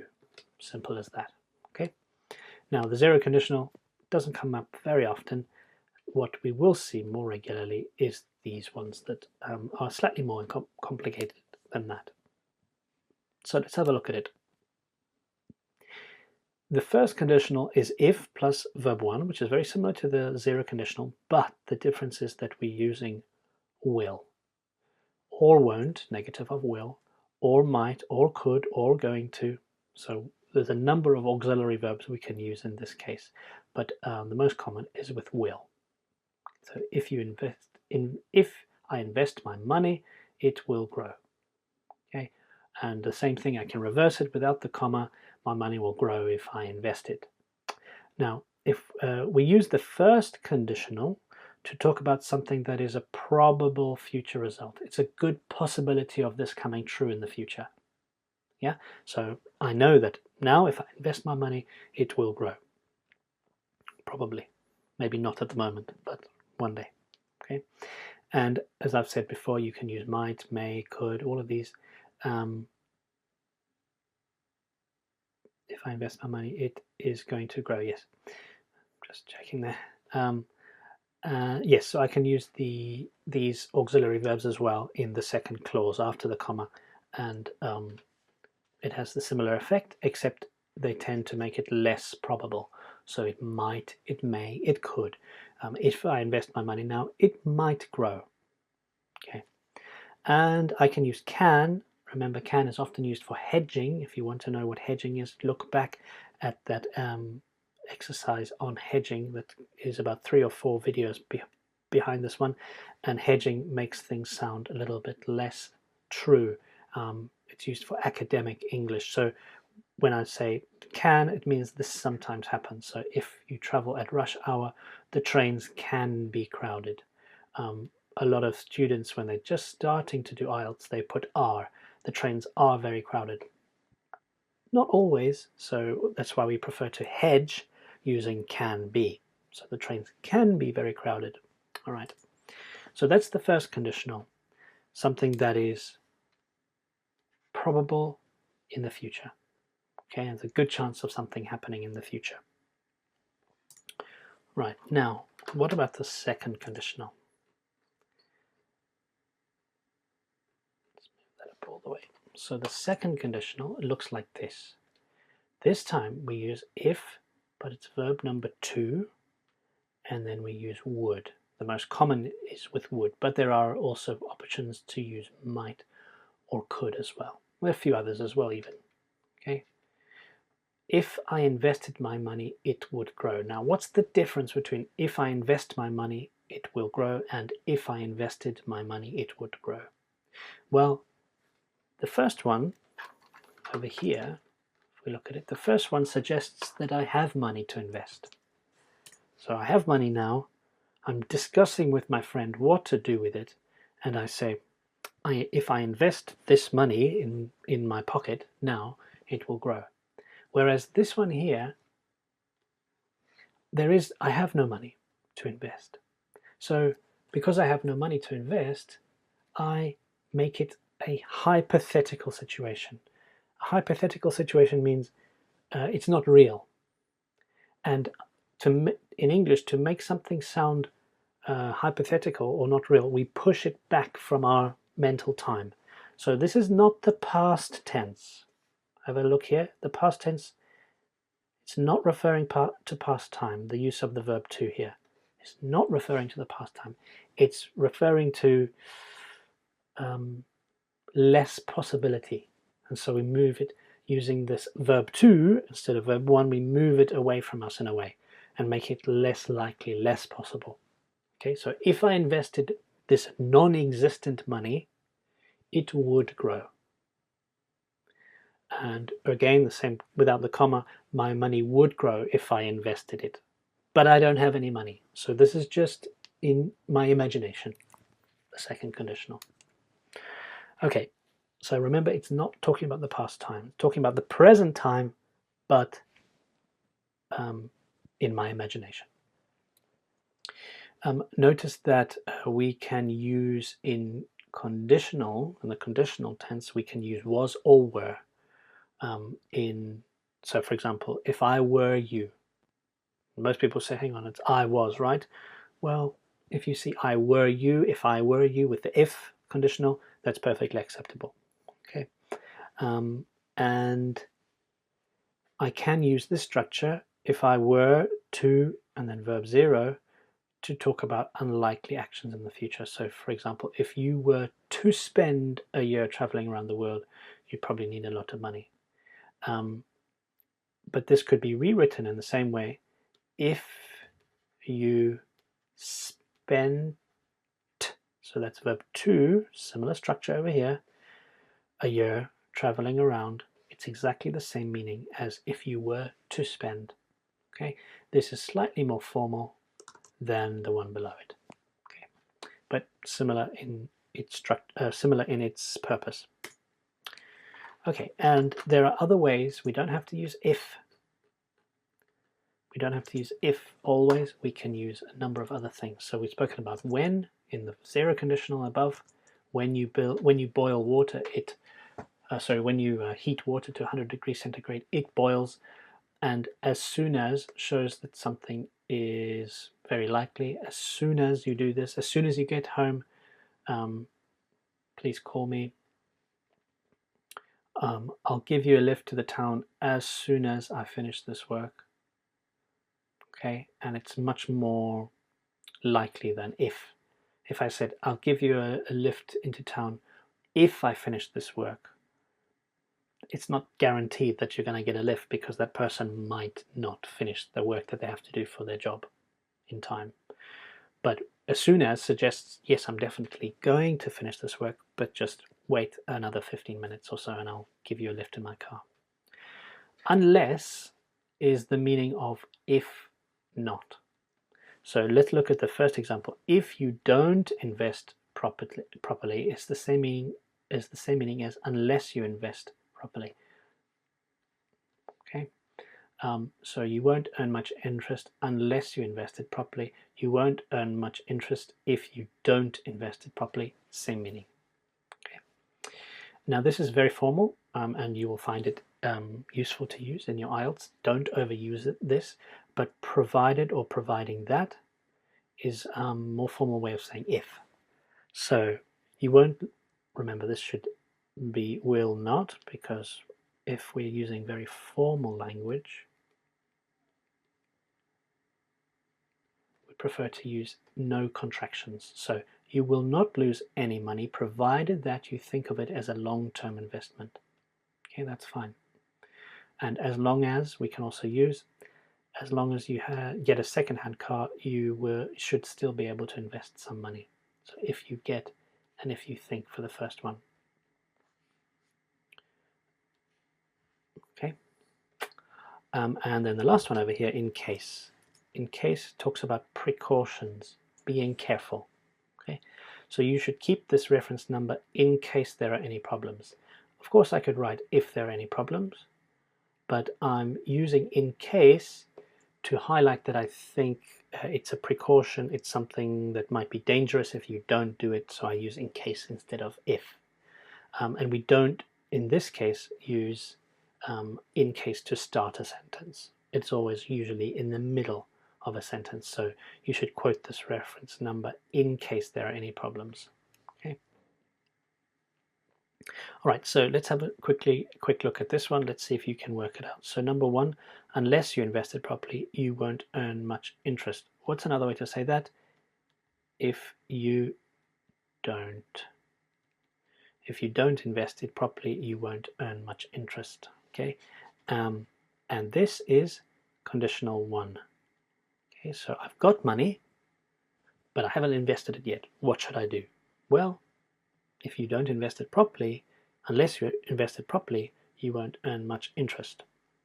Number two, if I invest it, okay, so I've got the money, I won't be able to access the money quickly. That's fine. So will not be able to, it's with the will, comma, and then verb 0, and you'll notice over here if I invest, so it's if with verb 1. Okay, so second conditional. First conditional. Conditional 1 for this one. If I went traveling, I'd lose a year of study. Now look at this. If I went traveling, I would lose. I'd is I would. Okay. So this one here is verb 2. So that suggests I'm not interested in traveling at the moment. I've got at university, or I'm studying or something. I have no chance to go traveling. But if I went traveling now, instead of doing my homework, I would lose a year of study. Okay, so this is a conditional number 2, where it's in my imagination. Okay, and it's not going to come true, probably not going to come true right now. And again, this one here, if you were to spend, Remember, we saw that? That same thing means spent. It's the same as spent. If you spent a year traveling around the world, you'd probably need a lot of money. If you were to spend, it's a similar meaning. Okay, and that's also conditional number 2. If you own a car, you also have to pay insurance and road tax. What's this? That's conditional 0. That's a true statement, general fact. So it's verb 1, and I have to pay is verb 1. Okay, so verb 1 with if, and also with when, and also with every time. Okay. Number 6, it would be great. Now we know straight away that this is going to be conditional number 2. If you could drive me to work instead of, if I could drive to work instead of traveling on the bus. Okay, I don't have a car, so there's no way I can do this. But I'm just dreaming and imagining and hoping that this is true in my imagination. But I don't have a car, so it's just a dream. Number 7, you won't lose any money, provided that. Remember, provided that is the same as if. It's just more formal. If you think of it as a long-term investment. So this, you won't lose if you think. Both of those are verb. Well, that's a will with verb 1. So we know that that's conditional number 1. It means it's good likely chance that I will invest this money, and I just need to think of it in a long-term as a long-term investment. Now, number 8, as long as you get a second-hand one, you should still be able to invest some money as well. So as long as is a similar way to say if. Okay, if you get a second-hand car, one refers to a car, a general car that I'm thinking about, you should still be able to invest some money. Now we're using should instead of if you get instead of will. Okay, so if you get a second-hand car, you will be able to invest some money as well. Will is very strong, so I'm suggesting there's a possibility, so I use should. You should be able to invest some extra money somewhere. Okay, so again, this is, I know, quite a lot to take in if you're not very used to these conditionals, but they are very useful to know. They are embedded sentences, so sentences within sentences. As I said, those embedded sentences are very important because the examiners look out for them, listen for them in the speaking, and look out for them in the writing. So if you use embedded sentences, conditionals are examples of them, then you're going to get a much higher grade than if you don't use them. And that's one of the prerequisites to getting a 7 and above in the IELTS, is to use these types of things, such as conditionals. Okay, so go through the next exercises, do the IELTS task itself at the end of this section, and then make sure you've read through this PDF. And if you still have questions, please feel free to go onto the IELTS Step-by-Step community Facebook page and ask any questions on there, and we'll be able to help you there. Okay, thank you very much, and I'll see you in the next video. Okay, in this video we're going to be looking at the second part of the likelihood based on conditions idea. So likelihood, as I said, is the possibility of something happening based on something else happening. And we looked at the conditionals, conditional 0, conditional 1, and conditional 2. And what we're going to be looking at now is the third conditional, or conditional 3, and then something called mixed conditionals. Now things start to get a bit complicated with this in terms of the number of tiny little auxiliary or helping verbs that fit into a third conditional, but you'll be happy to know that this is probably not particularly commonly used in the IELTS for your writing. The only time you might want to use it is if you express that you wish something had been different in the past. So, for example, you might be writing about climate change, for example, and you could have mentioned the fact that they have been raising the alarm since the 1920s, but especially since the 1950s and 60s. Scientists have been raising the alarm that climate change is going to be a problem, and you might write something like, if they had if we had, let's say the general population, if the general population, we had listened to those scientists, they would have been able to do something about it back then. And now, only now are people starting to realize that it's a serious trouble and serious problem. But anyway, let's have a look at what the third conditional looks like, and then you'll see how it can be used in your own IELTS, writing or speaking. Okay, so it looks like this. It starts with if. If you use a if clause, we use a comma, same as all conditionals. So if you start with if, there is a comma. So if plus had plus verb number 3, then after the comma, would plus have verb number 3. So let's do the things that are in common with each other. So it's always verb 3 and verb 3. There's always a comma if you started with if. So the things you have to remember is the had over here, but have over here, and then we need to use would in this gap. So if I had done something, it would have something else, something else. Okay, now something to remember in spoken English, so this might come up in your listening, in the more advanced stuff, part 3 of your listening, that when I'm saying this, the had becomes just a d sound, but the problem is would does as well. Would becomes d. So if I'd done it, I'd have.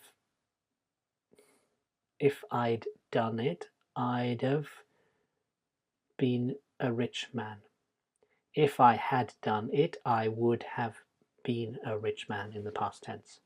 If I'd done it, I would have been a rich man. I would have, or I'd have, or would have been a rich man. Okay, so bear in mind that these had and would sound like the same when they're contracted. Okay, but remember, don't use contractions when you're writing academically. All right, so, and again the same thing, it's the reverse. Would have something something if had. So I'd have done it if you'd asked me. If you'd asked me, I'd have done it. I would have, I'd have done it. If you'd asked me, I'd have done it. I would, I'd have done it, or some people prefer I would have done it. Both of them are acceptable, and it's often if you'd asked me, I'd have done it. I'd have done it if you'd asked me. Okay. Okay. So the third conditional describes hypothetical, imaginary situations, but they're in the past. The second conditional was the same, but they're in the present. So we're talking about an imaginary situation, about a past event that has already happened, has already finished, and there's nothing you can change about it unless you've got a time machine, which you don't. Okay, so it's to imagine a result of something that did not happen. Okay, so if I'd bought a second-hand car, I would have had to take out this big bank loan. But I didn't buy the car, so I didn't have to borrow money from the bank. He bought a new car in the story.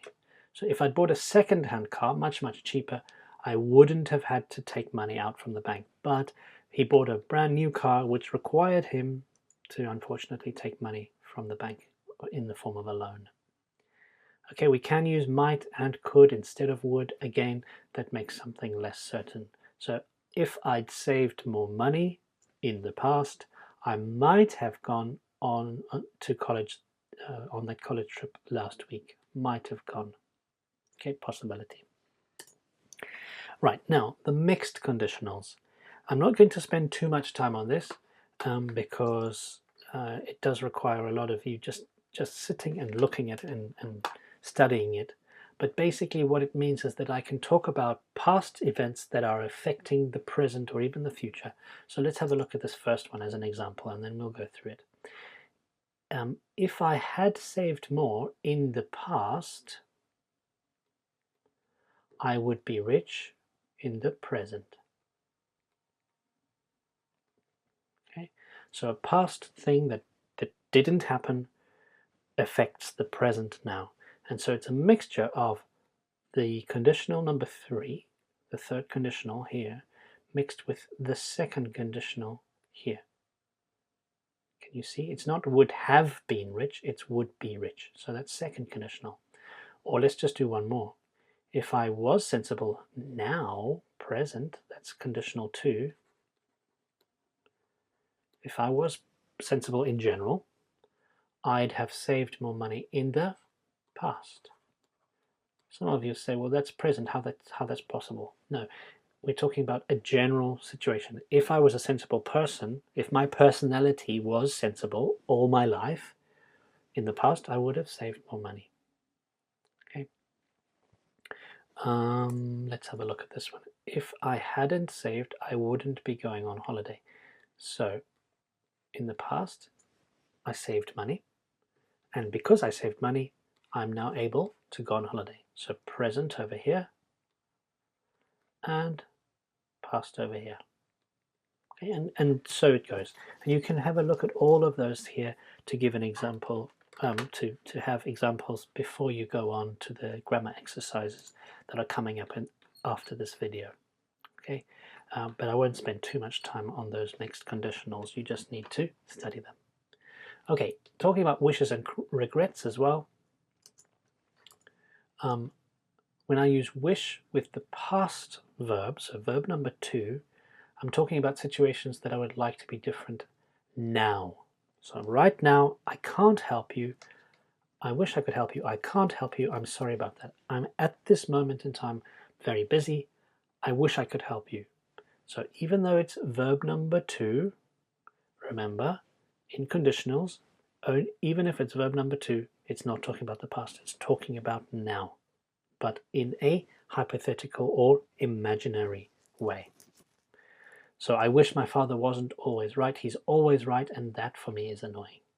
Okay, so that's wish with verb number 2. But sometimes we have wish with an object, something or someone, with would and verb 0. So have a look at this. I wish they would stop talking so loudly. So they are talking loudly and I want them to stop. So this is something about asking someone to, well, not asking, but expressing your wish that somebody change their behavior. Okay, we do not use them with state verbs. Okay, it's not possible to use it with state verbs. And if you want to remember state verbs, those are from section 1 of this course. So go all the way back, no, section 2, sorry. Section 2.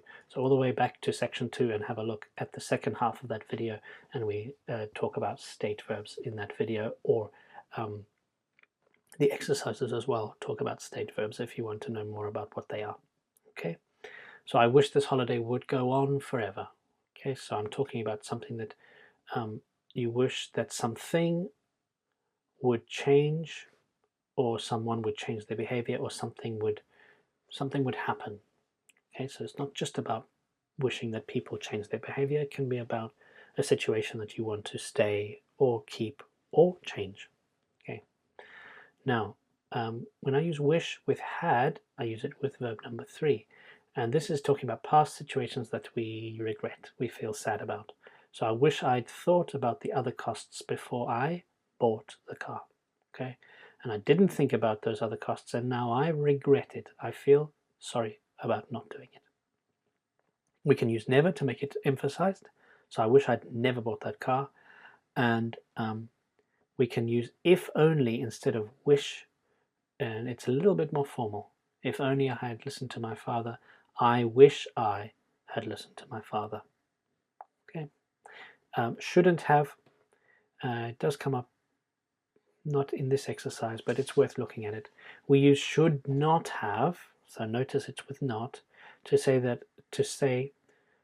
what did or did not happen was a mistake or a bad thing. I should have listened to him, but I didn't. Oh, sorry. It's not only with not. It could be with not. It could be just normal should. Sorry, let me just check that again. Yeah, I should have listened to him, but I didn't. Yeah, that's fine. So it's not only with not. And we can use never for emphasis. I should never have bought it. You could write that as I shouldn't have bought it. I did buy it, now I regret it. I feel sorry for doing that. Okay, so let's have a look quickly at this one. The tasks you had to do for this is if I had bought a second-hand car, I wouldn't have needed to take up this bank loan. So both of those are conditional number 3. Okay, I bought a new car. I didn't buy a second-hand car. So the effect is both of them in the past, and it's both hypothetical, imaginary in my mind. It probably wouldn't be so bad if the petrol price hadn't almost doubled last month. Now, this is a mixed conditional. Okay, wouldn't have been, doesn't say have here, it's just wouldn't be. So that's conditional number 2, but it's mixed with hadn't. That's conditional number 3. So that's talking about the present situation that is hypothetical or imaginary, and a past situation that is hypothetical or imaginary, because there's if the price of petrol hadn't almost doubled, somehow for some reason the petrol did double in this imaginary world of this person. Number 3, if I had waited a bit before buying the car, I would have managed to save quite a bit. Now, both of those are conditional 3. This is not a mixed conditional, it's both in the third conditional. If only I had listened to him, remember this is the same as I wish. I wish I had listened to him. Interestingly, if only uses a comma here. Right, let me just see here. Okay, so it's not, you can't just simply use it in place of, and notice the grammar. If only I had listened to him, none of this would have happened. There's a comma. I wish I had listened to him so that none of this would have happened. Okay, so just bear in mind that it's not just a place. It's not just a replacing situation. And I regret this. So regret, I feel sorry about doing this. If I had taken his advice, I would own a small fortune now. So notice this, that's conditional 3. If I had taken, and conditional 2, I would own a small fortune at this moment. Okay. All right, so that should be easier for you. Yes, you just have to look at the structures there. Okay, so if you have any questions about this, please first, before you do that, go through this PDF, make sure you understand what's being said in the PDF. There's a lot of information, I know, especially on this third conditional, but it's worth having a look at it. Mixed conditionals do come up in the IELTS exam, in the writing especially. You may want to be able to express something like, if this thing hadn't happened in the past, we wouldn't be in the situation now. Climate change is a classic example, excuse me. Okay, and the other thing is that, and also please do all the exercises before you ask any questions on the IELTS step-by-step community page on Facebook, because we can help you there, but if you can help yourself as much as you can first, that would really be beneficial to you mostly. Okay, all right, that's the end of this video, and if you have any questions, please let me know, as I said, on the community Facebook page. Right, that's it. Thank you very much. Okay, in this video we're going to be looking at the relative clauses in English, and this is a very important video. If you don't know how to use relative clauses properly in the IELTS, you're not going to get anything higher than a 7. Certainly in your speaking and your writing. In fact, you probably get nothing more than a 5. So relative clauses are very, very important to know how to use. And so let's just have a look generally at what they are and how they function. So generally, a relative clause gives information about a noun or a noun phrase. And the most common way to do that, to talk about a noun, is to use adjectives. So for example, a red car. What type of car? A red car. So red functioning as an extra piece of information for a car. but there are times when I can't just use a single word to describe a thing. I need to use a number of words to talk about that person. So, for example, I could never say, let's say the living next door man. Okay, it'd be very strange to make living next door into an adjective that comes before a noun. Remember that adjectives come before nouns in English. So the living next door man just phoned. Say, for example, if I heard someone say that, I would say, okay, what? I mean, I know what you mean, but don't you mean the man that lives next door? Okay. So what I need to do there is say then the man who or that, you can use both of those, lives next door. Okay, so now we've gone from trying to make it into an adjective into what is called a relative clause. And relative clauses are made up of relative pronouns, who, which, that, when. We'll be looking at all of those, and then the clause itself that gives us more information about the main noun, in this case the man. Okay, yeah, they're linked to the clause with a relative pronoun. The relative pronoun can either be the subject object. Okay, so why not install lights which have a timer? Okay, so you don't need to worry about all that, just it'll come natural to you as to how we use these. Okay, so notice over here some students think that they need to repeat the pronoun again. So why not install lights which they have a timer? No, in a relative clause we have decided that which takes the place of the subject in the second sentence, in the second clause. So why not install lights which have a timer? Okay. And if you want to know more about how to use relative clauses using something called a participle clause, participles are either the verb 3 or the verb ing. Please go to section 18 of this course because it's very useful to know how to use participle clauses. You don't want to overuse relative clauses when the opportunity to use a participle clause is there, because if you can use participle clauses, it definitely shows off your abilities in English. Okay, so let's have a look at these different pronouns. I've mentioned them, a few of them. We use who to talk about people. We use which to talk about things. That's the most basic thing. We can use that to talk about people or things. So that is a more universal one. The difference, however, is that, very important, we cannot use that in non-defining relative clauses. Those are the ones that have a comma and then the relative pronoun after it. So you will never, ever, ever see this structure if you're talking about a relative clause. It will never happen. You'll only ever see something like which or who, etc., but never that. Okay, and we'll talk about relative clauses in a second. We use where for places. We use when for times. Okay, we use whose to talk about possession.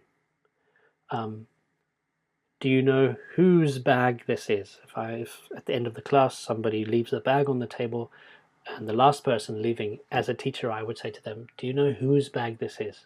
Okay, and look over here, you're the person whose job involves a lot of travel. He lives in an old house whose roof needs repairing. Okay, so it's referring to the possession of that object. And then why we use after the reason or reasons. Sorry, this should be italic. So every time you see the word the reason or reasons, then we put why after it. You can sometimes leave it out, so have a look at this. There are some very good reasons. One house is burgled and another one is not. We don't necessarily have to use that relative pronoun, but it's no harm to use it. Okay, now that we spoke about defining relative clauses. So I spoke about the red car, right at the beginning of this video. So there's a number of cars in the world, millions of cars in the world. In my street there is a red car, the red car that I'm talking about. So for example, there's lots of white and grey and blue, but there's one red car that parks in my street, and it's very noisy. The engine is very noisy. So I'm talking about the red car. I'm defining the car. I'm explaining which car by using an adjective red. The same thing can happen with relative clauses. So let's have a look at this one. Defining relative clauses give information about a noun to identify the noun more clearly. So find someone, anyone, but only that person who can collect your mail for you. Okay, so this would be a person who's at least got legs, who's at least going to wake up in the morning, who's at least going to be living close to you in this story that you've just done. Store away any objects that can become damaging missiles. So if it's very windy, you're talking about things that could damage your house from this story. Okay. Now I'm not talking about a let's say an object that is like a huge pot plant, very, very heavy pot plant. Don't move that, because that's not an object that can be damaging. We're talking about smaller objects like plastic chairs and tables that are outside. Those can become damaging and they can smash windows, for example. So store away any objects. Which type of objects? The ones that can be blown by wind, not the heavy pot plant that has got a huge tree in it. Okay. And without these relative clauses, it's unclear which person we're referring to. So say again this, store away any objects if it gets windy. Which objects? Are you talking about the heavy pot plant? No, I'm talking about the ones that can be blown. Okay, so have a look at this one. Oh no, we'll come back to this. Let's just do this quickly and then we'll look at what the difference is between defining and non-defining. So let's compare this when you can actually leave out the relative pronoun. You don't have to always do this, but it does show off your higher level of English if you can remove certain words. So have a look here. Maybe there's a neighbor that you there's a neighbor that you can ask. Notice this is a new subject, you or we or they or another new subject. So if there's a new subject here, you can take away that. Maybe there's a neighbor you can ask. I can take away the relative pronoun there. However, if there's no new subject, look over here, there's no new subject here, so I have to keep the word that's here. In the evening, a house that is very dark can really stand out. You must keep that. Do not try and take that out. Okay, now non-defining relative clauses are the ones that are actually quite common in the IELTS, especially when you're writing. So, but let's compare the difference. Okay, so listen carefully. I applied to the university. There's a comma, and when I see a comma, it means that I can finish the sentence. When we're talking about relative clauses, obviously not always, but in relative clauses, if I see a comma, I can end this sentence, and the person who's listening to this sentence or reading the sentence understands which university I'm talking about. So I applied to the university. Okay, and if we're in a small town and there's only one university in that town, then that is perfectly acceptable. I applied to the university. And okay, well done. And anything after the comma is simply extra information, which is located in the center of the city. Oh yes, I know. I think I've seen that university before. It's not in the outskirts, it's in the center.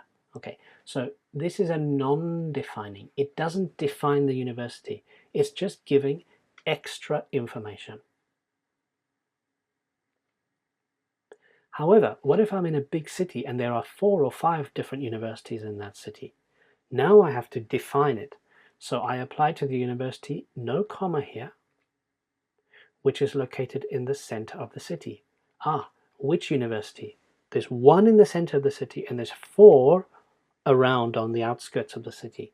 So now I know which university you're talking about. You're talking about the one that is the only one that is in the center, not the others that are not in the city center.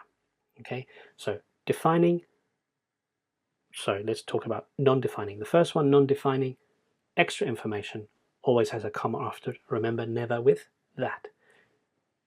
Defining, on the other hand, tells me which university or which car or which person I'm talking about, because there's a number that I could choose from, and defining tells me which one it is. Okay, so as I said here, non-defining clauses are much more common in written language than in spoken language. It's very unusual to say this after, wait for a pause and then give extra information. Okay, I would probably start a new sentence or new utterance if I was speaking. Okay, so with non-defining relative clauses, like I said already, we do not use the pronoun that. Okay, we separate the relative clause from the main clause with commas. Okay, so anything after the comma is extra information, as we said there.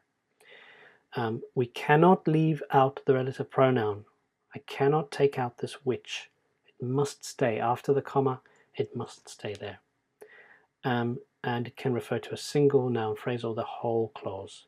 So my neighbor, just this one person who lives upstairs, there's another comma, so I can put them in the middle, by the way. So anything between the two commas is extra information. My neighbor often looks after my flat. My neighbor who lives upstairs, extra information. You don't have to have it, but it's extra information for you. Often looks after my flat. Whereas this one here, some people seem to think it's a matter of locking all the doors, which is fine, which in this case refers to the entire sentence that has just been said. People thinking that locking doors is the only thing you need to do. Okay. All right, so look at that table. That's basically a summary of what I've just said there. Now notice that with prepositions, if we want to be a bit more formal, we put the prepositions before the relative pronoun. So this is the more informal way to say it. Rely and on, if you remember I think it's section 15 or 14, I think, is about prepositions. So have a look at that if you're not sure. But rely always comes with on, and you just need to remember that those basically are functioning like a single word. Rely on, always. Okay, and you need to, of course, keep the word on somewhere. So you may have a neighbor that you can rely on. Can be, if you want to make it more formal, I can say you may have a neighbor on which, I cannot say on that, but I can say on which you can rely. There's a full stop there. Okay, not much more formal, almost archaic. The word archaic, this is an H, by the way. It sounds a little bit archaic, like you come from a previous century. So don't overuse this too much, but it does show you that, does show off your higher level of English if you can use it. Okay, so have a look at this one. This is more common. I was unsuccessful in obtaining a place at any of the universities to which I applied. Apply always comes with to university, and so that just sounds a bit more formal, but remember, a little bit archaic. My boss, for whom I have worked for 30 years, has decided to retire. Okay, and we use whom here after prepositions, not who. Some extra information for you there. So whenever you see it, if it comes after a preposition, we have to change the word who to whom. I could write my boss, let's just keep it like that, my boss, who I have worked for. Oh yeah, here we go. My boss, who I have worked for over 30 years. So this case, if I wanted to make it more informal, I could use for, but notice that's one of the reasons why we try to avoid it, because the word for, work for, is one of those verbs that has to have the preposition following it, in this case for, and for 30 years, it's a period of time, so I have to use for twice, and it sounds a bit strange. So that's why it's better to actually use the more formal and archaic way of saying it. Okay. All right, so if you have any questions, please go ahead, look at all these things in the PDF, do the exercises. There's quite a lot of intense exercises that you can do in the next lecture. which gives you a lot more detail about the difference between defining and non-defining, because it's so important to get this right in the IELTS, and if you make mistakes with this, it's going to affect your grade quite significantly. So relative clause is very, very important to get right. And if you have any questions after all that, please write on the IELTS Step-by-Step community Facebook page, and myself or some more advanced students will be able to help you there. Okay, thank you very much, and I'll see you in the next video. Okay, so in this video we're going to be looking at ways of emphasizing information. Emphasizing means highlighting or focusing the attention on a particular part of a sentence. And being able to do this is very important in both your speaking and your writing, because important or essential information needs to be, you need to get the attention of the person who's listening or the person who's reading to focus their attention on that. And so I'm going to give you a few different techniques that we use to do that. Let's start with the subject. The most important stuff usually ends up at the beginning of a sentence in English, and the subject of a sentence is always at the beginning, so we're going to be looking at that first. So we'll start off with what it looks like in informal contexts. Informal subjects tend to be personal pronouns, and those are things like I, you, we, for example. But what we are going to be focusing on here is a more academic way of writing, and to a certain extent speaking, but mostly academic writing, where the subject is no longer I, you, and we, but more nouns and noun phrases. So an example might be, most people tend to go to the same store on the same day of the week each time. And there's the subject, most people, and tend to is a verb often used to hedge something, to make something less, to sound more academic and more factual and less generalized. Okay, so this is called hedging. We have spoken about it before in this course, and these two examples, most people, if I just wrote people go to the same store every day of the week, that would be a very general statement to make, and it's not true, because there are a lot of people that don't go at the same time every week to the same store. So that's why we need to say most or many people do this, and tend to is another type of hedging to say it usually happens that this is the case, but I accept that there is probably 5 or 10% of the time when this is not the case. Okay, so hedging over here plus the subject. But what we are going to be focusing on now is things like the introductory it. Now, we have mentioned this special it before, right at the beginning of the course, talking about time, talking about weather. So for example, it's 5 o'clock.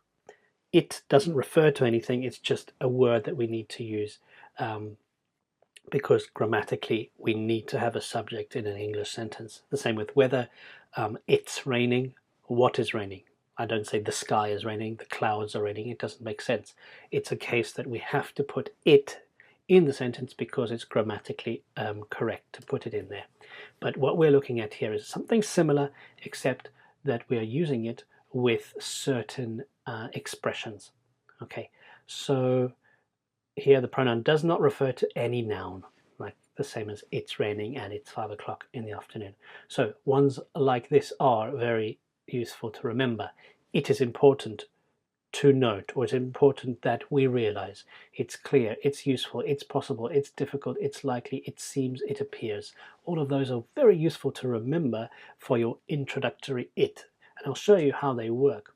So we use this introductory it when the subject of the sentence is verb 0, verb ing, or a that clause. So it is important to note that it is clear that women do most of the shopping. Now, this structure is more common in written English than in spoken English, but it's still very commonly used in spoken English as well. So the only other way you could write this, which is wrong by the way, is that women do most of the shopping is clear. Can't, grammatically I suppose it would be acceptable, but it's very, very strange and unusual. So we have to use the structure. It is clear that most women do the shopping. And as I said, the subject is where the most important information is at the beginning. So I'm making my opinion clear at the beginning. It is clear that, it is important that. And what happens in the in the listener's ear or the reader's mind is that they focus a little bit more attention on what you're going to say after that. It is important that, okay, and I'm going to start opening my eyes and listening carefully to what is being said after that. And that is a way of emphasizing or focusing information on the most important bits. Okay, look at number 2. This is called ellipsis. This is when you leave words out. As I've said before, I've spoken about words that when you can remove certain words like participle clauses, which we looked at 3 or 4 videos before this, it does show off your higher level of English. So have a look at this. We can leave out the subject of a verb to avoid repetition. We don't like repetition, as well as any other repeated words such as auxiliaries. These are helping words like be, have, and well, I've forgotten the other auxiliary verb, the most common one. Anyway, coming back to that one, or any other verbs. So let's have a look at this. The respondents were interviewed at the supermarket, and they, meaning the respondents, were not a random sample of the general public, and that I can take out. So the respondents were interviewed at the supermarket and were not a random sample. The same thing here. I can even take out the auxiliary be here. So the students were researching and planning their seminar presentations. So if you can use ellipsis, it shows off your higher level of English grammar. Now, talking about organizing information in a text, we can say here that in informal writing, we often start clauses with information that has been mentioned before. Okay, we usually place new information at the end of a clause or a sentence. So not important information, but new information comes at the end in English. And to develop our texts in an organized and logical way, we use the information at the end of one clause to start the next one. So this is called the zigzag pattern, and it's very common in academic writing. So let's have a look at this, for example. People appear to do their shopping on a weekly basis at large supermarkets. So there's the new information, large supermarkets, but now that functions as the subject of the next sentence. These supermarkets seem to have largely replaced the smaller individual shops. New information. Without such shops, the community. Okay, so we've got the zigzag pattern that happens, maybe not throughout the paragraph, but certainly for the first 1 or 2 sentences, maybe the first 3 sentences, where you've got the zigzag pattern of new information and then a repeat of that new information in a subject sense of the second sentence, or in this case, even the third sentence. Okay, all right. So let's have a look down here at other ways to add emphasis or contrast in a text. Again, we're looking at this it again, these it clauses. And again, the it doesn't refer to anything specifically. It's just we actually call it the dummy it. And a dummy is like a fake. So the fake it stands in for something. Okay, so it looks like this.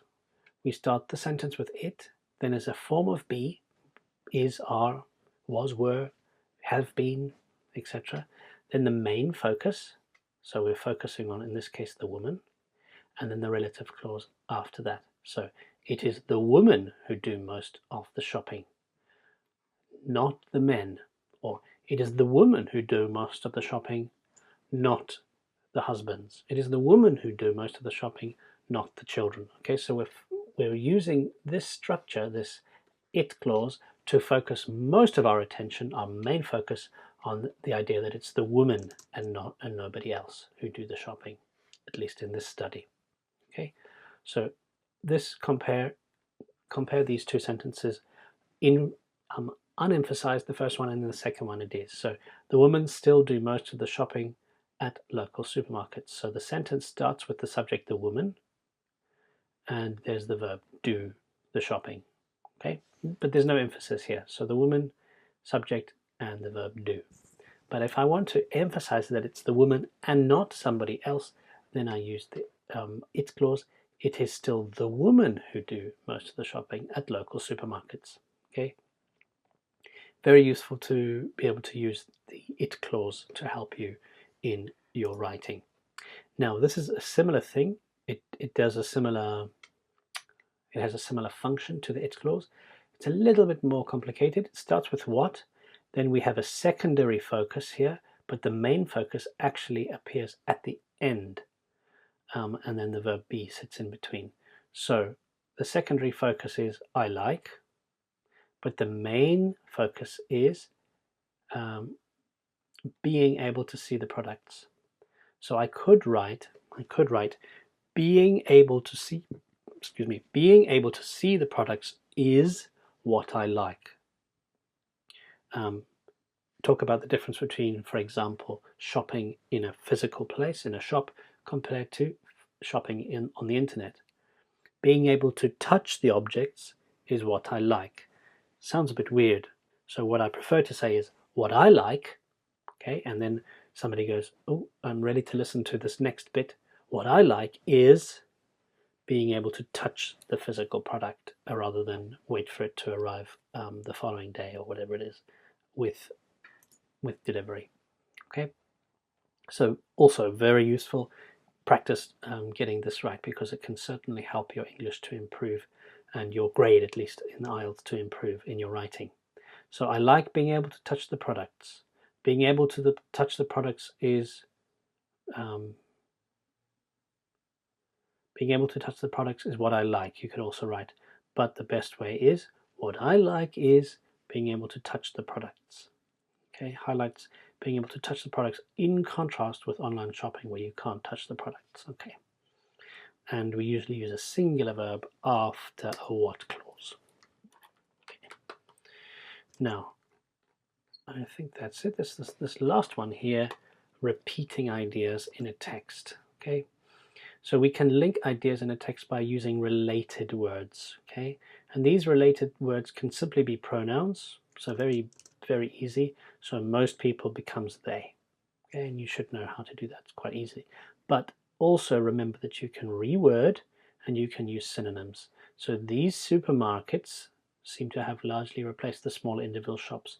Most people tend to use the same store on the same day each week. Okay, store, supermarket, you've got a synonym for each other, and in that way you don't have to repeat yourself. I wouldn't want to use the same word supermarket here, the same supermarket, but I can use store or shop. Okay, so that's about it. If we look at the difference here, we spoke mostly about the way, in this example here, we speak mostly about the way we can reorganize texts using pronouns. So have a look at this. Nowadays people appear to be, it's not just one person, but it's a general thing. People appear to do their shopping. By the way, appear to is another type of hedging. Tend to, appear to do their shopping on a weekly basis at large supermarkets. There we got this zigzagging effect. So large supermarkets, these supermarkets seem to have largely replaced the smaller individual shops. Most people, there's the subject, tend to go onto the same store on the same day of the week, and according to my survey results, it is still the woman, there's the it clause, who do most of the shopping. In general, the people who were interviewed were not positive about online shopping. However, it is important, it is important to note, so there's the it clause, that the respondents were interviewed at the supermarket and not a random sample of the general public. The respondents refers back to the people who were interviewed. So this is just basically a summary of all the things you're going to be looking at in this course, in this section. So please go and do some of the exercises, or all of the exercises related to this coming up after this video. Have a look very carefully at this PDF, and if you have any questions, please go onto the Facebook page of the IELTS Step-by-Step community and ask any questions there, and we will be happy to help you there. Okay, thank you very much, and I'll see you in the next video. Okay, in this video we're going to be looking at ways of expressing your opinion in your writing and in your speaking. And what is the reason why this is important is because you are asked to do so, especially in task 2 of your writing. You are requested to express your opinion, and it asks you to express your opinion throughout the text. But you have to avoid using very personal opinions, so trying to avoid using I think or we and these type of pronouns. So how do I express my opinion without using more informal grammatical structures, for example, when I use the word I? So we're going to be looking at that now. Okay, so let's have a look at this. In task 2 of the writing section, it asks you to discuss a topic, and you have to decide what your position is on the topic and then demonstrate that position through the language that we use. But we need to avoid using these too much, because first person pronouns are too informal really for academic writing. It's fine in spoken English, but we need to avoid it in written English. So we can of course give our opinion right at the beginning, at the end of the introduction, and we are expected to give our personal opinion in the conclusion as well, usually. And if you want more information about that, I strongly recommend that you join the IELTS Step-by-Step Mastering Writing course for much more information about how to do this and the structures that are expected in the different types of writing. Okay, so you could say, for example, I would argue that all children should attend school. That's fine at the introduction of your text, but after that I need to avoid using I or you. The general you is okay, but the you specifically, talking to the examiner, it's very, very unusual to do that. And the use of the word we. Okay, so we can say things, for example, is it better for us to educate our children at home rather than to send them at school? Fine, you might be using this as a rhetorical device to try and get the reader, in this case the examiner, on the same side as you. So both of us are working together to solve this problem. Okay, so you may be doing that on purpose, but more likely you're going to be using something like this. Is it better for parents to educate their children? It's more suitable for academic writing. Okay, right, so what we're going to be looking at here is the adverbs. And these adverbs allow us to avoid using too many personal pronouns, but still give our opinion. So here we've got a personal pronoun I, but I'm using the word frankly, which means to be honest. Frankly means from my personal, truthfully point of view. Okay, but let's have a look at this one here. But unfortunately, schools do seem to be more overcrowded. Okay, now I've avoided using I think that, but I've used this adverb to say I believe this is unacceptable, or I believe this is unfair, or it's sad. Okay, so these are very useful, these adverbs here. Actually used to correct something or to show that we disagree with something.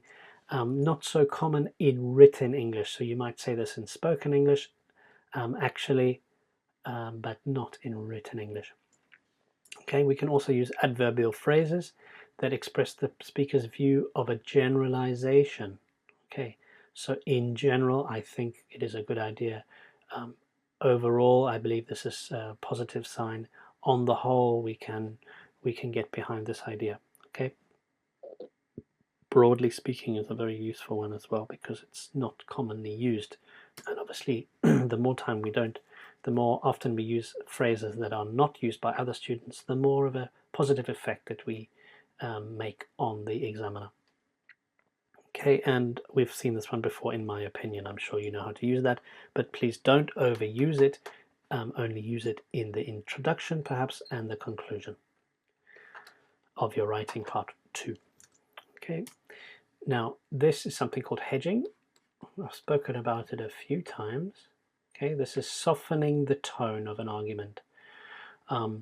So perhaps is a type of hedge, maybe, certainly. So let's say, for example, well, that is the way my friend felt. If I just said it straight away, I'm saying this is factual, but when I use hedging, I'm taking away something and making it clear that it's my opinion. So, well, that's certainly the way my friend felt. I'm just adding that in there to make it clear that it's my opinion, and it's not absolutely factual. And we're going to be looking at more hedging examples later on. Okay, to show that the information has come from somewhere or someone else, we can use adverbial phrases like apparently or according to, evidently. So according to most doctors, daily exercise is extremely important. Very useful phrase to remember. Apparently there is a network of parents who teach at home. That means somebody told me. This one is more common because in academic writing, we tend not to refer to another person who's told me this. I'm just saying according to information from, let's say, common knowledge about doctors, common knowledge about hospitals and things like this, I could use here, according to most doctors. And also remember, in the IELTS writing, you can make up statistics. So you could even say, according to a report released by the UN in 1997, there may be no such report, but you're allowed to make up this information in the IELTS writing because, of course, you're not supposed to be a Wikipedia encyclopedia of this. You're just showing off your ability to use such language in a real once you get to the university or once you get into work situation. Okay, so feel free to make up stuff. According to a report released by the UN in 1997, 47% of children are malnourished in such and such a country. Okay, now position of adverbs. These usually come at the beginning of the sentence, but they can also come at the end. So interestingly, if you use it at the beginning, please remember to put a comma after them. So interestingly, she doesn't have a great relationship. You can put it at the end, although it's not so common, but it also has a comma before you say that. Okay, but they can sometimes come right in the middle. Definitely can never come at the beginning of a sentence. So I am definitely coming to the party. That is incorrect. Now verbs, very, very useful. You've seen verbs before with I think, and I feel, and I believe, and I guess. So that's fine in spoken English, but try to avoid using this too much because you are forced to use the subject I when you're giving your personal opinion. So be aware of that. It's no problem in your writing, in your speaking, but a problem in your writing. Only in the introduction or the conclusion would you use these.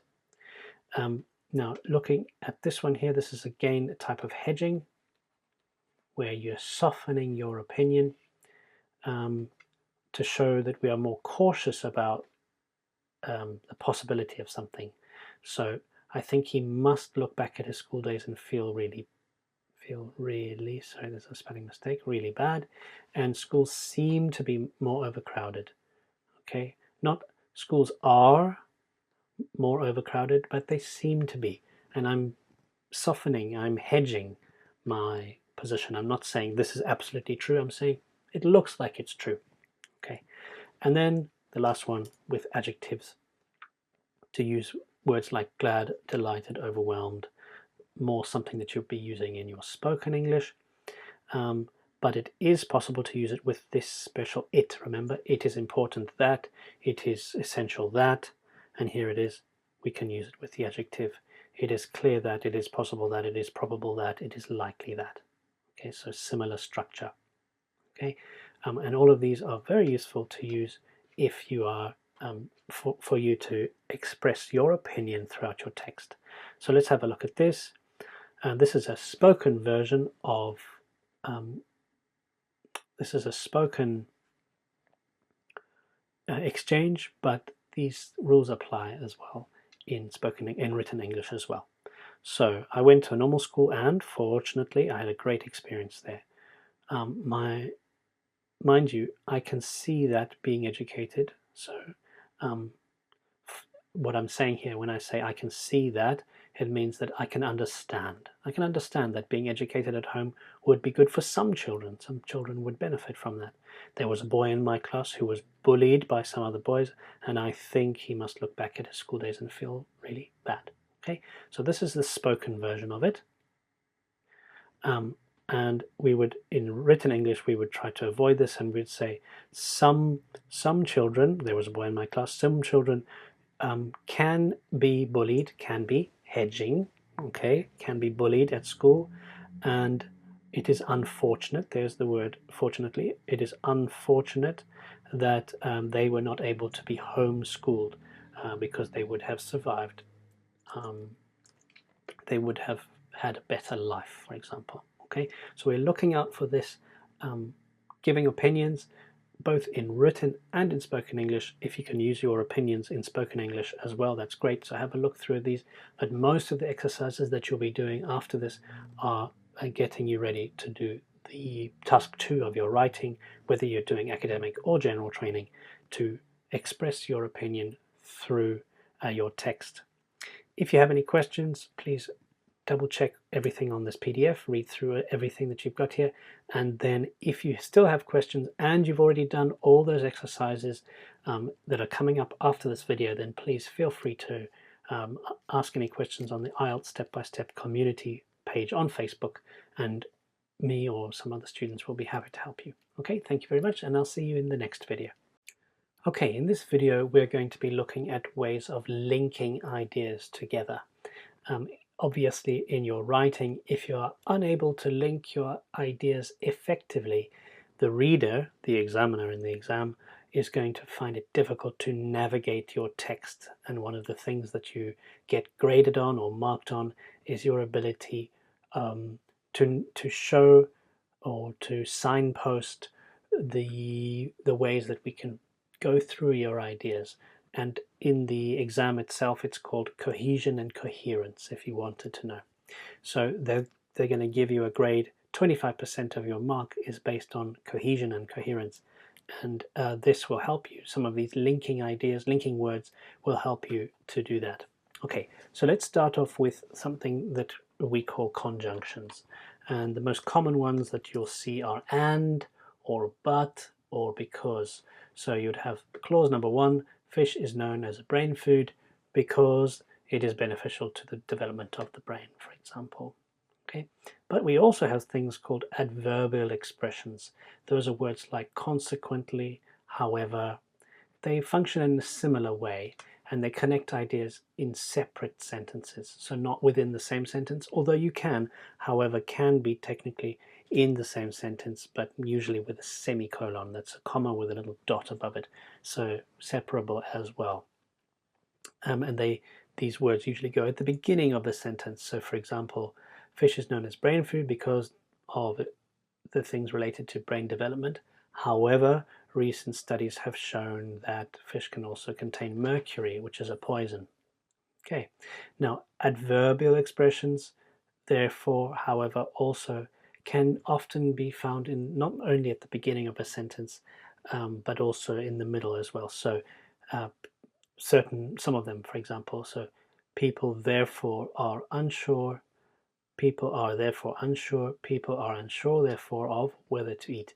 And the fourth one we could say here, therefore, with a comma. If it comes at the beginning of a sentence, it's almost always with a comma. Therefore, people are unsure. Okay, and the sentence continues. So some of them, like therefore, also, however, to a certain extent, but not as much, they can be pretty, let's say, free is where they are sitting in the sentence. And we can also use prepositional phrases or prepositions like in spite of or because of, and they come before a noun or before the ing form. You should know that prepositions, you can never put a verb after a preposition unless it's in the ing format, and most people prefer to use the noun form of the verb, nominalisation. If you go back 5 videos before this, you'll get to the nominalisation video if you want to know more about how to convert verbs into nouns or noun phrases. So an example would be the match was cancelled because of, there's the noun phrase, the snow. I couldn't say because of it snows or it snowed. Okay, it wouldn't work. And another one, so in spite of, losing, there's the ing form. I can't, you could say in spite of the loss of the first game, the loss would be acceptable because that's the noun form of the verb to lose. Okay, so because of the loss of the first game, the team went on to win. Oh, sorry, in spite of. So even though, so despite or in spite of the loss of the first game, the team went on to win the tournament. Okay. Now let's have a look at the different types of conjunctions or adverbials or prepositional phrases. So the most common type is the one that adds information. The most common word for that is and. So, well, you know how to use and, I'm sure, but the more advanced ones are the adverbials. Moreover, similarly, likewise, in addition, these type of things here. And you can look at an example there. Sequencing, this is also relatively easy one. You just need to remember that if I'm giving my ideas, if I'm explaining my ideas, I'll say firstly, the first thing I want to say, secondly, finally. But if I'm explaining a process, so task 1 of your IELTS writing, then I wouldn't use firstly, I'd use first, then, next, after that, even the word second, but not with ly, because those are, the ly ones are for explaining your ideas. First, second, third, next, after that, it's more to do with talking about stages of a process if you have that sort of task in the part 1 of your writing. Okay, now we get on to the slightly more advanced stuff, and this is where you talk about cause and result and reason. So you will have seen this word because and so. You should know how to use it by this level, but just to recap, we use because when I'm giving the reason for something. So I eat fish 3 times a day because, why? It protects against heart disease. And if I swap it around, fish protects against heart disease, so that's the result. I therefore eat it 3 times a week. Okay, so and because, very similar, except it's the opposite. Therefore, consequently, so, thus, and as a result, introduce the result of an action. So as a result, comma, people are unsure whether to increase or decrease the amount of fish that they use or that they eat. Okay. Now, bear in mind, when we've got these prepositions, these are special ones. They don't always fit so neatly into the sentence. So have a look at this. This is again the case of the fact that you need a noun phrase after it. So the match was cancelled because of the snow. The buses were all running late owing to the bad weather. So noun phrases after it.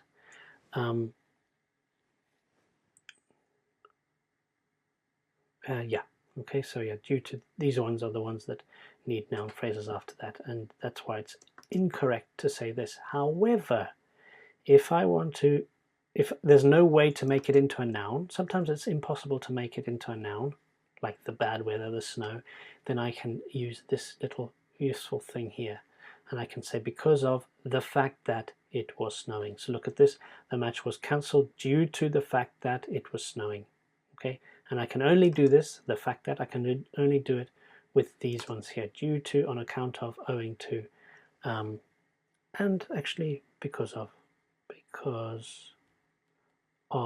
the fact that. Okay, use due to, yeah, all right.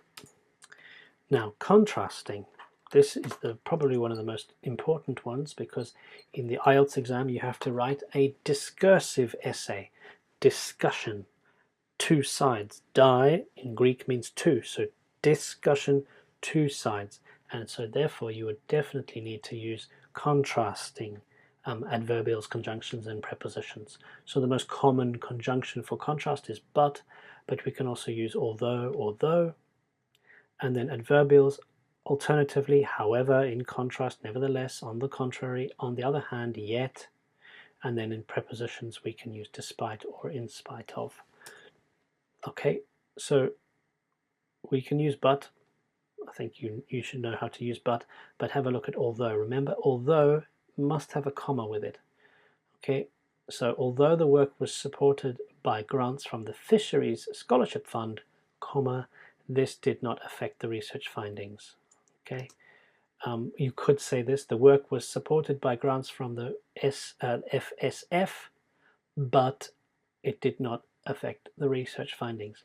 Okay, that's fine. You're using but it's not a high level grammar. And if you can use although, it really shows off your higher level of English, and it will look better when you use it. Now, in spite of, despite, we've spoken about that before. It can be followed by a noun phrase or a verb ing.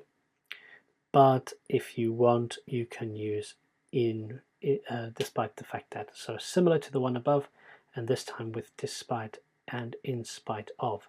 So I could say in spite of the considerable amount, that's the noun phrase or the noun. Or over here, despite not liking, there is the ing form of the verb. Those are the only way I can use these. If I cannot make the verb into an ing form, or I cannot make the verb into a noun phrase, then I can just use the full sentence after it, but I must use the fact that. So I eat fish regularly for health reasons, despite, there it is, the fact that, and then a new sentence by itself, I don't like it much. Perfectly acceptable, grammatically correct English. Okay. And the final thing is when you give examples. The most common one is for example, obviously with a comma after it. For instance, also very similar, functions the same way as the word for example. Notice that some of these, that is to say, in other words, that is, etc., will come not necessarily at the beginning of the sentence.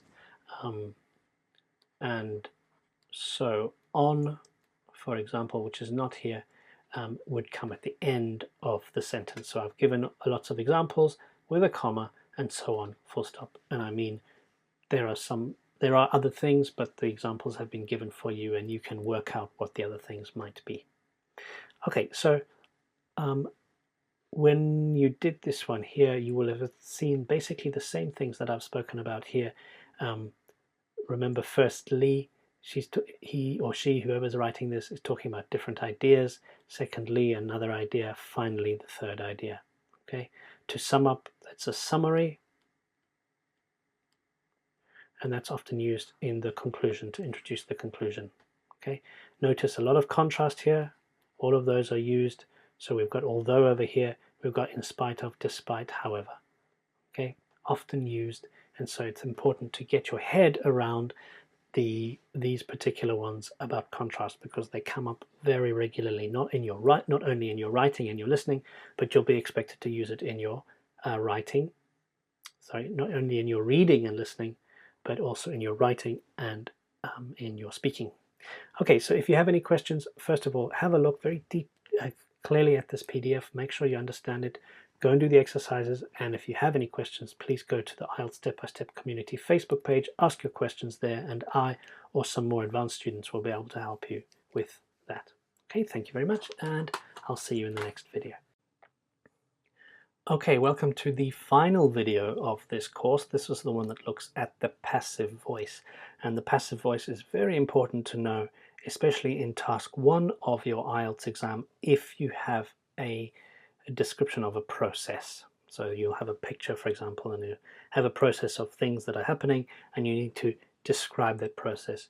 It'd be very, very difficult to do that without knowing the passive voice, because when we describe processes, pretty much always we use the passive voice. The passive voice is also very useful in writing for the task 2, more academic style writing. So it's worth having a look at it. So what exactly is the passive voice? So let's have a look. So the active voice, which is the more common voice, so we don't have to think about it, it's always subject, verb, object. I like swimming. That's an active voice sentence. But to make it into the passive voice, we do that to show that something is happening to another thing. So active voice shows what something does. Passive voice shows what happens to something else. Okay, and we make the passive with the form of be plus verb number 3 plus an agent sometimes. So we sometimes put the word by plus the agent, the thing that is doing it, the thing that is doing the action. Okay. So, for example, the union is run by the students. There's the verb be, and verb number 3 of run is run, no change. So run, past verb number 2 is ran, and then verb number 3 becomes run again for some reason, just irregular verb of run. Okay, now let's take this one here. Let's do an example here just to have a look at what happens to the passive voice. So if I wanted to make this sentence active, I start the students.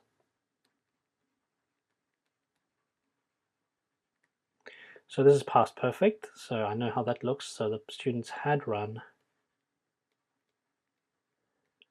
the union. Okay, that's active voice, the most common form of voice in English, right? But I've converted it into the passive version. Now, how did I arrive at that? I know it must be be, and it must be verb number 3, but how did it go from there to there? So what we need to do then is to look at the main verb, run, and we just need to add the be to that form. So what I mean is that this, at the moment, students had, and then run is verb number 3, because past perfect is had plus verb 3. So what I do is I convert that main verb into the be. So now the verb 3 of be is been. And then again, after that, I need the verb 3, this over here, to make it run again. So the union had been run by the students. That takes the verb 3 format. Let's try another one. Maybe a little bit more simple. The union was run by the students. The students ran the union. Past simple. So I look at the main verb. There's only one verb here, so it can only be this one. We know that the students ran the union. That's the past simple, so that's verb number 2. So what do I need to do? I need to look at the be of here. What's verb number 2 of be? Well, with the union, it is was. So was becomes verb 2. And then I must just put verb number 3, so run again, and there it is. The union was run by the students. Let's do one more practice. So will, the student will be run by the students. Let's say the students will run the union. And what I need to do is look at the main verb. Here's the main verb. Okay. After will, it's always verb 0 because it's a modal verb. So I change the form be into verb 0. Verb 3 stays the same. So run, verb 3. And there I just keep the word will here. So will be run by the students. And you'll get the hang of this as you do more and more practice, especially coming up after this. We'll be doing more practice about the passive voice. There are lots of exercises on the internet for the passive voice, so feel free to go and have a look at those as well. Okay, one thing to remember is that if they are intransitive verbs, that means verbs that cannot have an object, those can never be passive, because the object of an active voice needs to become the subject of the passive. If there's no object, you can have no passive voice. So he arrived, that's a perfectly acceptable sentence. I can put a full stop after arrived, and that's the end of the sentence. So he was arrived doesn't make sense because it cannot happen to him. He was doing the action, if you can understand that. Okay, so let's have a look at the different uses of the passive voice. So why do we need it? Why do we want to use it? So the first is that the agent is obvious. A very common explanation that teachers give is the thief was arrested. Do I need to say by the police? No, because pretty much the only person that, or the only group of people that are allowed to arrest others are the police. So I don't need to say was arrested by the police, because the agent is obvious in that context. Sometimes the agent is simply not important. So in this case here, look at this. All applications are processed on the spot. I don't need to say all the applications are processed by Mrs. Barrow and Mr. Reed on the spot. No one cares about Mrs. Barrow and Mr. Reed. All we care about is the fact that these applications are being processed. Okay, and sometimes we simply don't know. So say, for example, I don't know who will be processing those applications on that day, so I'm not going to mention the names of the people who are doing it. Number one. Number two, I don't care. Number three, it's not important. Okay. We also use it in formal writing to make it less personal. So you are advised to return the application form within 3 days. You are advised could be written, we advise you to. I advise you to. Not necessary to use it that way. So you are advised to do that. Or it is advisable to, even more formal. It is advisable, but that's not a passive voice. Okay, and the active voice is more direct and personal. I advise you. So you saw that there. And then finally, this is the one I'm talking about with task 1 of the IELTS writing. This is when you're describing a process. So the union is run by 7 executive officers who are elected by the students, talking about the process of getting onto the union of this university. And so often we use the passive voice when we are avoiding the repetition of what's already been said. And you're going to see this over here when we look at task 3 of what you did already. Okay, so does the university run the union? No, the union is run by 7 executive officers who are elected by students each year. The executive officers are held accountable by the union council. The council is also elected by the student population. So it's a mixture of active and passive, and this is very typical of academic writing. Okay, now this is what will come in useful in your task 2 of your IELTS writing. So reporting verbs, often when I'm giving my opinion, we use the passive voice rather than I believe, I agree. So have a look at this. It was felt that. So instead of Mavis thought that the facilities were in need of renovation, when I'm writing it more academically, it was believed that the facilities needed some sort of renovation. It was believed, it was thought, it was felt, it was suggested, it was thought that, it was felt that, it was hoped that, and there's lots of other ways to do it, okay, to avoid being too personal. And then we can use the subject plus the passive verb plus 2 plus the verb ing, also known as the infinitive, those two together. So, sorry, not ing, verb 0, with the words like ask, believe. So our sports facilities are said to be. People believe that they are the best in the country. People say that our sports facilities are the best in the country. So this is a useful phrase to remember for your writing part 2 as well. Take, for example, you're talking about your own country. So let's say, well, my city is said to be one of the most beautiful in Spain, for example. Okay. This building is believed to be the oldest in town. Okay. Also possible to use in spoken English, although a little bit formal. But people do use the passive in this way in spoken English if you're being more formal. Now, the last 2 things here quickly. Have something done, to have your photograph taken, in a more informal way to say, to get my photograph taken. So this structure, have something done, it's used to describe someone who's doing me a service. So have my hair cut. If I cut my hair, I literally sit there and I cut my hair, which is something I need to do soon. But I could say, I had my hair cut, or I'm having my hair cut next week. Somebody's being paid, I'm giving them money to do a service for me. And this one, need improving, is often used to talk about what is necessary to do without stating who will do it. So this is a type of passive voice. It doesn't fit the standard structure, these number 4 and 5, but they are technically passive in use, at least. Okay, so have a look quickly at this one here. Let's look at task number 3. Do they process the applications quickly? Oh yes, they are processed. Present simple, passive voice. Does the university run? It is run, yes, by the students. How do you choose? It is chosen. So that's present simple, passive voice.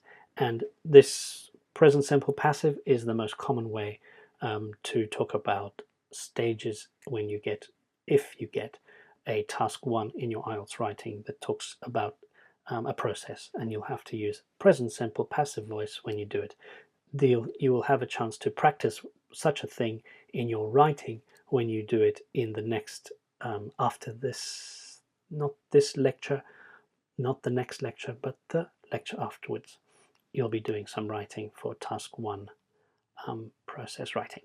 Okay, so if you have any questions, let me know on the IELTS Step-by-Step Mastering Facebook community group, because then we'll be able to answer any questions, not just me, but other students as well, who are keen to help each other to get a great mark in the IELTS exam. Okay, thank you very much, and I'll see you in the concluding video after this.